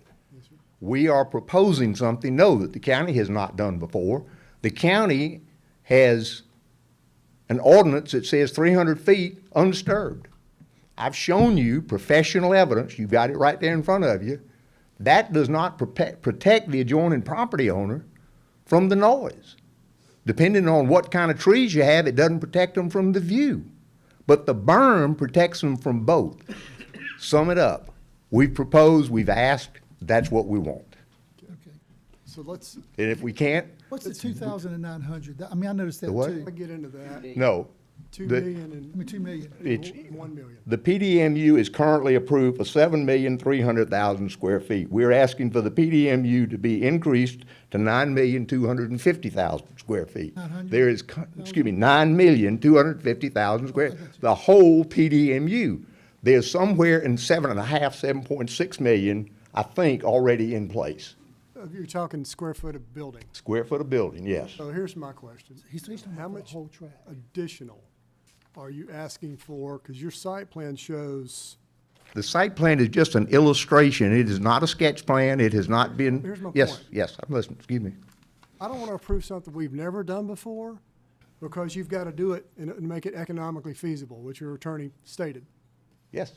You telling me you can't give me any more berm because it's not economically feasible. Correct. So I want to limit this to what you're asking for on your site plan, so you don't come back and say, well, I found out I can do 2 million square feet, and then we've got a berm that we've, in a buffer we've never even had in the county before, that we've approved based on your economic need. So I'm good with that, but I want to limit it to what you're telling me that you have to do in order to make that berm, in order to make this buffer work. You're telling me you can't give me another 50 feet because it's not economically viable. So if you're basing that off of, I assume, the square footage you've got here. Now, if all of a sudden you can double that, that's a big problem. Next question, obviously, if you could double it, why couldn't you do a You little could do larger the, berm? you could do more space and everything else if you can double that. So I don't want to go both ways with this. I mean, we're not trying to go both ways. The illustration in front of you is an illustration. It does not show how many buildings can be put on that property. It is, Okay, Mr. Murray, that's not the question. No, Make that's sure, not my make question. sure this is clear. The question is this: your economic need is based on 900 square foot of building. Just no.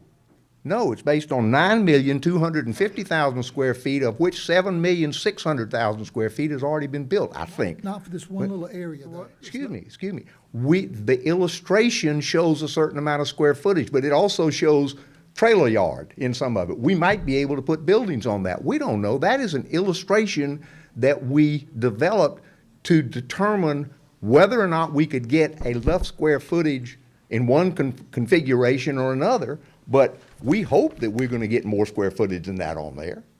We don't know, but, Voting on this drawing is what you're excuse me? saying. So we're not voting on this. No, no, it's good.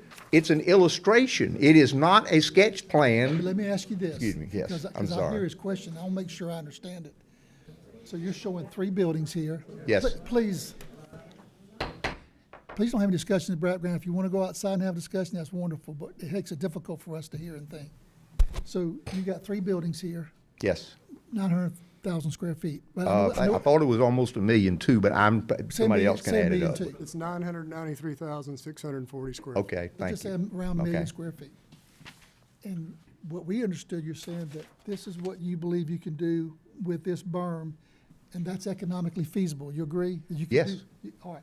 So if you find out that you could make this building 400 feet bigger, this one 500 feet wider, then we have approved a reduction in berm that we didn't need to, could still be economically feasible with a larger berm. And that's his question. If you can come back and you can do 1.8 million, then if it works with 1 million in a 115-foot berm, it ought to work with a 150-foot berm at 1,800. You follow what I'm saying? I hear, yes, I hear what you're saying, So yes. how do we bridge that? Because this is what's being presented as economically feasible. And if you're asking the constituents to say, yes, we want this industrial site with a 115-foot berm because we believe that's what's economically feasible to keep apartments away, then we need to know that's what we're voting on. I'm gonna ask you to delay this and not take action tonight until we come back to you with a sketch plan that is more refined. Because I can't stand up here and say, that we're asking for 9,250,000 square feet in the PDMU. Excuse me just a second. Sure. And that is an illustration of part of it, but it is not something that says as much building as we can get on here.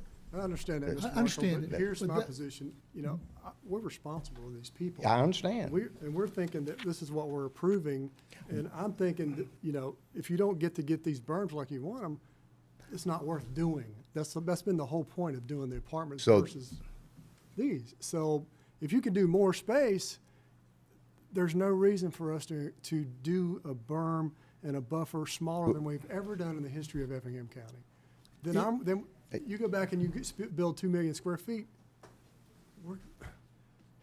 Yeah, Yeah, that's that my would- Can't point. make sense of that. That's point. We're not trying to do that. I know it. The size of when the width of the building on the back, which is the money building, the one back on the railroad track, if we make the buffer any bigger, it makes that building in the marketplace, and we have had conversation with numerous prospective tenants. We don't have anybody that we're dealing with, and they say if you do that addition and don't have a cross dock, then that building isn't gonna work. Now, is there a user out there for some other building? There might be, but that's not the market that we're after. And I respect that, and I respect everything you've done here, because you've provided us Yeah, you've data yeah, that you've we've done- never had before. And I know this whole board appreciates that, because I've said many times set up here that our buffer ordinances aren't enough, because the sound goes through the trees. I get complaints all the time with 1,000 foot of trees. I can hear those dump trucks, I can hear this, I hear it We all know the time. berms work. We So recognize that. I love what you've done. I love the line of sight that you've done. Provided with some great data. But that main thing, and there's one more thing I probably want to talk to our board about and get an opinion on, and that's the commercial, going to industrial. But we can table this if you want to talk about that later. But just so the I would board appreciate- knows, excuse me. my concern with that is if we go industrial on that, you've got a whole nother row that's commercial up front that we were planning on, hopefully getting some commercial buildings too. So I'd be afraid if you did that, then everything else would follow I would suit. say while the public's here, go ahead and address that. That way we all So it's know all what you're on- discussing. If that is something if you say you don't want us to have any industrial up on the highway commercial, we'll leave it as a highway commercial. Yes, sir. We And just like I thought said, there's a flag. You may know Gitsy better than I do. Well, we're not asking for Gitsy. No, we're only asking for the portion that they actually Right, still and own, I which is didn't know- between I the don't know this. towers. You may Excuse me, know- from the big tower to the property line. That may be a better question for you, because I don't know what the status of this is. It's not wrong for it to be warehousing, there's nothing wrong with it, but I do know that they approved that to be commercial, and I thought they were selling as that, and I don't know if we would disrupt anything if we did that, or if it even mattered. Well, Just wanted to again, put that- the Gitsy piece, I understand, is on the market, but I'm not certain. We're not representing them. Yeah, that's But different matter. I don't know. But we're not asking to change the Gitsy Right, opportunity at all. One of the biggest problems, and I don't mean to interrupt, I'm Sure, gonna go get this in, ahead. but we've had people get things rezoned thinking that this is what we're voting on, and then it comes before us that it's different. If we stand on this, and then it comes back with 2 more buildings, we look like fools. I Well- need something, to support this, I need to know what you're gonna do. I thought this was a plan, I didn't know this was just a scat. It's Mr. Chairman, if I'm, Saying, I need to know if it's gonna be we're doing. Yeah, I 1 think- million or 2 million, that's gonna put twice as much building there. That's Well, and we all had a concern, and we noticed that, I don't know what constituent brought that up, but we noticed the difference, and you've answered that question, that this is not what we necessarily are going to do. It'll be depending on the engineering, but I think getting that sketch plan, so we know that we are approving this along with the sketch plan, would be helpful. all right, let me just challenge you, please. Okay. Humor me for a minute. I heard what you said, that you're looking at something, you say, we approve this, and then you come in with something different, and you look like fools. The thing that affects the neighborhood is not how many square feet of building is there. In my opinion, it's whether or not it is buffered properly. And a berm and 115-foot buffer buffers it better than anything this county has done so far, as far as I know. No, I I- agree with And that. line of I agree sight 100%, and I'm a but property that's rights what y'all- advocate, but if you sell us this, that's what we expect. All right, That's I what take these the, people expect. somewhere along the line, it was portrayed wrongly, okay? I take responsibility for that. That is not the plan that we might end up trying to build exactly that if we get approved. Gotcha. Okay, it's like the apartment plan. That's a schematic. Right. You know, will it get built like that? But just for the record, we have a 150-foot buffer, 25-foot vegetative buffer approved on Goshen. So if we did the 100-foot berm, that would be the narrowest berm that we've approved so far. And that one's with a 25-foot berm? Yeah, so I'm saying, 25 that's feet what I on wanted to Goshen. correct. Okay, I too. did not realize that. Yeah, the only time we've reduced it is when there's a sufficient berm with vegetation on it, and we heard from constituents, and they agreed, yeah, we'd rather have a 25-foot berm with vegetation with a 150-foot buffer. I think it's the smallest we've done. I said Goshen, but it's Hodgeville Road. I got that incorrect. And- Well, and- it's Goshen and Hodge, behind Jamestown. Yeah, so we've done that, but we haven't done 115. You That's haven't what- done 115. What they're Never done addressing. that. If- Plus, there's a caveat to that I need to add to that. We knew that was gonna be a minimum of 200 foot because of the wetlands impact there. So they couldn't impact the wetlands. So even though we gave 150 feet, they had to go even further than that to get the footprint of the berm.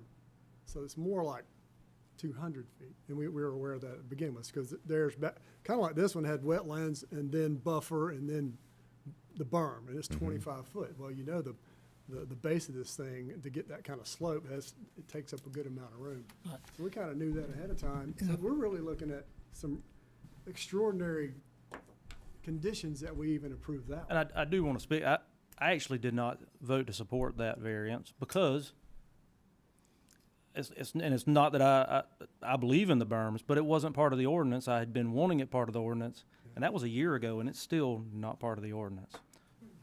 I'd like to see us take a look at Yeah. that too. Yeah, Just- I think there's. Yeah. Set some new standards. The berms are definitely a better way to go. There's no doubt about it. If I might address one other question that came up, and that is there is a spot where there is no berm. Yes, sir. The building that is directly past that spot is 300 feet. It is not, the berm is not required if we have a section of it that's at 300 plus feet. And that was a good thing that he brought up. Would you be willing to do anything with those wetlands to get a berm fully across there?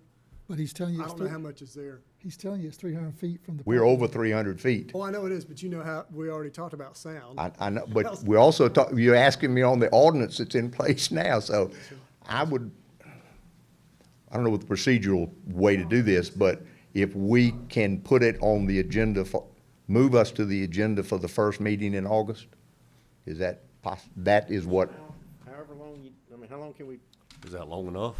Yeah, I think we would go. Well, I'd like to keep it short, but if we need to delay it, we need to caucus with our engineers and see what kind of time frame we're dealing with there. But at this juncture, I would respectfully request. Let's do that. I'm gonna get a motion to we- table this to the. Can I have one more thing, please? This is just for everybody here. One of the reasons why I did not address that is because the building is very small and the truck court is actually on the other side of the building in this case. So you got quite a bit more protection. You got a building and that. Now, will you hear a little traffic there? Yeah, but the building doesn't have a truck court on the back of it. So you're gonna be, that does make a big difference. And I think the bottom line is we're offering to the constituents that we want to hear from them and make a decision for what they'd rather see. And we have got from your best efforts to provide as big a buffer and make it economically feasible for your client. Okay?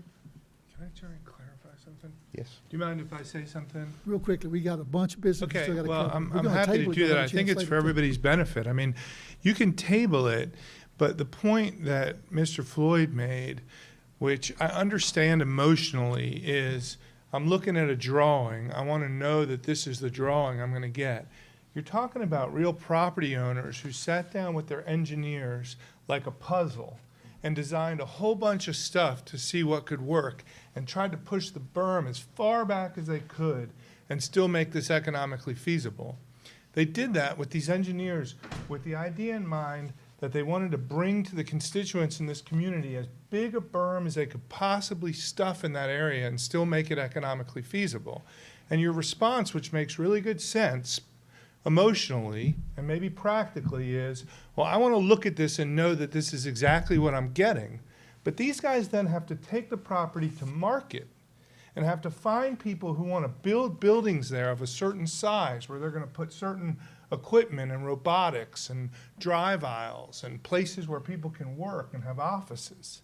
And so to say, I want to see exactly what's going to be there and to prove it misses the point a little bit. And everybody's reluctant to say that because they want you to respect what they're trying to do. They want to please you and come back and say, here's what we're going to do. But you're asking something that's a little bit impossible, which is to tell you exactly what the marketplace is going to afford these guys. Let me just say one last thing. And then I got a point to make. So the engineers work with these guys to say, what are if we look at all these different configurations, how far can we push this berm? And that's the advice they gave them. So they will endeavor, because they don't want to displease everybody, they will endeavor to answer your request. But if you're going to push it again, it just begs the question whether anybody's ever going to be able to tell you exactly what's going to go there before the marketplace negotiates with them. You know, I mean, it's just, I don't know that that practically makes that much sense. Well, I want to make a point. I don't make emotional decisions. I look at the facts. This is what I'm shown, 900,000 or 1 million square foot, but it could go to 2 million. That's a big twice the difference. size. I don't care if they put robots. No, I don't care what they put in there. It's a building. Right, that's a fair point. The difference is That's not big. emotion. I just want facts so I can make a decision.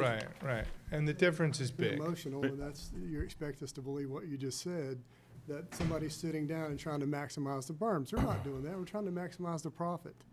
That's why you sit down and do this, and there's nothing wrong with that. No, They're and not sitting I there agree trying with to you. maximize the And I'm not berms. trying to sugarcoat that. Site plans in here all the time that accompany rezonings with exactly what they're going to do after the wetlands have been delineated. All right, we gotta move Why is on. that impossible? I want to speak just real quick to that.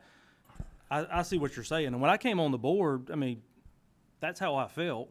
But we've grown to the point where we have residential and industrial starting to. It wasn't a problem when you were rezoning. If I owned 100 acres industrial, and I'm paying taxes on that, I should have every use available in that zoning, right? That's why we're now when the residential and the industrial is, they're coming together now. We're having to be much more careful. That's true. Well, I still think it's doable. I just think we need to have a better grasp on what we're proving. We've had people do berms in 300 feet. We've had a just few because we've had a few curveballs thrown at us where we allowed a certain buffer because there was going to be something like wetlands was going to be there, and then lo and behold, they went to the market, they mitigated it and found out that these high density was going to be right next to single-family dwellings, and they assured us it would not be, and assured us that we could not happen. So he wants more detail, so he didn't make an emotional decision with anybody. He makes a fact decision. So I think you can do more to bridge that gap to the 2,000 to 900.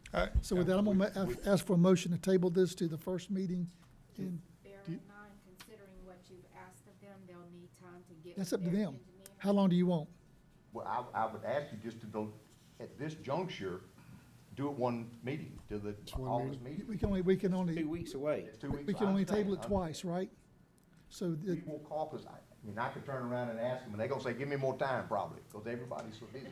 But what I'm asking is, give me a date, let's go ahead and extend it to them. We will meet with them this evening and tomorrow, and if we need to go to the next meeting or into September, All right. we'll let you know almost immediately. Thank you, But Ms. I can't- Murray.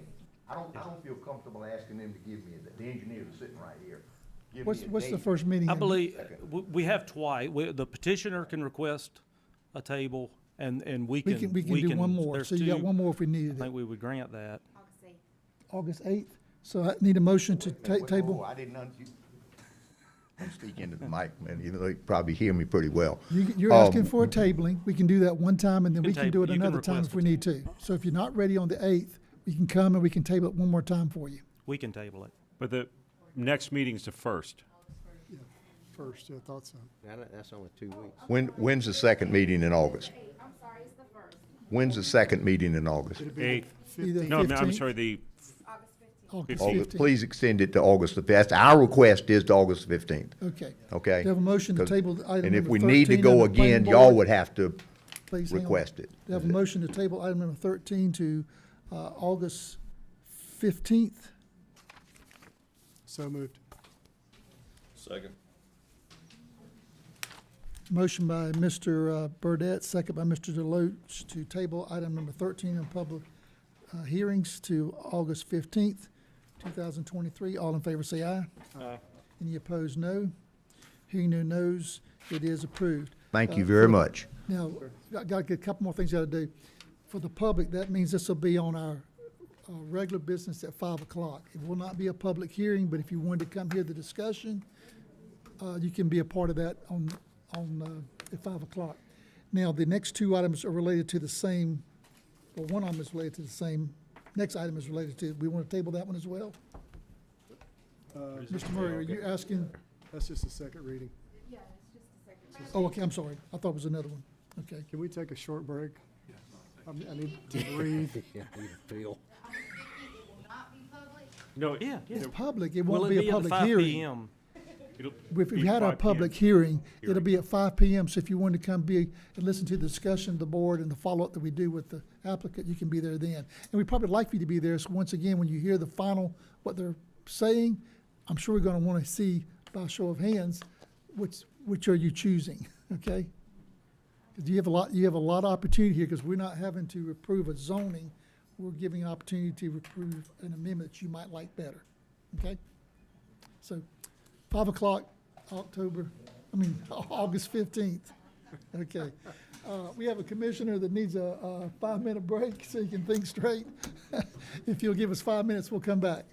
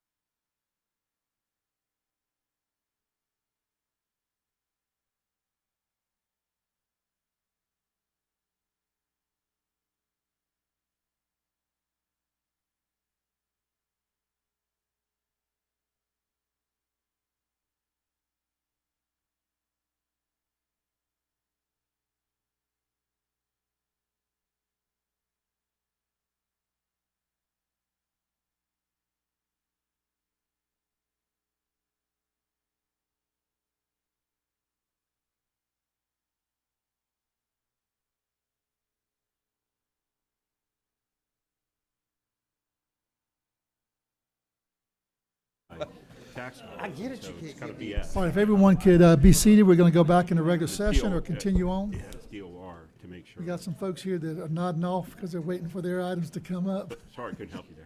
No problem. I'm lost here. Where are we at? All right, we're at item number 15, since 14 will be delayed because item 13 was tabled.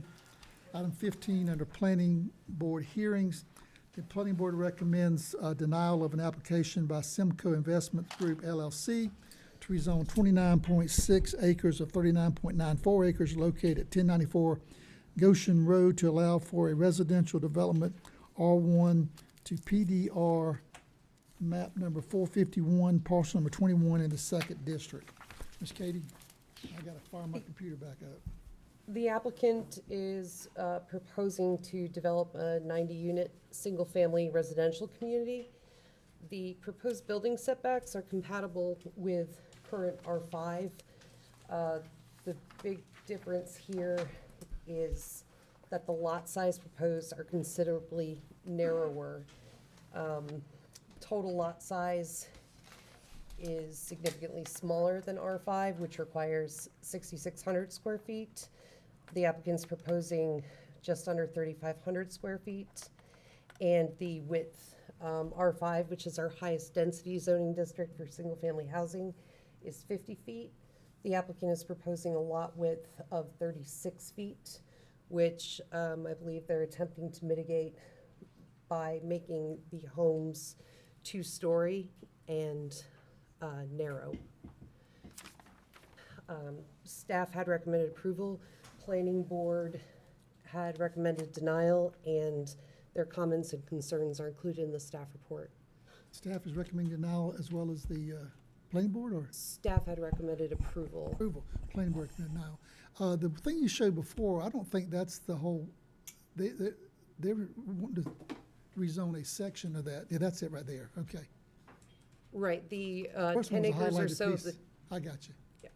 That's not being requested right there for rezoning, just the little strip in the back. Correct. I got you, okay, all right. Anything else you want to say, Ms. Katie? I'm happy to answer any questions. All right, we'll open a public hearing and listen to those who want to speak in favor of this rezoning.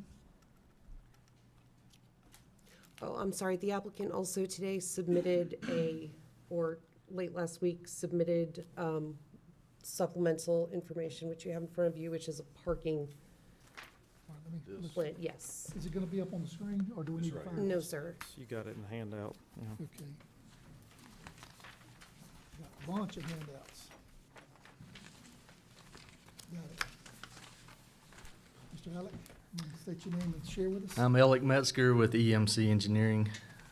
I'm representing Simcoe Investment Group in this project. Currently, it is a portion of the property. It's about 29.6 acres. It's currently zoned R1, and we're asking for PD zoning. We use the R5 zoning as a model, since y'all have done so much work on that as far as architectural standards and open space requirements and all that kind of stuff. So we wanted to use that as a model for this PD. So what we're proposing is 4 units per net acre, which is lower than the 5 units per acre that's allowed in R5.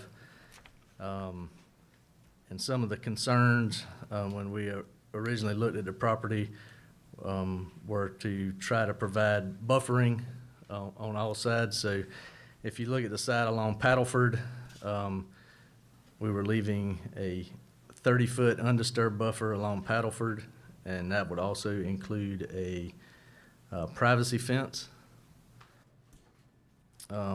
That buffer, if not sufficient, would be enhanced with plantings along that side. Part of the requirements from the church property was to provide buffers on the, I guess it would be the north side of the remaining property, or the north side of the church property, a 25-foot undisturbed buffer there. Then one requirement that they had on the western property line of the church property was to have a 25-foot planted buffer with wax myrtles, evergreens, shrubs, to give a buffer along the entrance road into the development. And they also wanted no houses to back up to the church property, so they all face the property. Along the front, along Goshen Road, we buffered that by having basically a vacant lot that would be an open space or a park area that could have trees and benches. Maybe it'd be a spot that children could wait on the school bus.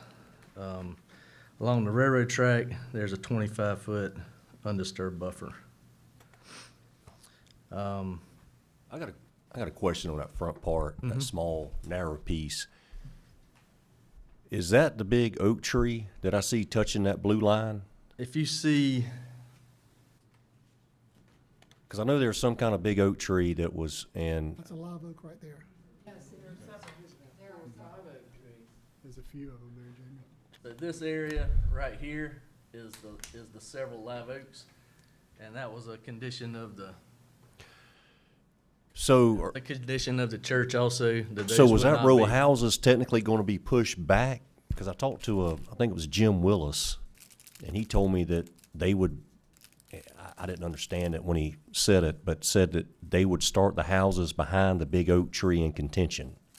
So there's several big oak trees that those remain on the church's property, so those will not be impacted. And then in between the big oaks and the road will be a 25-foot planted buffer with evergreens and shrubbery. Then you've got So the road. the houses will start right there off of Goshen though.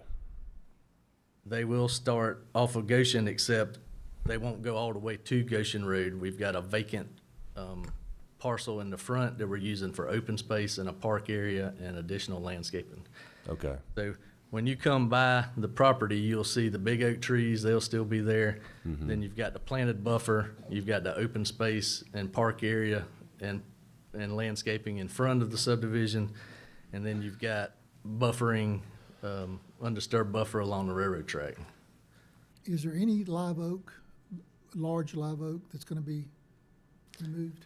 So we don't have a tree survey in that area, but what we were talking about is the big ones that are out there on the Goshen Well, the one with church that line's property. going through it is a big one. So there's not a line going through any of them. Oh, I get, that's probably just woods. It just looks like a big oak tree. That's There's probably what some it, pines and some oaks there. yeah, that's probably what that is. I'm with you. So this is an area that contains I got you. I'm with you. not an oak tree. I'm with you.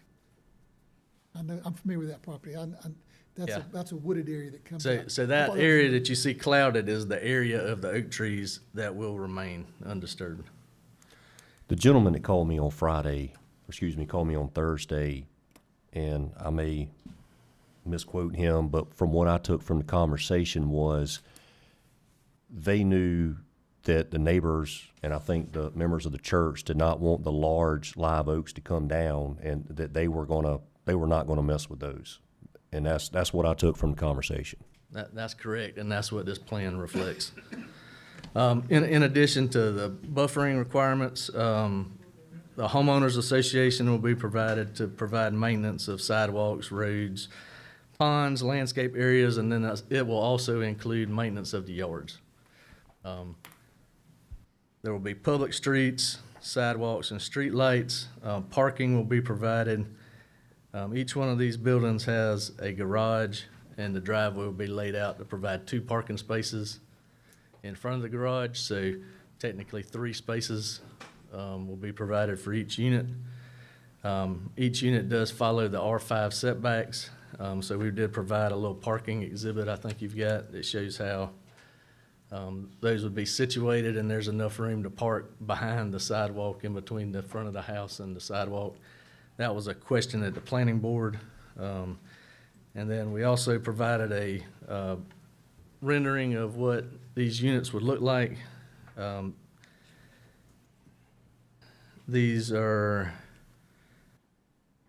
units are about 1,750 square foot heated, 2-story. They'll have hardy plank siding, architectural shingles. They'll sell for somewhere around $300,000.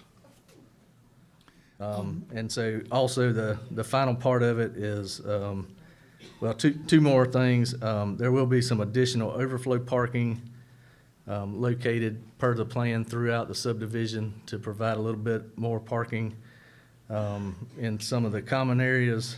The net usable open space is 18%, 18.19%. We're required 15%, I believe. So we're providing more open space that's required. The open space will be consist of a grass playfield, walking trails, park spaces with benches and picnic tables, passive recreation areas, and then they're also including a shade structure. And then if you take the total green space of the property, it's around 59%. So we are asking for a smaller lot size, but we feel like it's a better product. And we're also laying it out in a manner to provide buffers and open spaces that go beyond our ordinance.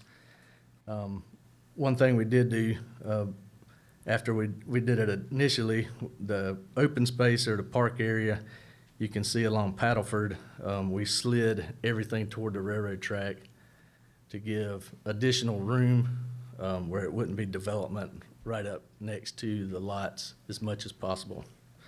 So if you've got any questions, we'd be glad to answer those. Some of the church members are here. They did provide a letter of support. I guess you got a copy of that in your packet. What was the hang-up with the planning board? So the planning board had concerns about basically, I think, lot size and how small the lots were. They had questions about the parking spaces. And I think they wanted the commissioners to vote on it.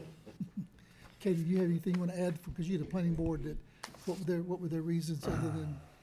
So, planning board discussion, the concerns that they raised were frontage, aesthetics, Hunter Goshen, the location of this level of density, overall density and lot size, and increase in traffic, and the ability of adequate off-street parking to accommodate the density. So that was why we provided the, they thought because of the smaller lot that we were changing setbacks and wouldn't have enough room to park vehicles. So that's why we provided the Okay. exhibit showing that. And then also the rendering to kind of show you what the product looks like. Very good, appreciate it. All right, we'll open a public hearing, or in a public hearing, since you've already been speaking on it. We'll see if there's anybody who'd like to speak in favor of this rezoning first, then we'll come to those speaking against it.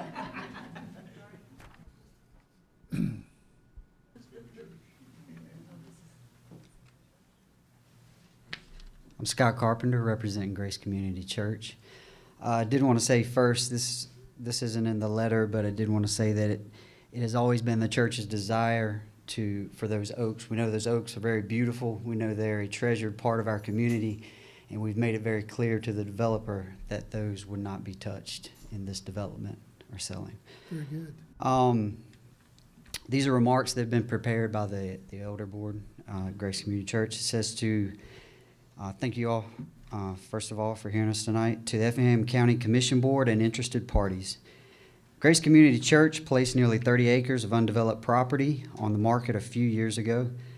The property is adjacent to our campus. GCC has been a community church in the true sense of that description. We allow the YMCA to hold soccer practices and matches that place hundreds of people on our community campus in the fall and spring seasons free of charge. We allow the Boy Scouts Troop 625 to meet in our activity building 9 to 10 months out of the year. This routinely puts about 75 additional people a week on our campus. We also permit them space for parking trailers for their needs. We also do this free of charge. We allow Alcoholics Anonymous to meet on our campus twice weekly, and this is offered free of charge. Until recently, we've had a counselor from the Barnabas Center Counseling using office space in our administrative area free of charge. This offers an invaluable mental health option for our community. Grace regularly contributes financially to a community benevolence collaborative along with area churches through the United Way. We are a small congregation, but we have a big heart for our community. Simultaneously, our church struggled like many smaller churches during the recent pandemic. We are rebounding, but it is challenging. Being able to sell this land will enable us to retire significant debt on our developed property. It will position us to tackle important facility improvement needs as well. Our primary reason for existing is to point others to Jesus Christ and his great love and grace. We trust God fully to provide for all that we need. We view the property we are selling as a means to keep doing the great we're doing, not only for the community outside our campus, but for the phenomenal people who make up our congregation, who meet here for worship, for fellowship, and encouragement week after week. Thank you for the opportunity to speak about this important concern. Sincerely, the elder team at Grace Community Church. Thank you for your time. Thank you. Thank you, Mr. Carpenter. Is there anyone that speak in favor of this rezoning? Anyone tonight like to speak in opposition to this rezoning?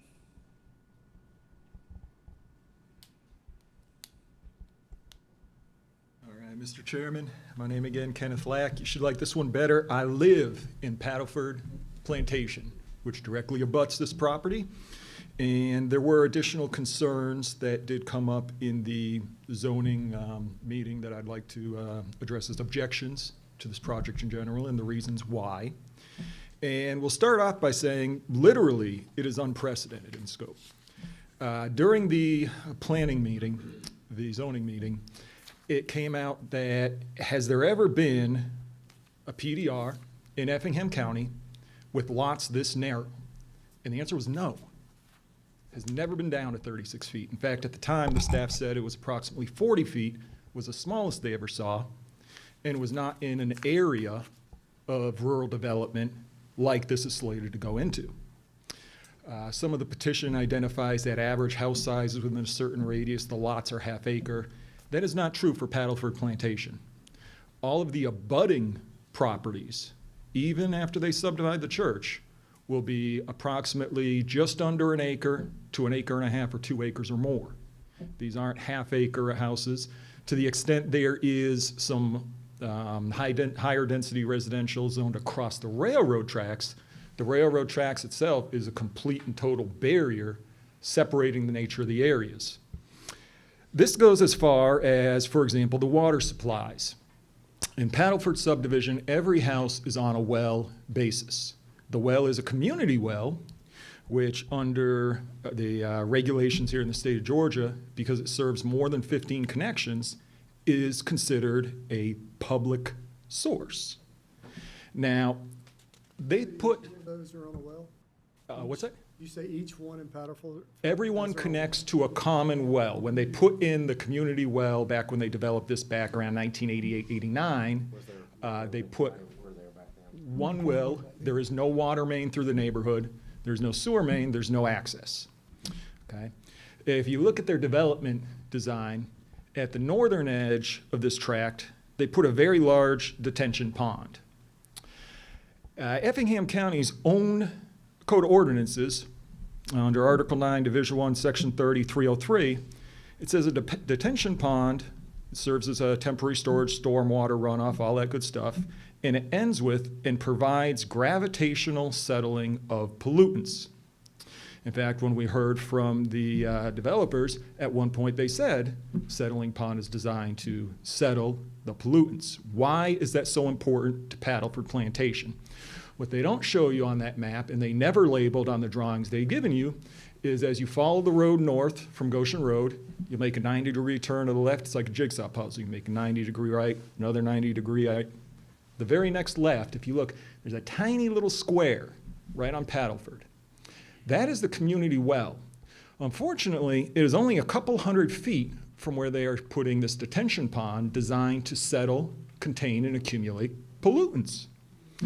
The backside, the west side of the Paddleford lots all have a drainage ditch. The setup of the plantation, so to speak, the development, is that along the road, Paddleford Drive, you have a ditch, a county, drainage ditch, and then there are cross drainage canals that empty to the western edge of the property. At almost all times, subject to just severe drought and complete lack of rain and, you know, high temperatures, there is surface water in that ditch. We have a very high water table. That water runs eastward past both of the two properties that you see closest to Grace Community towards that community well. In fact, the water ends only approximately 40 feet from the fence separating out the well itself. So as you can understand, there is significant concern about pollutant migration through the groundwater movement, which the developers have admitted they have done no studies to develop directions of movement, rate of movement, or any other concerns of that nature.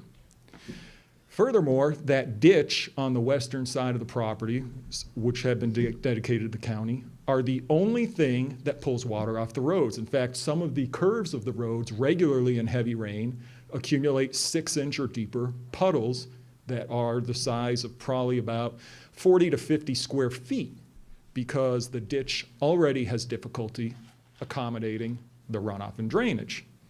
You will note in their plans, they did not include any studies about what they propose to do for the grading of the ground as they put this development in, and whether they themselves are going to dump water. Help you with a little bit of that. Those are legitimate concerns. Yes, sir. But those will be addressed when they come back. Zoning does not mean they can do this if Georgia Soil and Water and Drainage, if they can't meet those requirements. In other words, the water from this property cannot leave any faster from this property than it does right now after the development. And that goes through Georgia Soil and Water. It's beyond this board. And what all we're looking at is the zoning. It doesn't mean they can do it unless it complies with the water drainage and things that they'll be applying for. Well, So that's another day. It is a concern. We have it, but that's not what we're addressing in zoning tonight. And, okay, so we'll leave aside the drainage and the flooding issue, and we will get back to the water supply issue, which is a concern with where they're putting these ponds and these detentions. Under the coastal. But they'll also look at that. You can only have it so close to certain wells. That's all regulated. So it's not a zoning issue. We need to discuss the things that are related to, like the unprecedented, this area that you said, the size of the lots. Those are zoning concerns that won't be addressed through. And we have an additional concern similarly with the location of those ponds, in that everybody's on a septic. So those houses you see, they have a septic field behind their house. The only site suitable because of setbacks and other, requirements for the existing things are behind the house. And as they build these ponds, water table, water movement could affect the leach field, and then you have condemned properties because they lack basic sanitation. We have public health issues of disease, nuisance, the mosquitoes that it will bring. If they're going to pump them full of chemicals to control that, well, then you get back to the movement of the well. You see the resolving door that comes out of all that. Okay. All right. What else? Now, other safety issues, because we're talking safety. There was a misconception in presentations that have been made thus far by the developers as far as Goshen Road, the T-Splosh, and what's really going on. Everything we've had, everything we've seen says that all we're going to get on Goshen Road is not new travel lanes, but instead in certain targeted areas, a third lane to turn in and out of properties, okay? And they cite as a mitigating factor for the impacts of their development on property to the residents in the area and on the road, this project. Well, the project isn't going to do what they're trying to say. It's not going to add more lanes to drive on. You still just get one lane each way. Well, if you look at their development, they have one entrance, one exit, and it's right near the railroad track, which Effingham County would need special dispensation and probably a taking or some kind of a arrangement with the railroad to widen the crossing if you're going to have space for more than 2 lanes to cross it. If you're saying you're going to stick with a 2-lane crossing at the railroad, where's the deceleration lane to go into this new development? There isn't one. There's barely room to fit 2 cars parked in the middle if you made a 3rd lane right after the railroad tracks. So what happens when 2 cars are in that lane waiting, when you have all the westbound traffic going down Goshen Road headed to the Parkway? Your concern is noted. We'll ask them to tell us a little bit about the space. There is going to be a redoing of the Old Augusta Road, Splost. not Augusta, The Ocean Road, Goshen. that's gonna give a third lane, which does allow, and I understand you're concerned about how, is there enough there after the railroad track? But it does allow cars to move into before they turn to residence, either Correct. way, so that traffic can keep moving, and that's gonna help us with traffic east-west. And there are gonna be some XL, decel lanes, we're designing that now for strategic, where they'll be for certain subdivisions. This may be one that we'll have to put one on, but we're designing that now for. Correct. where And the there's question is, multiple residents and other than just a single house on Goshen Road. is there even room for at the railroad track when We you might can't get them to help us widen with that tonight the after you finish connection? your objections. Another minute or so, then we gotta listen to other folks. Well, I'm speaking for myself, and I'm speaking for some people who aren't here tonight as So well. You need to speak for Um, yourself unless they've got something certifying, you can speak for them. All right. I'll go, at the end, I'll sit back down and my wife will sign for me. So we also have the issue of capacity in the schools and the roads. Directly across the railroad tracks, you have the Horton properties. They're currently building phase one with the zoning that's approved, and they have the right to build, as we previously talked about. They could get up to 800 houses in that unit. Okay?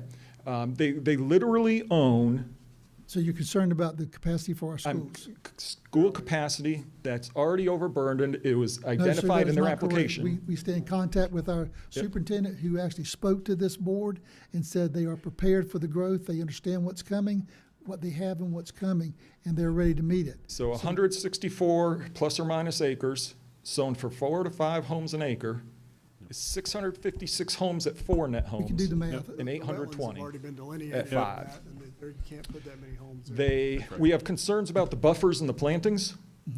If you read what the minimum required, which is, they spent a lot of time talking about giving extra stuff to Grace Church, nothing to Paddleford.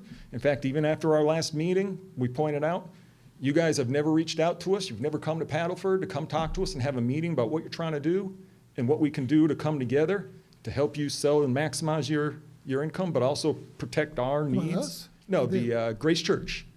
Oh, yeah, okay. It's not the board's applicants. responsibility to reach out on that. Oh, no, I'm not This is- telling you. This is y'all's opportunity. I'm looking at you as I speak. Yeah. But I'm talking about at the last meeting, we even told the representative for Simcoe that was there, Okay, nobody ever reached out to us. We'd be willing to talk, we'd love to talk. They never did.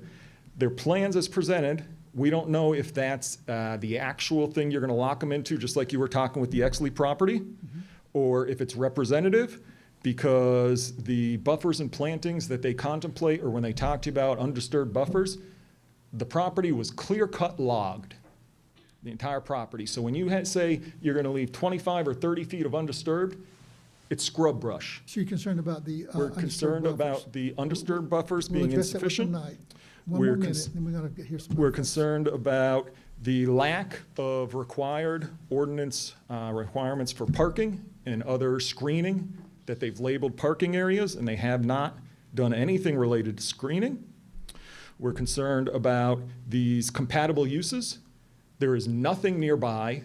It can't even serve as the first of many to follow because it is landlocked. It is the last piece of land in the area. It is the only one that you could have that you ever wanted to do there.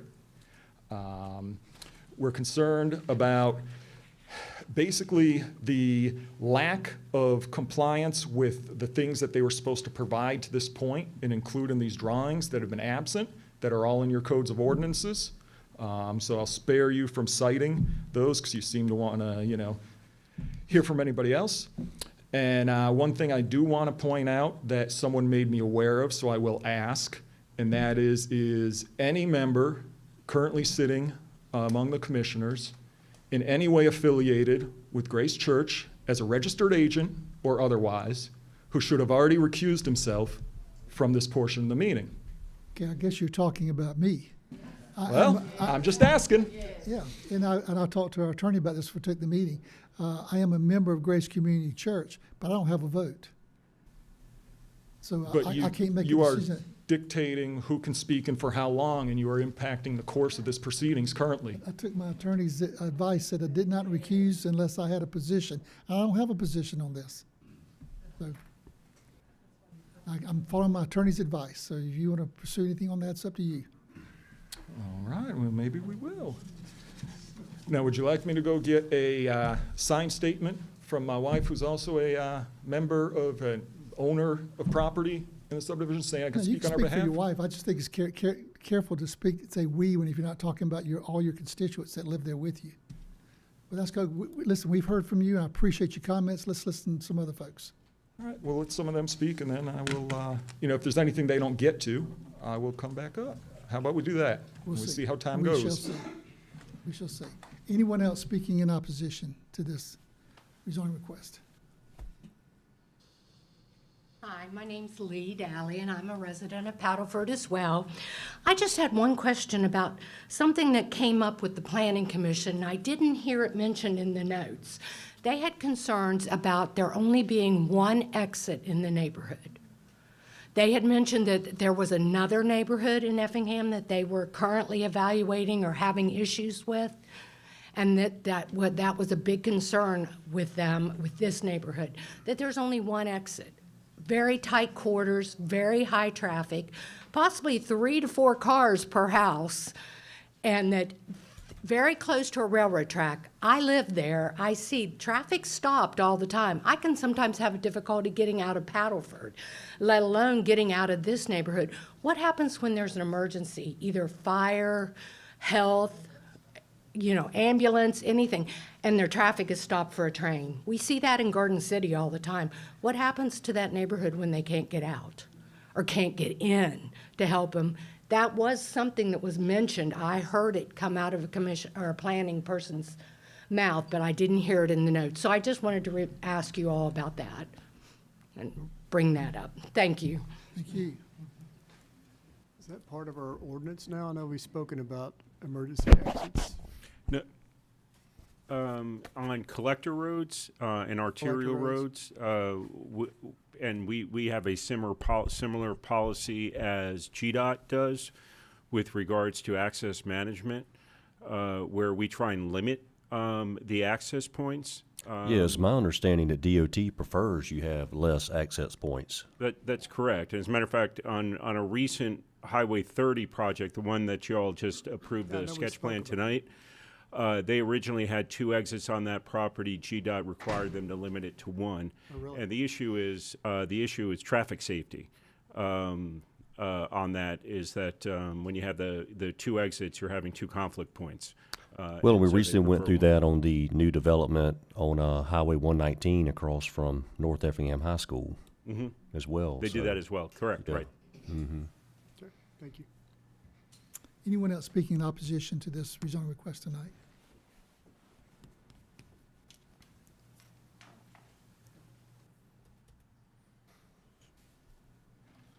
Oh, I thought you were coming to the podium. Who here tonight, just like you did for the other property, might help the board, is here to speak in the for or in opposition? If you're here for this property tonight that's being rezoned, if you lift your hand up so the board can see who's here with interest. If you're here. It doesn't look like you have an app named Pinterest. You can search for it. If you're here tonight on this particular zoning issue, would you lift your hand so we can see who's there? Okay. And those who are speaking, who would want to speak in opposition, raise your hand. Opposition, against it. Against it, yes. Okay. There's 1, 2, 3, 4, about 5 or 6 of you, and then those. Okay. Just want to see. All right. To make sure, is there anybody else who would like to speak in opposition before we go to the board for discussion tonight? If you could say I agree with what's been said so far, if it's those items, and then give any new items that may not have been brought up, great. Perhaps this one new item. My name is Tara Brantley. I live directly across from this property. None of the areas within any mileage are that condensed in this area. I own 26 acres. The property on the opposite side of the railroad tracks next to my property, all of those are at least half acre or greater. These houses are very large. We're talking $500,000-$600,000 houses. And now you're putting in long boat houses or long ranch houses, and they're on top of each other. It's totally offsets even the Paddleford more legacy properties. I think that they are asking for a way to condensed area in such a area that has not experienced this before. And I understand the gentleman from the church, they need the money, so they're happy to promote this, but they could also sell it to an individual property owner and receive a lesser sum than what they're receiving from a conglomerate. Anyone else that would like to speak in opposition?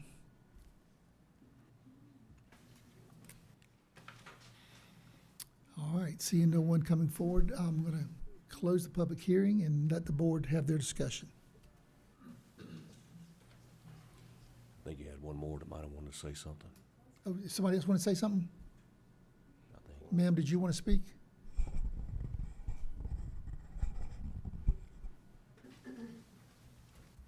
So we'll continue our public hearing for a little bit longer. Sorry, guys. Hi, I'm Amy Rainey. Did you state your name for the record? Amy Rainey. Amy Rainey. Rainey? Yes. Thank you.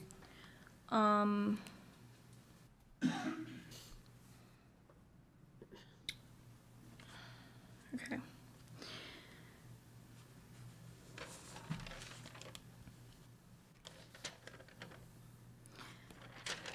Okay, so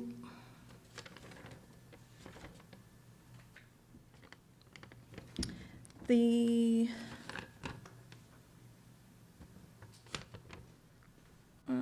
You want us to have our sorry. discussion and I'll let you come back? Read it. Okay.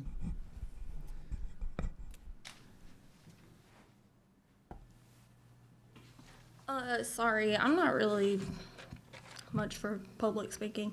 So I would like to call up my resident council, please. All right, you can have one.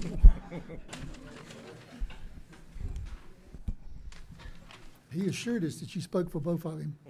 Well, Well played. we didn't get That to was a good finish. point. You wanted to hear that I had her as a client, so now you know.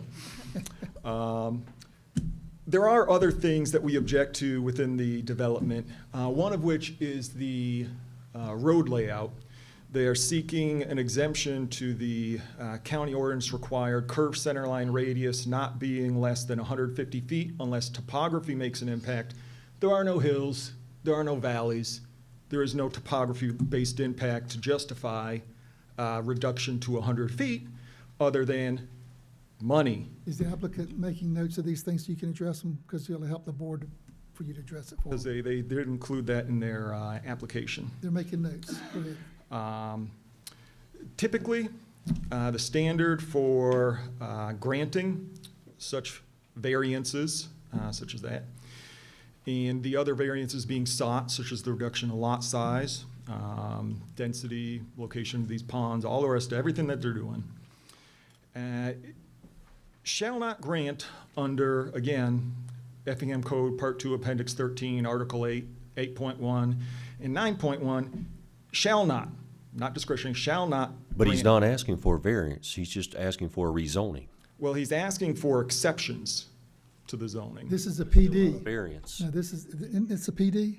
Yes, it's So a the PD. PD becomes a zoning. So he's not asking for a variance, he's asking for a PD, and he's trying to follow the guidelines that we've set with a particular type of zoning, so he feels like he's working in the margins of error. But he's not asking for a variance, he's asking for a PD, which is a zoning within itself. Now, all right, we'll move on, we'll agree to disagree. And the community of Paddleford is and has always been what they call a dark community. There are no streetlights, there's no light pollution at night, other than, the very closest edge of Goshen Road, you may get some ancillary stuff. It is discretionary on the part of the commissions to allow to waive, it's written in the ordinances, you can waive the requirements of streetlights in any new development you do permit. At the planning meeting, the representative for Simcoe said that streetlights are required. We had residents speak up saying we didn't like the light pollution, we were concerned about that. And the response was, well, the county requires it. I just want to throw out there for the record and consideration, it doesn't have to be required. So if they're willing to not put them, kind of like the Exley, we would love not to have them. One exception that was not brought up when the staff introduced the project is it said the site must have a minimum width between any two opposite boundary lines of 300 feet. Now, this property at the north end is noticeably much more narrow than 300 feet. And that's something that, again, they've asked for as an exception. But for PD, our zoning, it says in the ordinances, you have to be 300 feet wide between any two lines, and they are not. So Excuse that me, is Mr. definitely a Chairman, difference. that is noted in the staff report as an exemption that must be granted if approved. Okay. As is noted that they're using the narrowest part of the lots specifically for the ponds. Okay, thank you. And the design, it says, this is again under Appendix B for PDR, and when you're dealing with design, it's supposed to be, shall be harmonious in terms of parcel sizes, street patterns, and land use relationship of surrounding properties.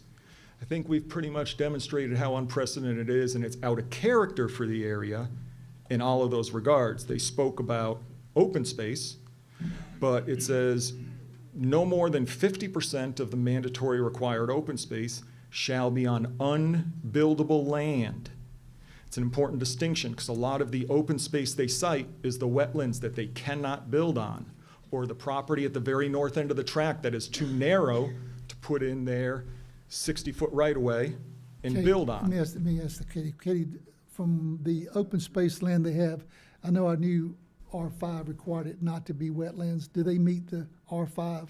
I mean, and I know it's not R5 request, but is the green space sufficient without the wetlands being included? It was noted to be sufficient when staff met about it. However, that's something that undergoes more scrutiny at the sketch plan phase. Right now, we're talking about, land use and Gotcha. zoning, So but- what she's saying, in sketch plan phase, we may require less units and more green space if it goes into using wetlands, because there is a certain amount of requirements. Okay, and the applicant's gonna address it. All right, we got another minute, and I'm gonna close this out, so make it quick. All righty, sir. Again, Effingham County's own ordinance, when seeking a rezoning to PDR, I will read it for you. It is the intent of this ordinance that the PDR district may be applied to any residential area where the developer wishes to apply use regulations or controls more restrictive than required by law. So that would mean I want to do a bigger lot than what the zoning minimum is. I want to have a wider lot than the minimum side. I want to have bigger setbacks. I want a bigger buffer. I want more We don't need you to material. lecture us on the law. Just tell us what your objection is. My objection is that it is an illegitimate use of the PDR zoning because what they are trying to do is squeeze in a lot of extra houses where there is not room for them. They are not doing a zoning proposal that is designed with the spirit of the PDR to give more to the residents who live around, but instead they're trying to get more for themselves and use it as an excuse in the process. All right, we need to move on. I appreciate your input, but we've given plenty of opportunity for everybody to share, so we need to connect. All right, I do need to hear from the applicant to address the concerns that they've raised, because this board needs to hear those concerns. And staff, if you have comments about what you've heard from the objections, we want to make sure we understand them, okay? So a couple of them, this is a PD, so we're telling you exactly what we're doing. We didn't want to come in with a R5 zoning and ask for 10 variances. We wanted to say, here's what we want as far as lot sizes and setbacks and buildings, and here's what we want. So that's what we're asking for. Were a couple of exceptions. One of them about the 150-foot road, center line radius. So that is not to save money or make money for the developer. You can see on one of these curves, it's very, very sharp as it enters to the back half of the property. A larger curve there would just put the road closer to Paddleford subdivision, and it would have less open space in between the road and Paddleford and the property line. And that's the reason we wanted to do that. Let's see, so The minimum buffers that are usually required on residential properties are 15-foot undisturbed buffer. We've exceeded that everywhere on the property. On the Paddleford side, we went to 30 feet undisturbed with a privacy fence, and also we can do plantings to fill in the open spaces in it and enhance that buffer. Like you said, you had a privacy fence along the back. Yes, so along Paddleford, there's a 30-foot undisturbed buffer. It'll be enhanced with plantings and then also a privacy fence. The comment about the D.R. Horton project, that one is around 100 lots. That's all it's gonna ever be. The wetlands, the remaining tract is all wetland. And then that doesn't really have anything to do with us anyway. A traffic study will be part of the development plans once we move forward, if we move forward with it. That's where we'll figure out if we do need right turn lanes or left turn lanes, or what size entrances do we do need. That'll be addressed at that point. It does have one exit. We did look at that. Normally what we've been seeing is if there's adjacent property that can be developed, we may have a stub out road that could connect to a future parcel, that could connect to a different road system and give another way out. This one didn't have it. So it's locked in by railroad track and existing development.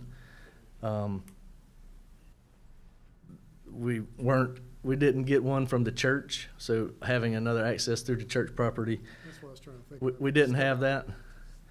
Not And then the close proximity of two entrances would be kind of silly. You wouldn't really get much in way of any kind of benefit out of that. You would still be coming out on the road within 100 or 200 feet of the other road.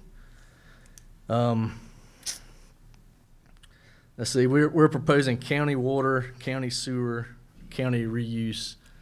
All that will be handled by the county's systems and treated. We'll follow all the county's ordinances, where there's water, sewer, reuse, drainage. We'll follow state and federal laws. Some mention was about the community well. Normally, a 100-foot buffer is required from a community well from septic or other pollution. It's several hundred feet away from the property line, so it would be more impacted by the residents that live there now than our property. Community wells don't use surface water or shallow groundwater. They withdraw it from the aquifer. It's cased, it's permitted by EPD. If it is a community system, they're required to test the water, provide chlorination, provide information to EPD showing that it is a valid community system. Georgia Power would be handling the street lights. They would be designed, so you have adequate lighting for safety for sidewalks and roadways, yet they can be done in a manner where they're downward focused and don't have light pollution exiting the property. I've never really heard of anybody requesting that we not have street lights before. I think that would be kind of a safety issue for residents. Okay. I think that was Let's see if the pretty board, much all of the. let's see if the board has any questions or discussion they would like to. Any plans for activities for the kids? I know you got some green space, but I didn't see anything planned for activities, or, there's nothing for kids to do there, or? So what we're showing is a grassed play field. It's several acres. Walking trails, park spaces, have a shade structure. So mainly the large grass play area. Do something there for the kids, or there's nothing but a space? That's one thing we've been looking at, kids need something to do, and there's nowhere else to go there. Typically, they don't really propose playground equipment too much. It's something with a lot of liability and something that's not used a whole lot. Bigger neighborhoods might do stuff, but this isn't that big a development, really. He's got 3 acres there. That's a pretty good chunk of space. The other thing I forgot to mention was the open space. So we do meet the open space. So the way it's worded in the PD zoning, I think it's 20% open space, and that counts wetlands, green space areas, buffers, all that can be included in, and then a certain percentage needs to be usable of that area. So what we did was use the R5 requirement of That was my question. 15%. Consider 15% of green space that does not include So wetlands. our 15% net open space, we're providing 18% open space, and that is not wetlands. Okay. That's usable area. So we have 59% green space, and that includes the ponds, the buffers, the open space. So really, we're more like a acre and a half more than what would be required. We're providing an acre and a half more open, usable open area than the PD zoning. Any other question or discussion with the board? It's tucked back behind the church. You know, we talked a little bit about the design, but I mean, they're back behind. I mean, nobody's gonna see except people in the neighborhood. Well, the way we've got it lined with the street is, But you gotta go in the neighborhood to see it. no, you drive by and see it. You see a few, but. You can see a whole row. Here's where I'm at with it. It's row housing.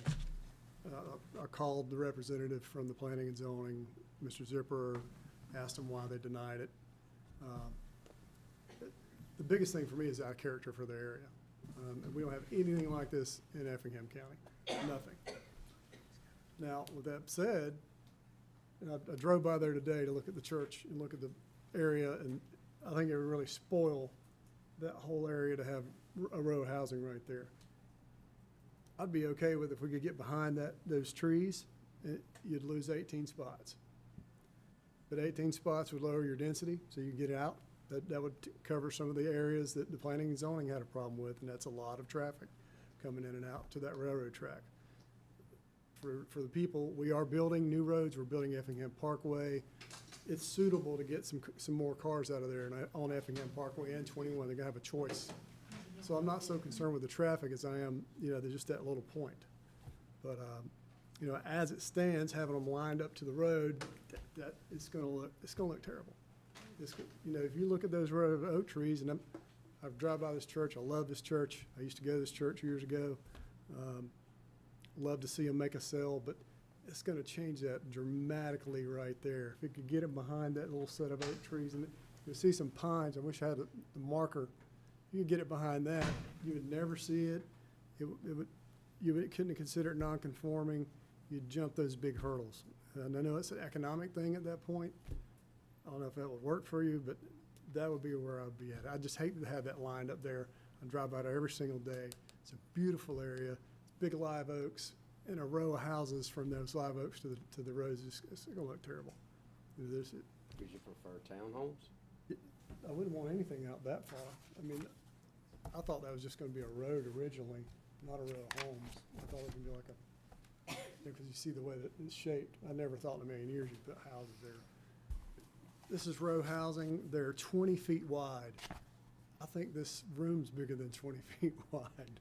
So this is bigger than one of those houses. There's 16 feet in between each of them. It's pretty much townhomes already. They're just disconnected. Which, there again, if it was in the back, I wouldn't have much problem with it. Then you're not disturbing that area. It's not something totally non-conforming. It's in the back. Because we do have townhomes right down the road. So it's not like we don't have similar product in the area. There's less than about half a mile there is a set of townhomes there. So it's not like you got that, it won't work. But You're talking about Bucknell? I can't remember the development. Right in front of Goshen? Not Goshen. It's but- on Goshen. Yeah. They're right in front on of- your left as you're coming off of 21. There's a set of townhomes right there, right around, gosh, can't remember that. Yeah, Anyway. they face the highway. They do. And it's a lot more appealing to facing the highway than it is have a row of them. It would be out of character for the entire length of Goshen Road. That's the problem I have. So you think they should get rid of the whole 18? What if it was? If they could get about. If they, half of that, and plant something up front? I mean, if you look, right here. And I'm not fighting for the church, I'm just thinking, Yeah. what else is this property good for? Well, I mean, people You can't thought. get half-acre lot, I mean, you can get a few, but. You could do three hard big shape. home sites, but then the value is not as good. Right. And I know they're maximizing value, have no problem with that. You just don't wanna, if you get behind here, then you're hidden. Then you're what? Then it's hidden, just right here. I mean, you He's have talking it to the One road. tree, and how many would they lose doing that? 18, about 18, something, what I was counting about 12, but I could be wrong. And it may be 12, just something to get it in the back, get them, we want to preserve these live oaks, if we really want to do that, don't put houses beside them. I don't know how big shrubs are going to grow, you can always see rooftops all the way down the railroad track. And it's going to be non-conforming, no doubt about it. But if you can get them off the road, Okay. I wouldn't have a problem with it. That's my biggest stopping point, other than the fact there's nothing for the kids to do. Love to see something for the kids to do. You could add some playground, I guess, if you're saying you Something did that to would be the front, great. did that. But they've done some good things, they've done the fence along the lines, they've really tried to accommodate the area. It's gonna be county water sewer, all the other boxes are checked, it's kinda hard to say no to that part, but it is different. Okay, let's hear from some others. I see your point on, and it's something I've been particularly, we see it on a new development on Ebenezer Road. Just not really what we want to see on our main corridors. If we can get it back, I'd like to see more development getting further off the main routes. Whether it be other uses up front or Or a nice entrance or something. yeah. To make you wanna. And I'm not against it. It's just that front. I am with Roger on that. I don't know if there's a way to mitigate that. To try to. It's always economics. I would agree with that as well with Roger and Phil. I mean, it is, I guess, a new product. It's definitely different in that area. Because if you don't stipulate that it has to have a window on the side facing the road, it will not have a window facing the road. How do you know that, Phil? No, I know. Okay, anyone else? Okay. All right. Do you want to respond to what they're saying before I call for direction from the board to? I guess just a real quick response. So we do have a buffer along the side of the church. We're proposing a 25-foot planted buffer. So that's going to buffer on the side of the church. We're leaving the existing oak trees. We're also leaving a lot out in the front. That's going to be an open space and have a buffer across the front. And we also have a buffer down the side. So when you come by and you look straight down the road, you can see it. But coming from either direction, it's going to be broken up by the landscaping elements that are in. Oh, where your buffer be. It's going to be planted trees. So it's not supposed to block view of the buffer. It's supposed to filter the buffer, filter what's in there and make it more appealing. I think it's gonna destroy that. So anyway, I just wanted to make sure you did see that we did have buffers along those front areas on that main I entrance. didn't see that, but yeah. Let me offer some direction and then let the board make a decision. You heard there. And one thing to Mr. Kiefer's, we are in the PD, we've copied basically the text requirements for R5 zoning, which outlines the way the structures are going to look and what the requirements are for porches and that stuff. And so they have said, yes, we will provide, architectural shingles, we'll provide hardy board siding, Yeah. so it's not vinyl siding. And overhangs? Huh? Yeah, they will have eaves. But anyway, just wanted to make that out. I mean, I the think product is nice. They're Yeah, I think the board understands the product. I guess when I Yeah, and I'm asked- not implying that your product is going to be. Yeah, I mean, the product looks good, but it's just. Yeah. Once again, the board will they'll vote here in just a minute, but I'm gonna offer you the same thing we offered earlier. You've heard the constituents and you've heard the board's concerns and questions. Would you like the table to go back and look if their concerns were addressed? they may vote to approve no matter what, they may vote to deny no matter what. But would you like to have an opportunity for this to be tabled? Because once if it's not tabled, it's denied, you can't come back for what, 6 months or something? 6 months. 6 months. Hey, Jim Willis, Simcoe Development. I just wanted to bring a couple of points to the board real quick. And then, no, we do not want to table. We would like a firm answer this evening, one way or the other on this. Okay. We, I've already, just make a couple quick points. We're a local developer and builder. We're not a national. We've got 10 families that work for us that live inside of this county, 35 employees total. We've already got 2 other developments going on inside this county, 344 total homes. What we've brought to this board in the past, we've delivered on. We plan on doing that again. We've made significant design changes. I think this is the 4th or 5th time we've been on this. So we would like to do this one way or the other, and we appreciate your time on it. Thank you. Thank you. All right. We've had a hearing, we've had good discussion. I'll entertain a motion. And with that said, it would have to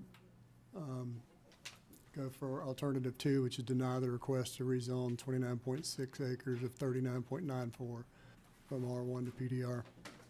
We have a motion by Mr. Burdette to deny the request for rezoning from R1 to the PDR. Make a We have motion second.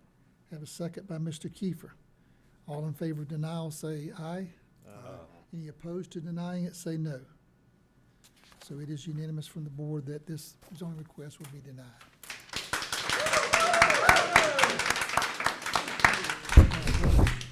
Concludes the necessity for a second reading, and we'll move to item number 17. The planning board recommends approving an application by TD Enterprise as agent for Clayton Morgan to rezone 18 acres of 131.90 acres. Loaded. Please carry your conversations outside. Thank you. The planning board recommends approving an application by TD Enterprises as agent for Clayton Morgan to rezone 18 of 131.90 acres located at Low Ground Road and Midland Road to allow for a surface mine from AR1 to PDMR map number 350, parcel number 18 in the 1st and 4th district. Ms. Katie? The applicant wishes to basically expand on where previous mining activity was occurring by 18 acres. Staff met with the applicant and the following policies were established. Access will be from Low Ground Road only.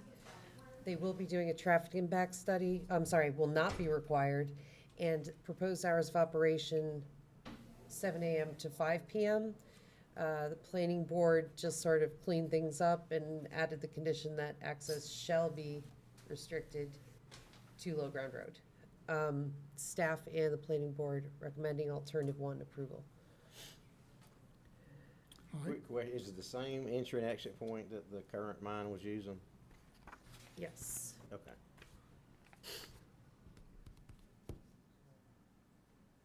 Why is this a PDMR? I'm confused. That's our new zoning category for Okay. surface mines. I wondered if that's what the deal was. That's better than, I think this is our first one. okay. It is. Which is better than having to deal with somebody say, well, I'm next to industrial property, why can't I have industrial? So good. Right, and the other benefit, this is an existing one, so this brings the entire property into the PDMR zoning. Yeah, okay. All right, we'll open the public hearing. Someone wants to speak for this rezoning. Mr. Chairman, Doug Morgan, EMC Engineering, just here to answer any questions like Mr. Callanan and Katie said. It's expansion on a parcel, and the family wanted another 18 acres. This dirt from this road, or dirt from this pit, will be going for a roadway project. It won't be individual come and get as you want to. It'll be for a roadway project. Thank you, Mr. Morgan. Anyone else speaking in favor of this rezoning request?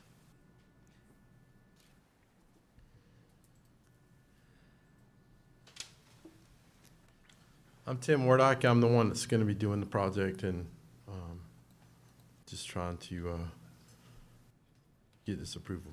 Okay, thank you, sir. Thank you. Anyone else speaking in favor? You don't have to, but if you want to, you can speak. Let's see if anyone's speaking in opposition to this rezoning request tonight. Seeing no one's coming forward to speak in opposition, I'll close the public hearing and look for discussion or a motion from the board. I'm gonna make a motion, we approve the planning board and staff recommendations. Motion by Mr. Floyd, second by Mr. Burdette to approve the planning board and staff recommendations. All in favor say aye. Aye. Any opposed, no. Hearing none, it passes unanimously. So we do the second reading, consideration to approve a second reading of an application by T&D Enterprises as agent for Clayton Morgan to rezone 18 of 131.90 acres located at Low Ground Road and Midland Road to allow for a surface mine from AR1 to PDMR, map number 350, parcel number 18 in the 1st and 4th districts. I'll make a motion, we approve the second reading. Second. Motion by Mr. Floyd, second by Mr. Burdette to approve the second reading. All in favor say aye. Aye. Any opposed, no. Hearing no nos, it passes unanimously. Number 19, the Planning Board recommends approving an application by Braley Investment Properties as agent for HT Savannah Properties LLC to rezone 6.08 acres located at 817 East US Highway 80 to allow for business development from R1 to B3, map number 302, parcel number 102 in the 1st district. The applicant is proposing to develop basically office space, fleet parking for 6 to 7 vehicles, no retail operations whatsoever. There may or may not be a shop in the future, but it will not serve vehicles commercially. It will just serve to maintain the fleet. It's a bit similar to the TK Electric that we saw just down the road, and also similar to TK Electric. Access onto Dogwood Way is prohibited. Staff and planning board are recommending approval, and I believe the applicant is here. Okay, we'll open a public hearing, see if anyone would like to speak in favor of this rezoning request. Brandon Long, I own Bradley Investments.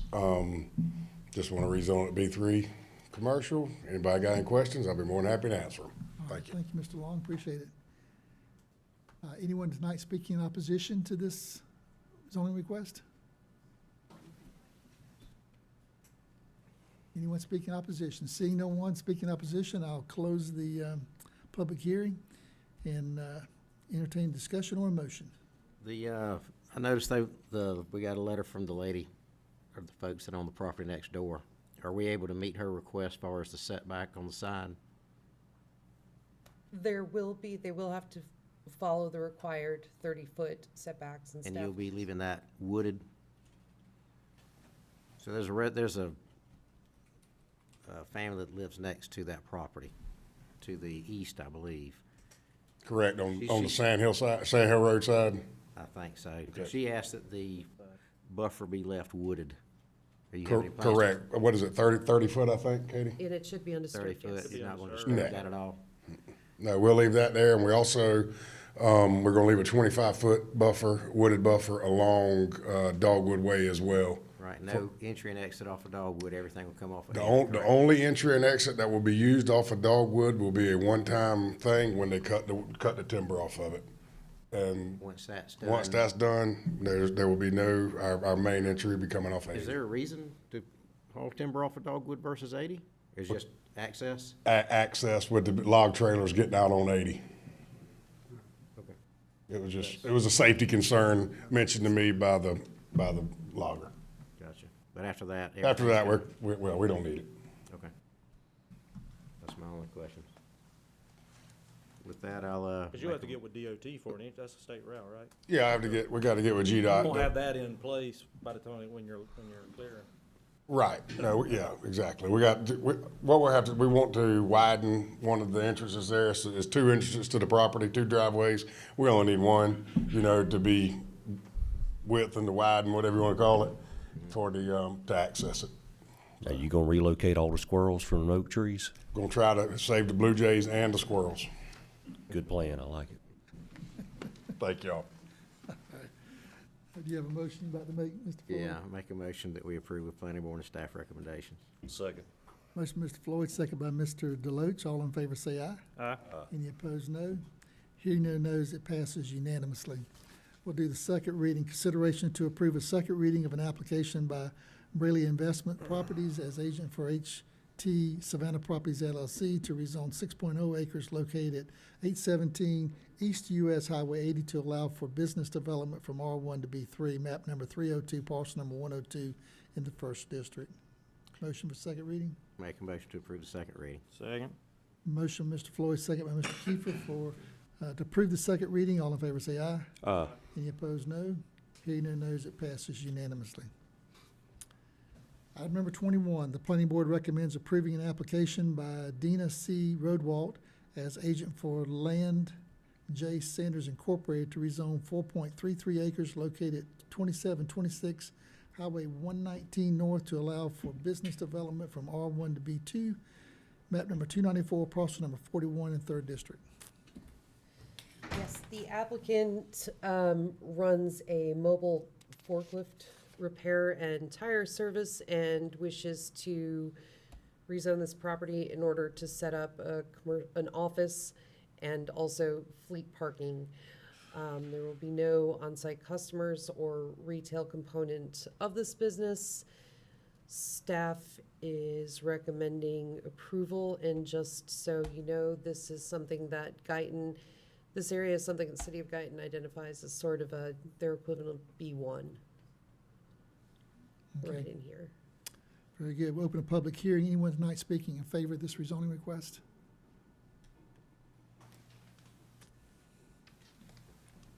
I'm Dina C. Rowald. I'm the realtor that represents the seller. And the person that's going to develop it, he's also here if you have any questions, but I could probably answer those. Thank you very much. Why don't we see if there's anyone speaking in opposition to this rezoning tonight? And that might determine how much questions we have otherwise. Anyone speaking in opposition? Seeing no one coming forward, I'll close the public hearing and see if the board has any questions or if they want to make a motion. So this is just going to be, you said him working on his own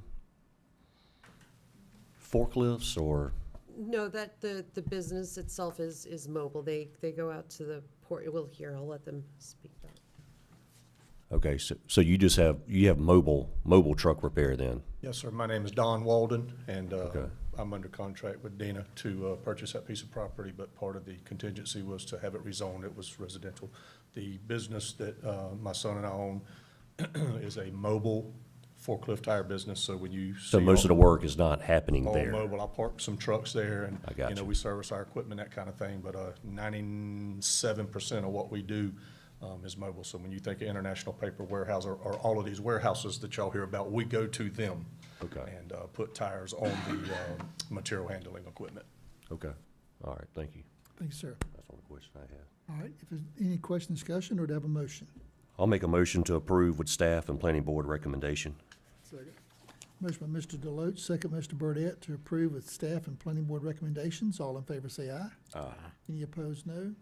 Hearing no nos, it passes unanimously. Second reading is item number 22, consideration to approve a second reading of an application by Dina C. Roadwalt as agent for Land J. Sanders Incorporated to rezone 4.33 acres located at 2726 Highway 119 North to allow for business development R1 to B2, map number 294, parcel number 41 in the 3rd District. Motion? I'll make a motion to approve the second reading. Second. Motion by Mr. Deloach, second Mr. Burdette, to approve the second reading. All in favor say aye. Aye. Any opposed, no. Hearing no nos, it passes unanimously. Mr. Chairman, I've got to step down for the next. This property adjoins my personal home. Okay. If clerk will note that Mr. Kiefer has recused himself and stepped away from the bench. Item number 23, the planning board recommends approving an application by McBride Properties to rezone 5 acres located on Mill Pond Road from R1 to B3 for business development, map number 446, parcel number 7E in the 5th District. The applicant is proposing to rezone to B3 to develop basically support property for his electric business. It will be comprised of a 5,000-foot storage building, fleet parking, and an office. Let's see.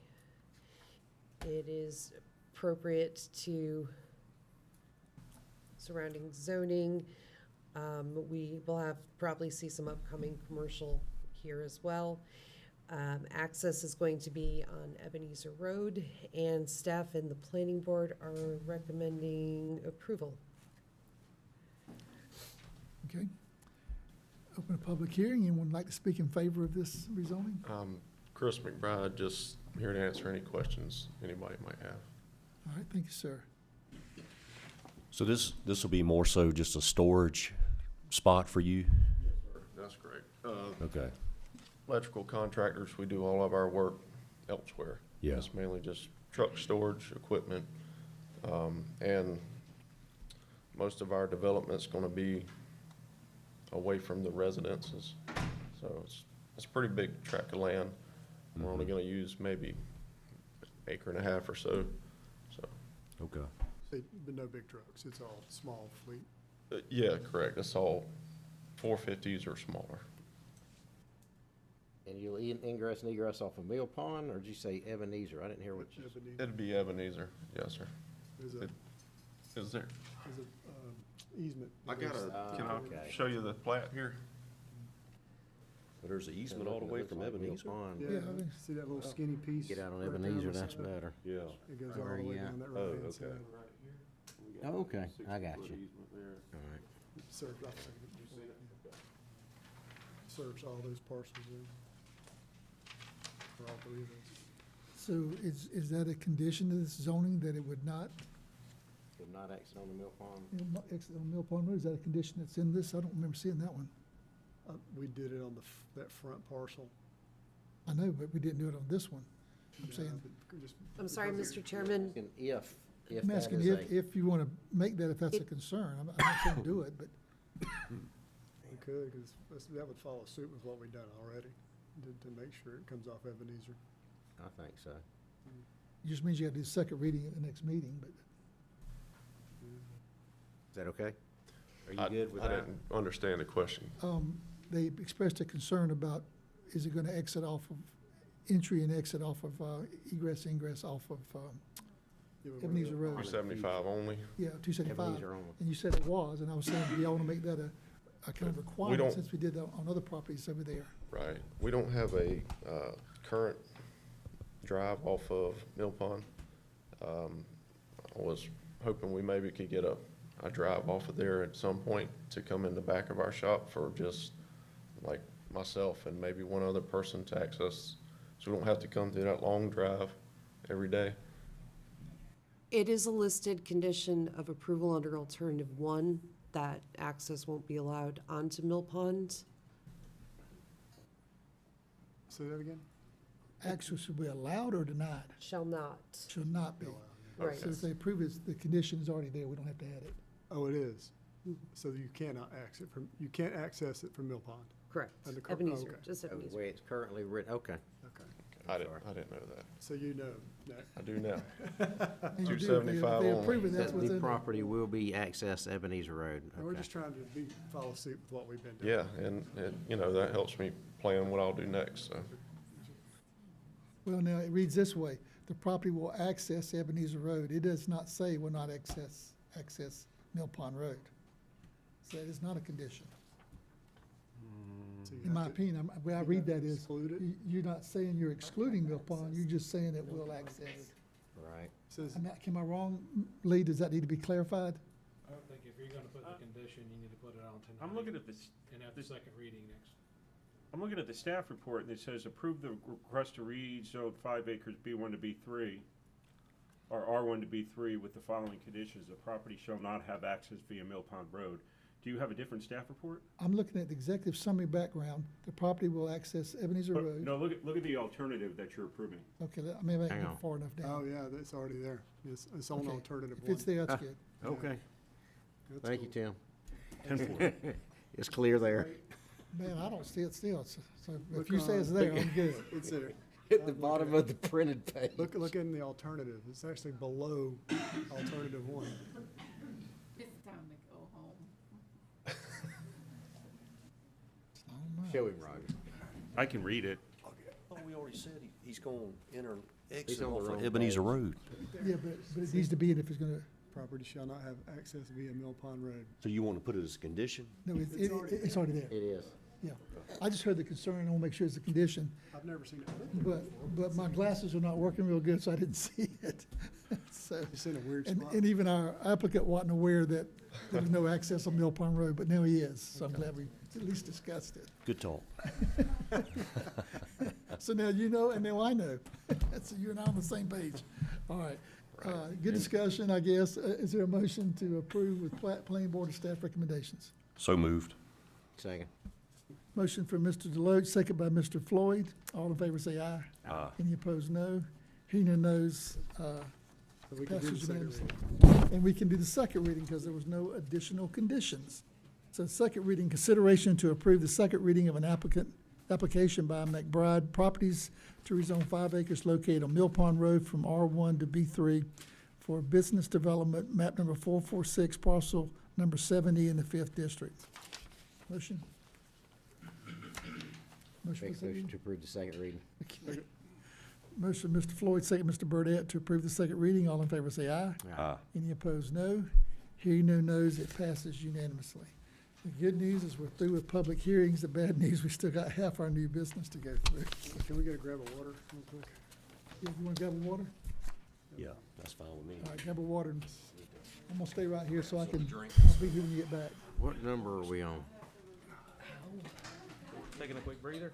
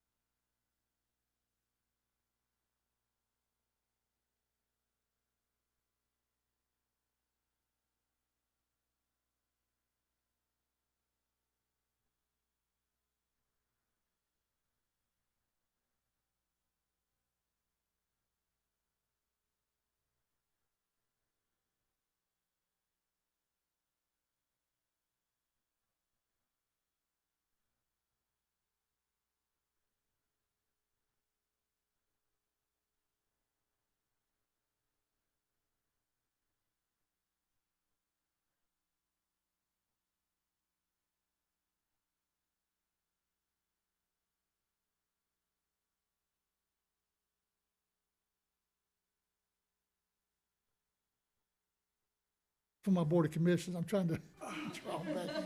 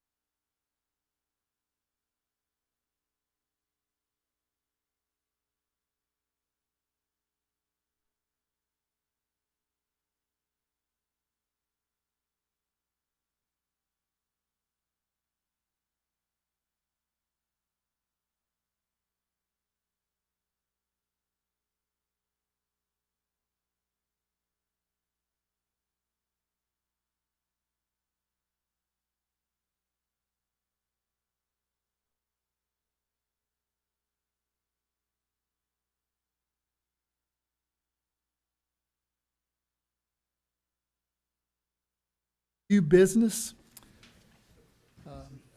We're at item number 14 under new business. And that item is a consideration to approve the probation service agreement with Judicial Alternatives of Georgia Incorporated, JAG, for the State Court of Effingham County.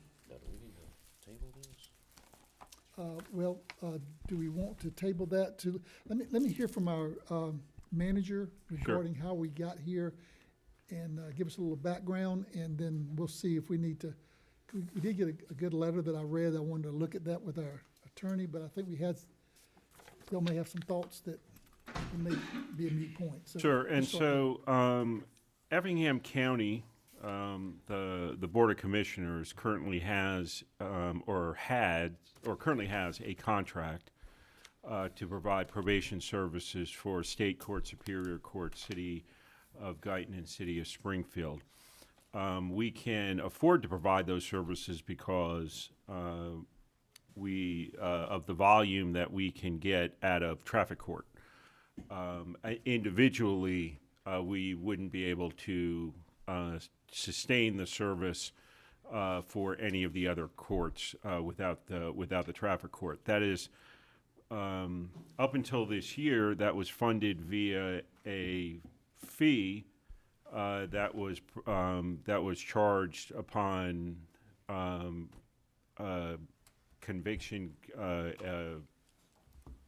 on a traffic offense for anyone that's going to that requires what's called fee-only probation, which is if you simply cannot afford the fee and you have to put on probation until you can afford to pay the fee, and there are no conditions associated with it, or what we have is your standard conditional probation, which you may have fee or restitution, but you also have conditions set by the court, such as drug testing, that sort of thing.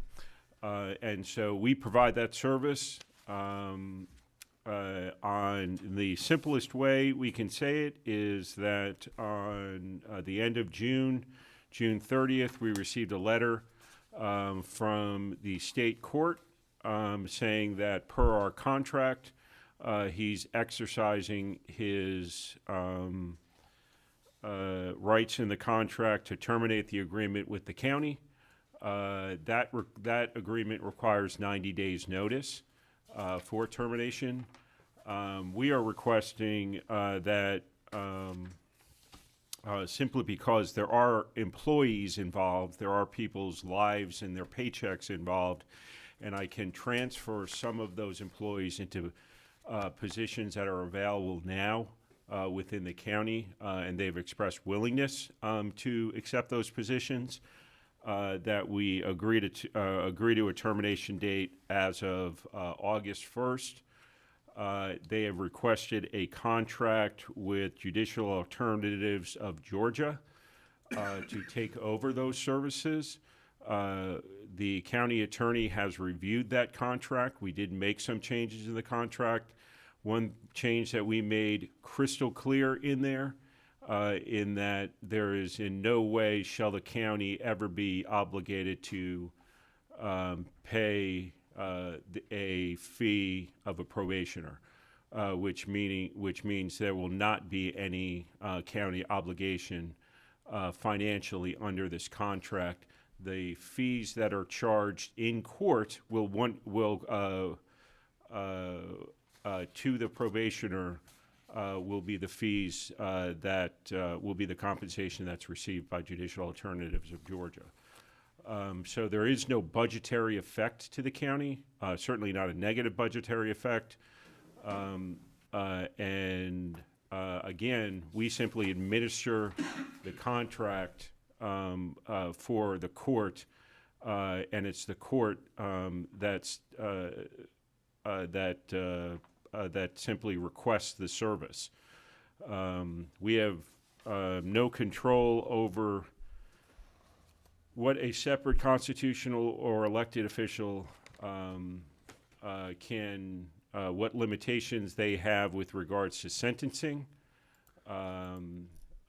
This contract only implements the sentence provided by the judge. So with that being said, so let's just say after 6 months we see that maybe our costs are escalating in another area, say our jail area. Mm-hmm. And you may have already answered this, but so do we have there's an exit clause there? I mean, we could always revert back and cancel and. But the issue is on that, and we could review this further, is that the judicial alternative, just like Effingham County, when we administer this, we can't put anybody in jail. If they don't meet the requirements set by the judge, then our representatives go to a revocation hearing, and then probation is, can be revoked, and they can go to, he can go to other means, put him in jail, what have you. But those are things that neither we as the current provider of probation or judicial alternatives can control. Those decisions are completely controlled by the judges. And so, and it has been an issue, I will tell you. Well, I guess what I'm asking is just if we go down this route, and I don't know, maybe this is not the right item to ask this question, but just going down the road of privatizing probation, just at some point, we said, we felt, hey, this isn't working out like we thought. I mean, we could go back and. I don't see how we could, because. Well, because they'd have all we're doing is providing the service, if. And then that's the problem that we have is we don't. This is no going back. I mean, once we. Well. It would depend on the judge. It's not even once right? Exactly. It's not even once you vote. That decision's already been made. The contract is terminated in about 67 days or something like that. Because he could technically he's do done it himself. It's done. It's done. We're just accepting it. Well, honestly, it's a. I think the confusion Okay, here. good talk. The That's good termination. info. All right. I'm on the same page. Sorry. I think here's it was confusing for me on this part. There's a item number 16 where we're terminating the Effingham County with the Superior Court. We can't confuse that with the state court. That's because we cannot sustain that office on the fees from what would happen in a Superior Court. Once we lost the traffic control, probation, which is the larger part of probated sentences, right, we can no longer maintain an office for Superior Court and the smaller courts that we do. Is that right, correct? without losing a substantial amount of Oh, money yeah, because the volume right now in it's the funded city. by the fees, and it would no longer be funded Sure. by the fee. It could cost us $150,000, $200,000 to fund an office because we don't have the fees, because Judge Yackel has terminated that contract, and he wants to use this private company to probate his decisions, Correct. right, his fines, and we don't control it. We control the budget. And I think that what I understood from you shared with us when they had this discussion with Judge Yackel is that they're not going to increase their budget request. Right. It's going to be done within their budget. So I'm not sure what basis, because all we have over public officials is their budget. Right. So I'm not sure what. So if our basis- jail budget goes way up, I mean, we're just gonna have to figure that out. And that's kind of part of the problem that we had, is that sometimes a decision made by an independent elected office has negative consequences on other offices. And it's one of those things that's very tough to control. And the example for us was probation, right? And so our caseload had tripled, but our because they were waiving the fees, our fee revenue only went up by 55%. And so what was a department that in the worst case scenario broke even, now is a department that is, if it were to continue that route, would probably be losing, well over $100,000 a year, because I had to add 2 employees.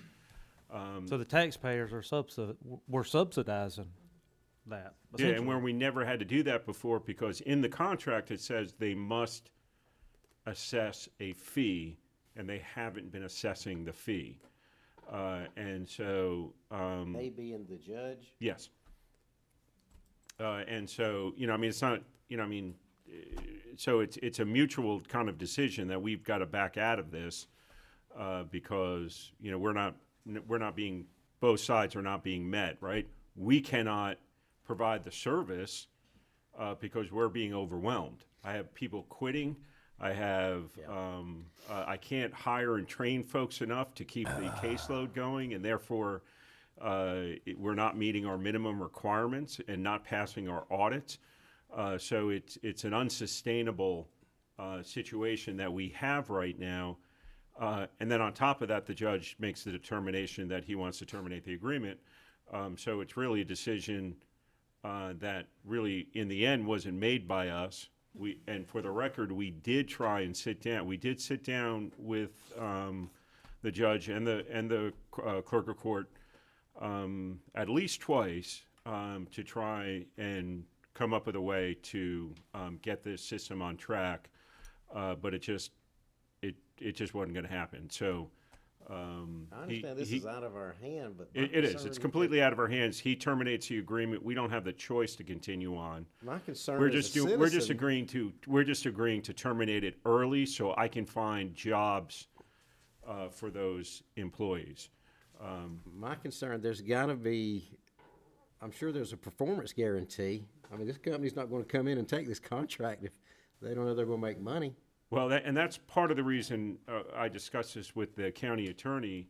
That was my concern, and so which is why we added those specific words in there that said that in no case shall the county or the court be responsible to pay the fees of a probationer, because if those fees continue to get waived, then the contractor's only option is to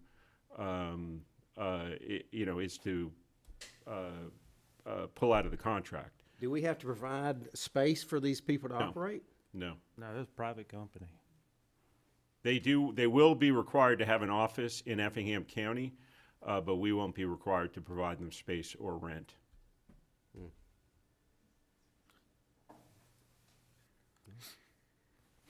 So the biggest financial risk to the taxpayer is the jail. Yeah. Right. Go to the jail. But that is, and again, but that's not determined by Of course. That's the judge who makes that determination of who And goes to hopefully our jail. elected officials will be discussing that as they look at their jail costs and look at the court decisions that are being made. So basically, a judge in this case, he has or she has the ability to do what he or she is doing, and unless that judge changes or that judgeship changes in a future election, then we can't do anything. That's correct. Okay, all right. And like I said, there's no money for us to appropriate because it is being paid by fees, and we cannot charge that fee. He cannot charge that fee unless there's a service associated. So he can't charge a probation fee unless he has someone providing that service. He's not asking us for a budget appropriation to do this. Yes, there's no budget appropriation associated with it. It's just simply. So I'm not sure we have a basis to not ratify it. Yeah. Yeah. If circumstances change in the future, if this proves to be a larger hardship than we thought. Is this, like, to Phil's point, is this reversible in the future? We can, and I asked if we could kind of keep our probation department on hold with the state. We cannot unless we have a sponsoring body, and we don't. And if we had a sponsoring body, we couldn't afford to run it anyway. Right. And so we just have to Start from square one if we did it. do what we did the last time, which is start up again. But it could be reestablished. It could be reestablished, sure. Okay. Is there any further discussion, or is there a motion to move forward with a vote? I think we really don't have a choice, so let's just go ahead and, I'll make a motion to approve alternative one. Motion by Mr. Deloach to approve alternative one. Do you have a second?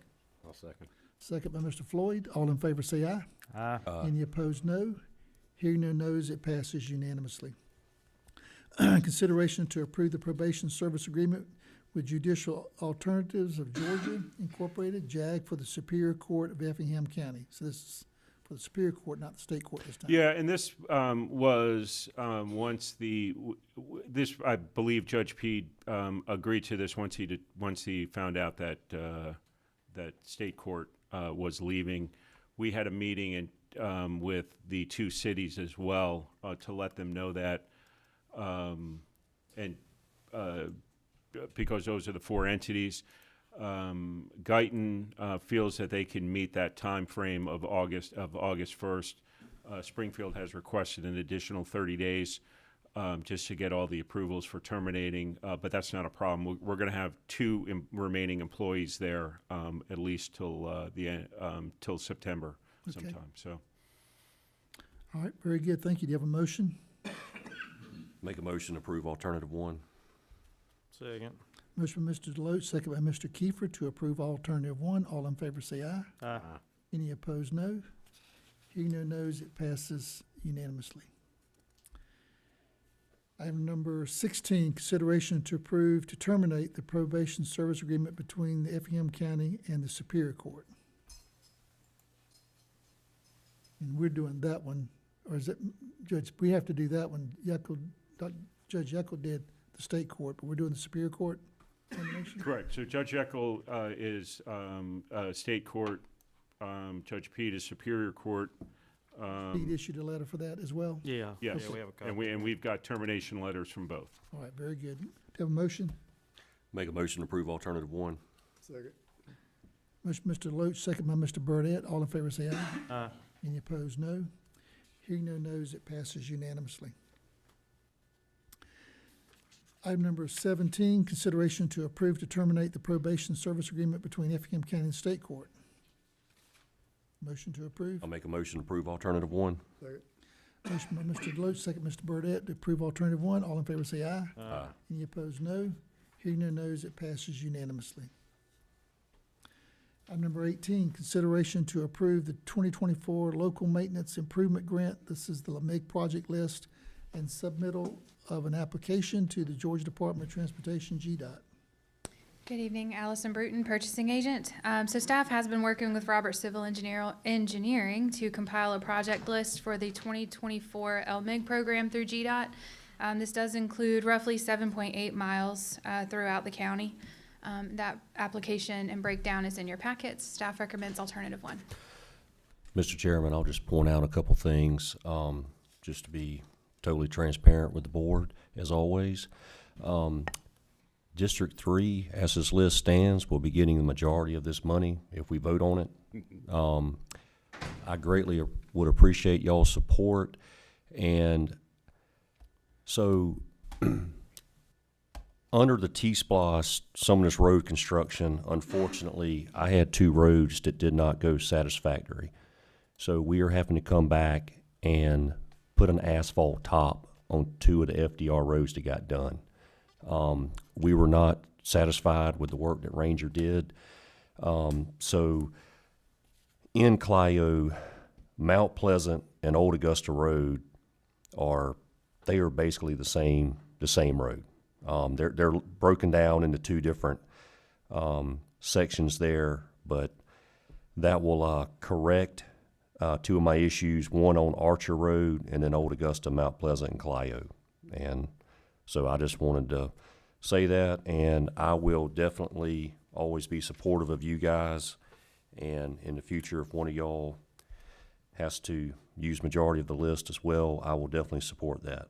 So I just wanted to point that out and recognize that. For the remainder, we did try and get projects in every district.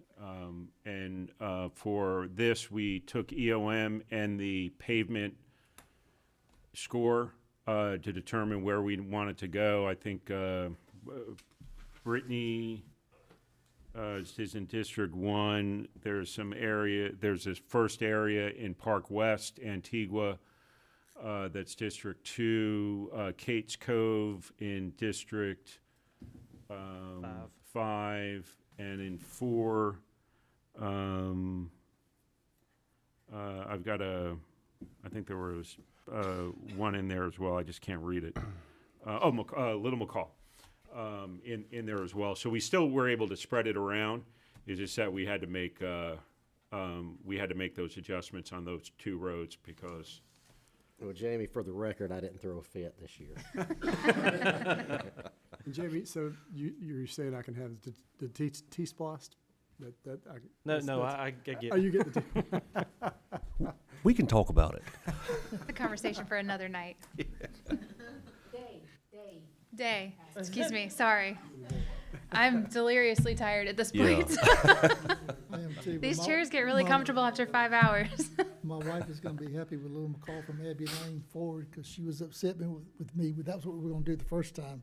And I said, let's do the other half instead of what's in front of our house because that was the worst part. That was really where a lot of potholes were. It needed it. She said, why in the world did you do? As a resident also in the area, I agree. So, Yeah. Well, I have some big ticket items coming up. So. got you covered. So we appreciate that too. So we have our LMIG before us. Do we have a motion to approve alternative one? Make a motion to approve alternative 1. Second. So Mr. Burdette and has got a motion, and Mr. Floyd is second, approving the third district, right? Third district projects. Appreciate that, guys. All in favor say aye. Aye. Any opposed, no. Hearing none. That's right. Hearing none, no's, it passes unanimously. It's a good project. A lot of these are arterial type roads too. That's going to be really helpful. Yeah, I like that road scoring software we have. It's good. Good stuff. Item number 19, consideration to approve a pre-event contract for disaster debris monitoring and financial recovery services with Thompson Consulting Services, LLC. Yes, sir. So we currently have an agreement in place with Thompson that's been in place since 2018. So staff did post another RFP just to update that. 4 proposals were received. Those proposals were evaluated by Chief Hodges and EMA staff, and they do recommend award to Thompson Consulting Services again. Staff recommends alternative 1. Any questions or discussions or motions? Motion to approve alternative 1. Second. Motion by Mr. Burdette, second by Mr. Deloach to approve alternative 1. All in favor say aye. Aye. Any opposed, no. Hearing no no's, it passes unanimously. Thank you. Thank you. Item number 20, consideration to approve the first reading to amend Part 2, Appendix C, Article 2, definitions, Article 3, general provisions of Effingham County Code of Ordinances in response to Title 36 of the Official Code of Georgia. Chelsea? Good evening. So per the Official Code of Georgia, Title 36, each county within the state is required to have a county surveyor. This position will be appointed by the county manager or designee, and staff is recommending approval. Question, discussion, or motion for alternative 1? Make a motion to approve alternative 1. Second. Motion by Mr. Burdette, second by Mr. Deloach to approve alternative 1. All in favor say aye. Aye. Any opposed, no. Hearing no no's, it passes unanimously. Thank you. Item number 21, consideration to approve a request for annexation as submitted by the City of Springfield for a property located on Industrial Boulevard, map number 429A, parcel number 3A. Yes, sir, Mr. Chairman and board members, this is one of the few remaining properties located in the industrial park off of Ebenezer Road. It is contiguous with other properties within the City of Springfield, and staff recommends approval. Motion, Make a motion to approve alternative one. Second. motion Mr. Burdette, second by Mr. Kiefer to approve alternative one. All in favor say aye. Aye. Any opposed, no. Hearing no nos, it passes unanimously. Item number 22, consideration to approve Resolution 023-014 to create a special service district for Effingham Gateway. Yes, and so this and the following two items, they're all somewhat related and similar. And so what we're trying to accomplish here is to assist in the infrastructure that's required in some of these districts that are heavy commercial and industrial. We are creating a special tax district that incorporates these areas. The wording of the resolution itself states you can apply up to 3 mills. We are recommending to start off with what was rolled back this year, which is 1.1 mills. It's 1 mill plus the 0.1 mill that was the hospital millage rollback. So that way any of the properties located in here will not see a rate increase. They just won't see the rollback. And all work that is associated with these districts, infrastructure works, has to occur inside the district itself. For example, this one is Effingham Gateway. It's the old Augusta corridor, and a lot of the projects related with the corridor study, the 5 roundabouts, the widening of Old Augusta Road, the improvements to the entrance of Park of Commerce, and some work with regards to intersection improvements at Goshen Extension, as well as the gateway entrance feature for the county that we've been discussing with regards to signage. So I won't go through the other ones. The other one is Research Forest, which is all the industrial property, not simply the industrial property related to the original Research Forest track that IDA owns and Omnitrax manages, but also there's the adjacent industrial properties that have been approved next to that as well. And obviously there's some infrastructure that needs to go and improvements with regards to McCall Road, some water infrastructure. This will go a long ways. Particularly tower. It's going to take a while to collect, but it's a continual resource that we can use to assist what has to be done here. And the last one is I-16, and that really incorporates I-16 and some of I-80 with a lot of the improvements that are going to be required there. Tim, will this complete Parkway all the way? This is part of it, continuing Parkway? In The what? Is this part of continuing the Parkway Drive through? Oh, yeah. Well, you're talking about in the Park Commerce, right? Yeah. So that was and it's dependent on that. If we can get a traffic light approved on 21, then that might not be required. But if we can't, the traffic study recommended a right turnout onto 21 and a right turnout extending Parkway Drive to Old Augusta and doing a right in, right out there. Basically, both of them right in, right out. That's right. Don't get the traffic. If you do get a traffic light, we'll still need a special tax district to cover the traffic. Well, there's plenty of other, Yeah, there's plenty of other The projects. needs are many. And even repaving. We cannot use LMIG funds to repave roads in industrial parks, right? And so needs repaving.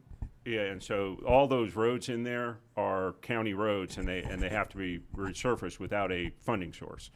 And then do we need to hire? I don't know if attorney would be required to do this, but are we going to have to hire special counsel to get that set up, or this is just a document we set up? I did. We worked with a special Council on Economic Development, the one that y'all approved a while back for Foreman, to help us draft this. And so what we have to do at this point is when the funds come in, and I've already talked to the tax commissioner and tax assessor on this, when the funds come in, we just make sure that we segregate them and put them towards the projects in those particular districts. Is there any way, like, and y'all may have already talked to them, but like Bro can push back on this? Is there any way anybody can push back and say, challenge it?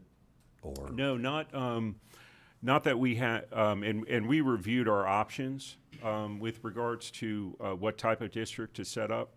And the reason we chose to go with the special tax district is because it really does only require the board's approval on it. It doesn't require the property owner's approval on this, or the percentage of assessed value or any of that.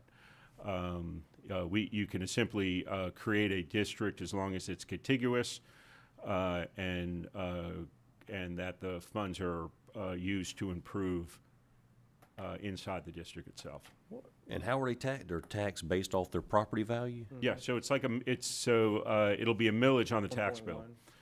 So all the Some parcel properties numbers that are won't on pay here. it, but those that are currently being taxed will have a 1 mil in the industrial area. But what I'm curious about, the warehousing going in, obviously on the north side of Rankin. Yeah.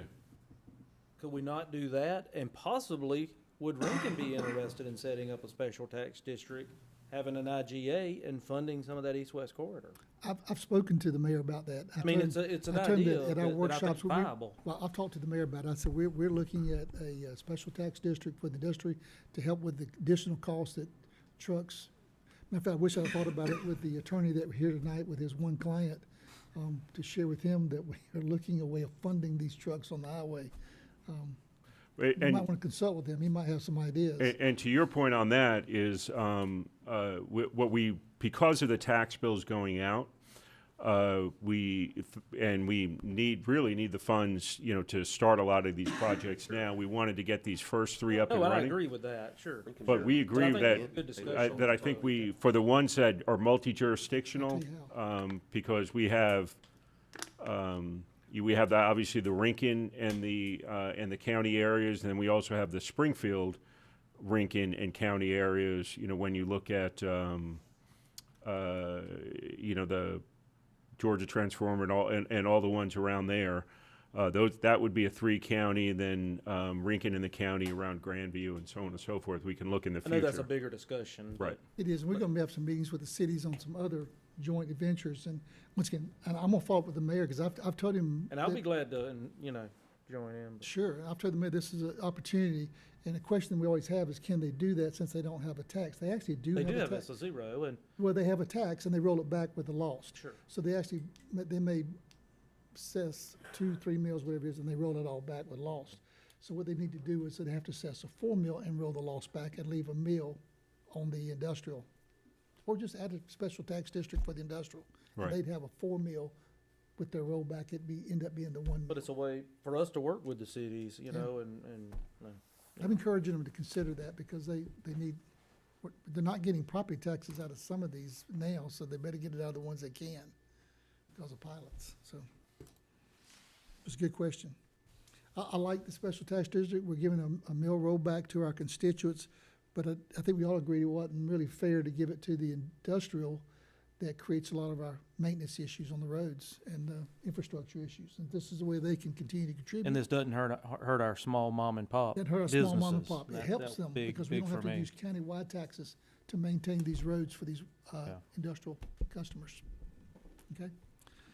So we've had discussion really Well, that and pertains to all just three. to clarify on that, this does include some B3 properties, Okay. right?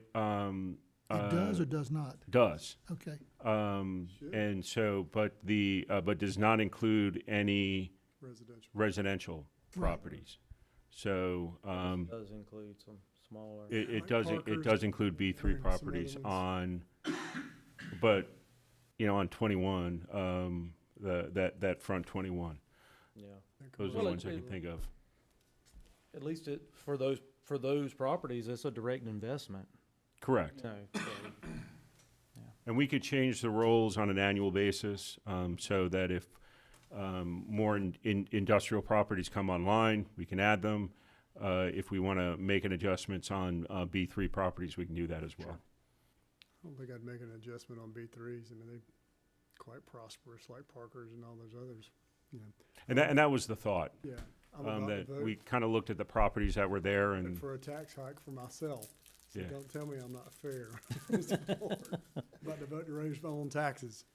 But as I said, those businesses will have, Flavors. this is a direct investment I in know. their business. Well, I see the good in it. So Yeah, I gotta yeah. pay my part. Yeah, you know, the parking, the issue with Even though it's entry and painful. ingress and ingress and egress. Yeah, there's a And we- problem there. And we don't have a funding source for that right now. I'm on board. All right, very good. I think that discussion will probably cover all three of these items, so I'm gonna call for a Correct. motion unless you want additional discussion. So on item number 22, do I have a motion to approve alternative one? Make a motion to approve alternative one. Second. Motion by Mr. Kiefer, second by Mr. Deloach to approve alternative one. All in favor say aye. Aye. Any opposed, no. Hearing no nos, item 23 passes unanimously. Item number 22 passes unanimously. Item number 23, consideration to approve a resolution of 023-015 to create a special tax district for the research forest area. Motion to approve alternative one. Make a motion to approve alternative one. Second. Motion by Mr. Burdette, second by Mr. Deloach to approve alternative one. All in favor say aye. Aye. Any opposed, no. Hearing no nos, it passes unanimously. Item number 24, consideration to approve a resolution 023-016 to create a special service district for I-16 corridor. Motion? Make a motion to approve alternative one. Motion by Mr. Deloach, second by Mr. Burdette to approve alternative one. All in favor say aye. Aye. Any opposed, no. Hearing no nos, it passes unanimously.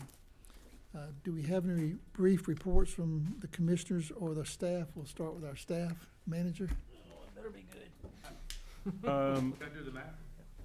Yes, go ahead. Yeah, okay. I'll let you start and then I'll You bring fi- up yeah. T-spots. Go ahead. So, the map that you have rolled up, that's the first, draft for you guys for the Land use? future land use map, Okay, yes. great. So please look it over. It does include what you just talked about as far as the districts. And please pay attention to that, the transition corridor or the transition properties around them, as well as the commercial corridors. Those are probably the main things you need to look at. And then also let you know that with the land disturbing activity pretty soon, we're going to start to go out with code enforcement and some of us on occasion and go ahead and mark the buffers so they don't start tearing them down. And then it's too late, so we're gonna be a little more proactive on that and go ahead and mark those with something like the one coming up on Noel C. Conaway and things We like can that. make that a requirement, but they have to mark them. We can, we're gonna educate first and then we're gonna Sure. give it to them, yeah. So I just wanna let you know. Lead by example, right? I That's like right. I like that comment, though, to ask them to mark them, and then if they don't mark them, you do what you just said, but if they marked them, it makes it easier for our staff to inspect and review them. Yep, I figure we'll They educate. can kind of Yeah. show them what you're expecting. Yeah. Yeah, because if it gets to a big tree, I kinda wanna go around the tree and not on the other side of the tree. That's right. Would you define again transition properties on? Yes, it's the light blue on there, and I'll let Tim take over. And so transition properties are properties that, not every property that abuts let's say an industrial piece of property is a transition property.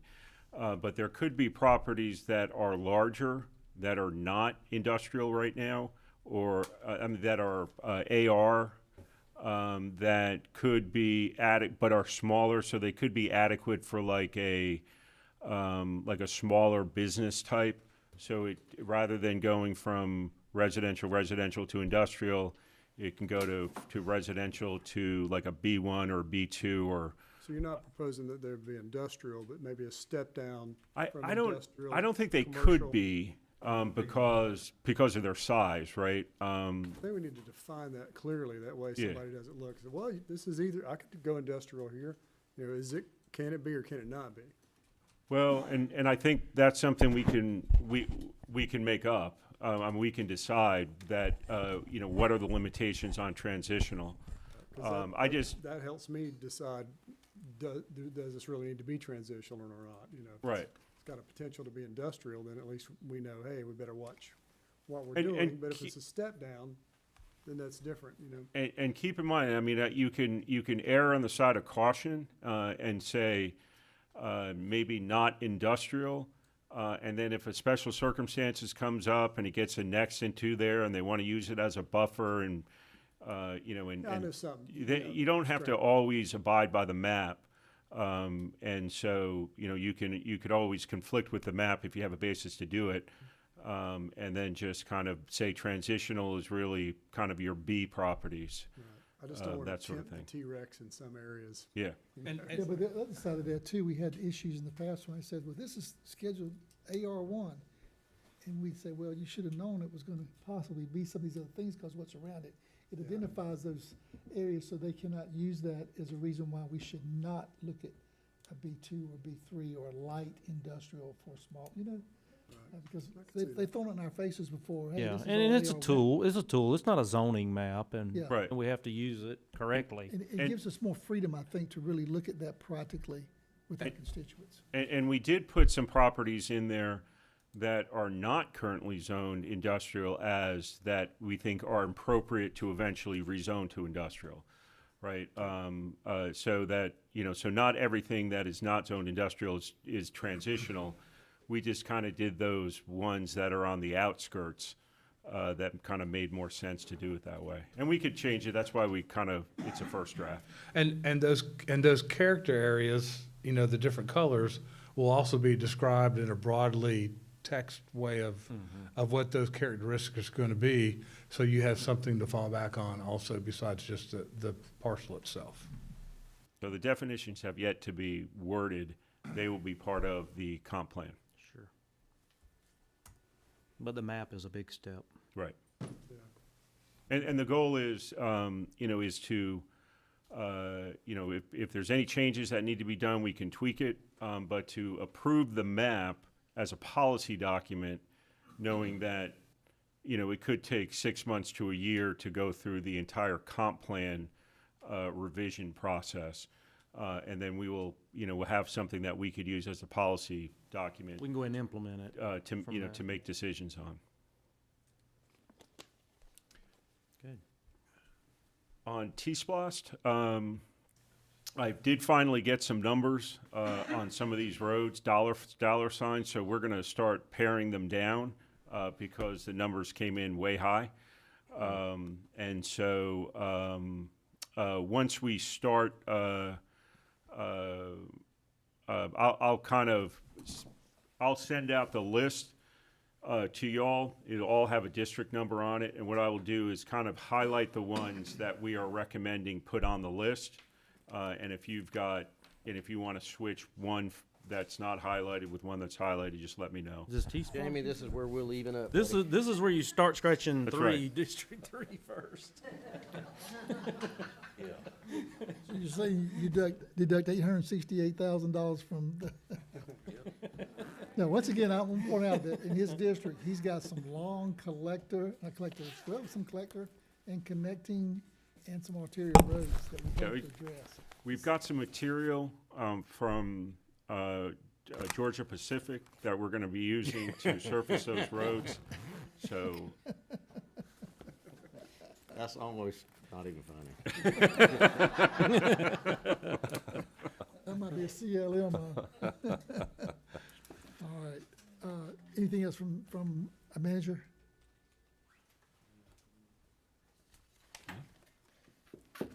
Sarah, you got something for us? So I know we've been talking for a few months about an analysis of us being partially self-funded versus if we were fully insured, so. this will only take an hour.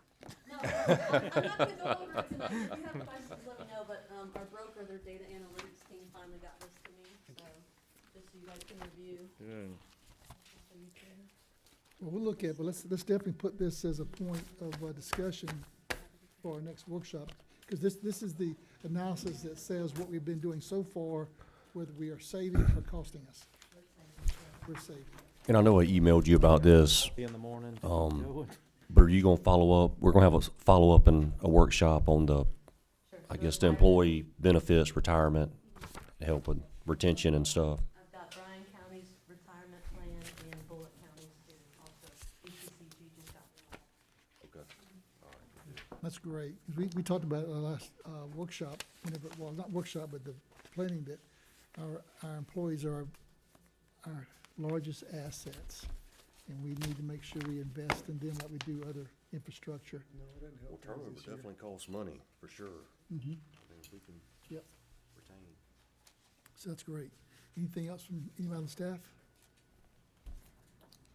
Okay, Madam Clerk? I don't have anything. What I have, I will put in an email to you, so you constantly and respond. Okay. Thank you. We'll do. All right, we'll go around the horn. Tim, any updates on the roundabouts, Hodgeville? I know we were supposed to start right after school started. Yes, we got, the change order is going to be on, and the change order, if you remember, we had put that on hold as we worked it out with Robert. So that'll be on the agenda. One thing that was not in the scope that they've added, and they're being reasonable with it, is lights. We only put lights on the required ones, which were the state roads, and so this adds them to all of them for safety reasons. And so, but I believe we'll be going out for right-of-way. It's going to be on the next agenda, which will start the right-of-way process. We have all the plans. We have all the. Want to say something? Oh, it was on tonight's agenda. So now we'll. Sorry about that. Yeah, the change order of the lights was on tonight. Yeah, so we're going to start the right-of-way acquisition And the road looks was tonight. on those That was now. a They're test. far enough along, but for two of them, for Goshen Hodgeville and Hodgeville Colic Helmy.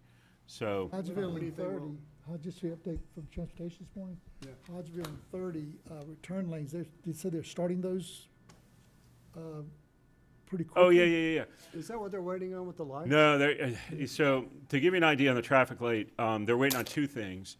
One of them is they don't have they're up. They don't have electricity. Oh, okay. All right, so they're working with Georgia Power to get electricity there, and then they're doing a turn lane, which I'm assuming is going to be a left turn lane Onto Hodgeville, onto Hodgeville. off onto 30, Hodgeville Off 30.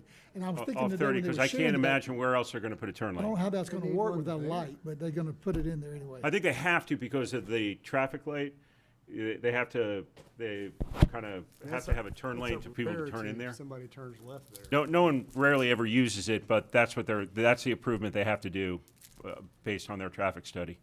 So, So when do you think we'll have a shovel in the dirt for the roundabouts?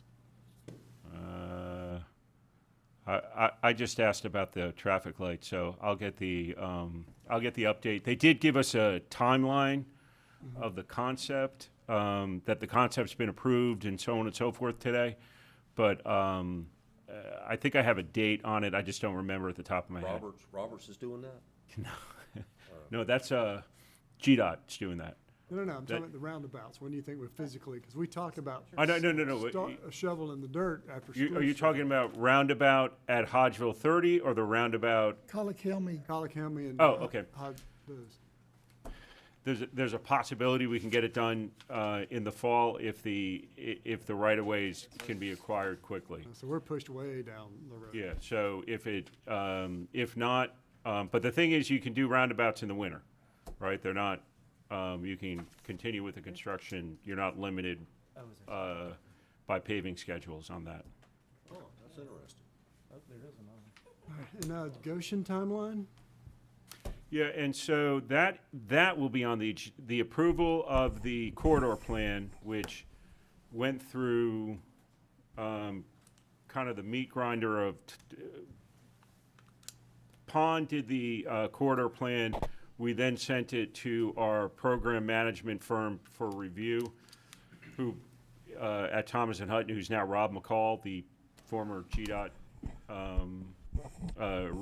region director. They got their comments back to them. They're adjusting it. That'll be set for approval at I believe, the August 1st meeting. And once we do that, it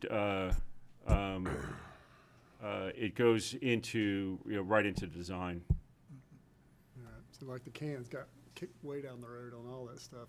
We had Yeah. to win. Okey-dokey. Yeah, I know we did the bond, hopefully have all this done before the next T-Splosh came around, but Well, I will tell you that the roundabouts, they did not meet their timelines that they gave us on the roundabouts.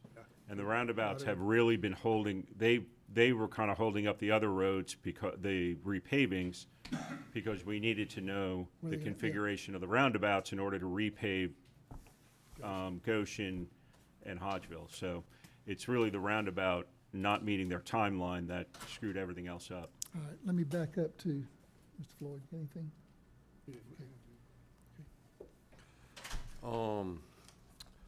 Tim, I got a couple things, and I'll get with you tomorrow or Thursday on. Katie, I got one question. I'll give you a call on it, but I guess one thing right now, just a buffer ordinance on industrial. I know you and I have talked about that, and me and Phil talked about it earlier, and just. And I will say, I spoke with Steve about that. It's done, and I've just told them to pull it out of the overall code Because apparently, revamp it keeps coming up. and just get it approved. You know. And it's not just the berm issue, it's the new buffer table, all of that's complete. We're just gonna take it out of the overall, code revamp, and try and get it on the agenda fairly quickly. The code revamp's coming up fairly quickly. We had a meeting, a couple-hour meeting on it last week, and I think we're pretty much through it. They're just coming back to us for the edits on on our comments from that meeting. But that being said, we'll take the buffers out of order and try and get them on the either, if not next agenda. Well, it can't be next agenda because it has to go through planning board. So we will get it on the next planning board agenda and then in front of you guys. And my comments about it are not directed at anybody. I think we're all wanting to get it done. It's been a painful process, and you'll see when you see it that it's a little bit more extensive than Oh, I know. than we had originally anticipated. Sure. That's all I got. Okay, Phil? You have anything, or? No. Okay. Because I was going to make a motion to approve the executive session minutes from July 12th, 2023. Second. All right. Motion to approve executive session minutes from June 2023 by Mr. Kiefer, second by Mr. Deloach. All in favor say aye. Aye. Any opposed, no. Hearing no no's, executive session minutes are approved. I see no other business. Is that what everybody sees for tonight? Do we have a motion to adjourn? Motion to adjourn. Motion to adjourn by, Second. Right, I've got a two first, so I'll take Mr. Burdett's motion and, Mr. Kiefer's Take it. motion as a second. All in favor say aye. Aye. Any opposed, no. Hearing no no's, we are adjourned.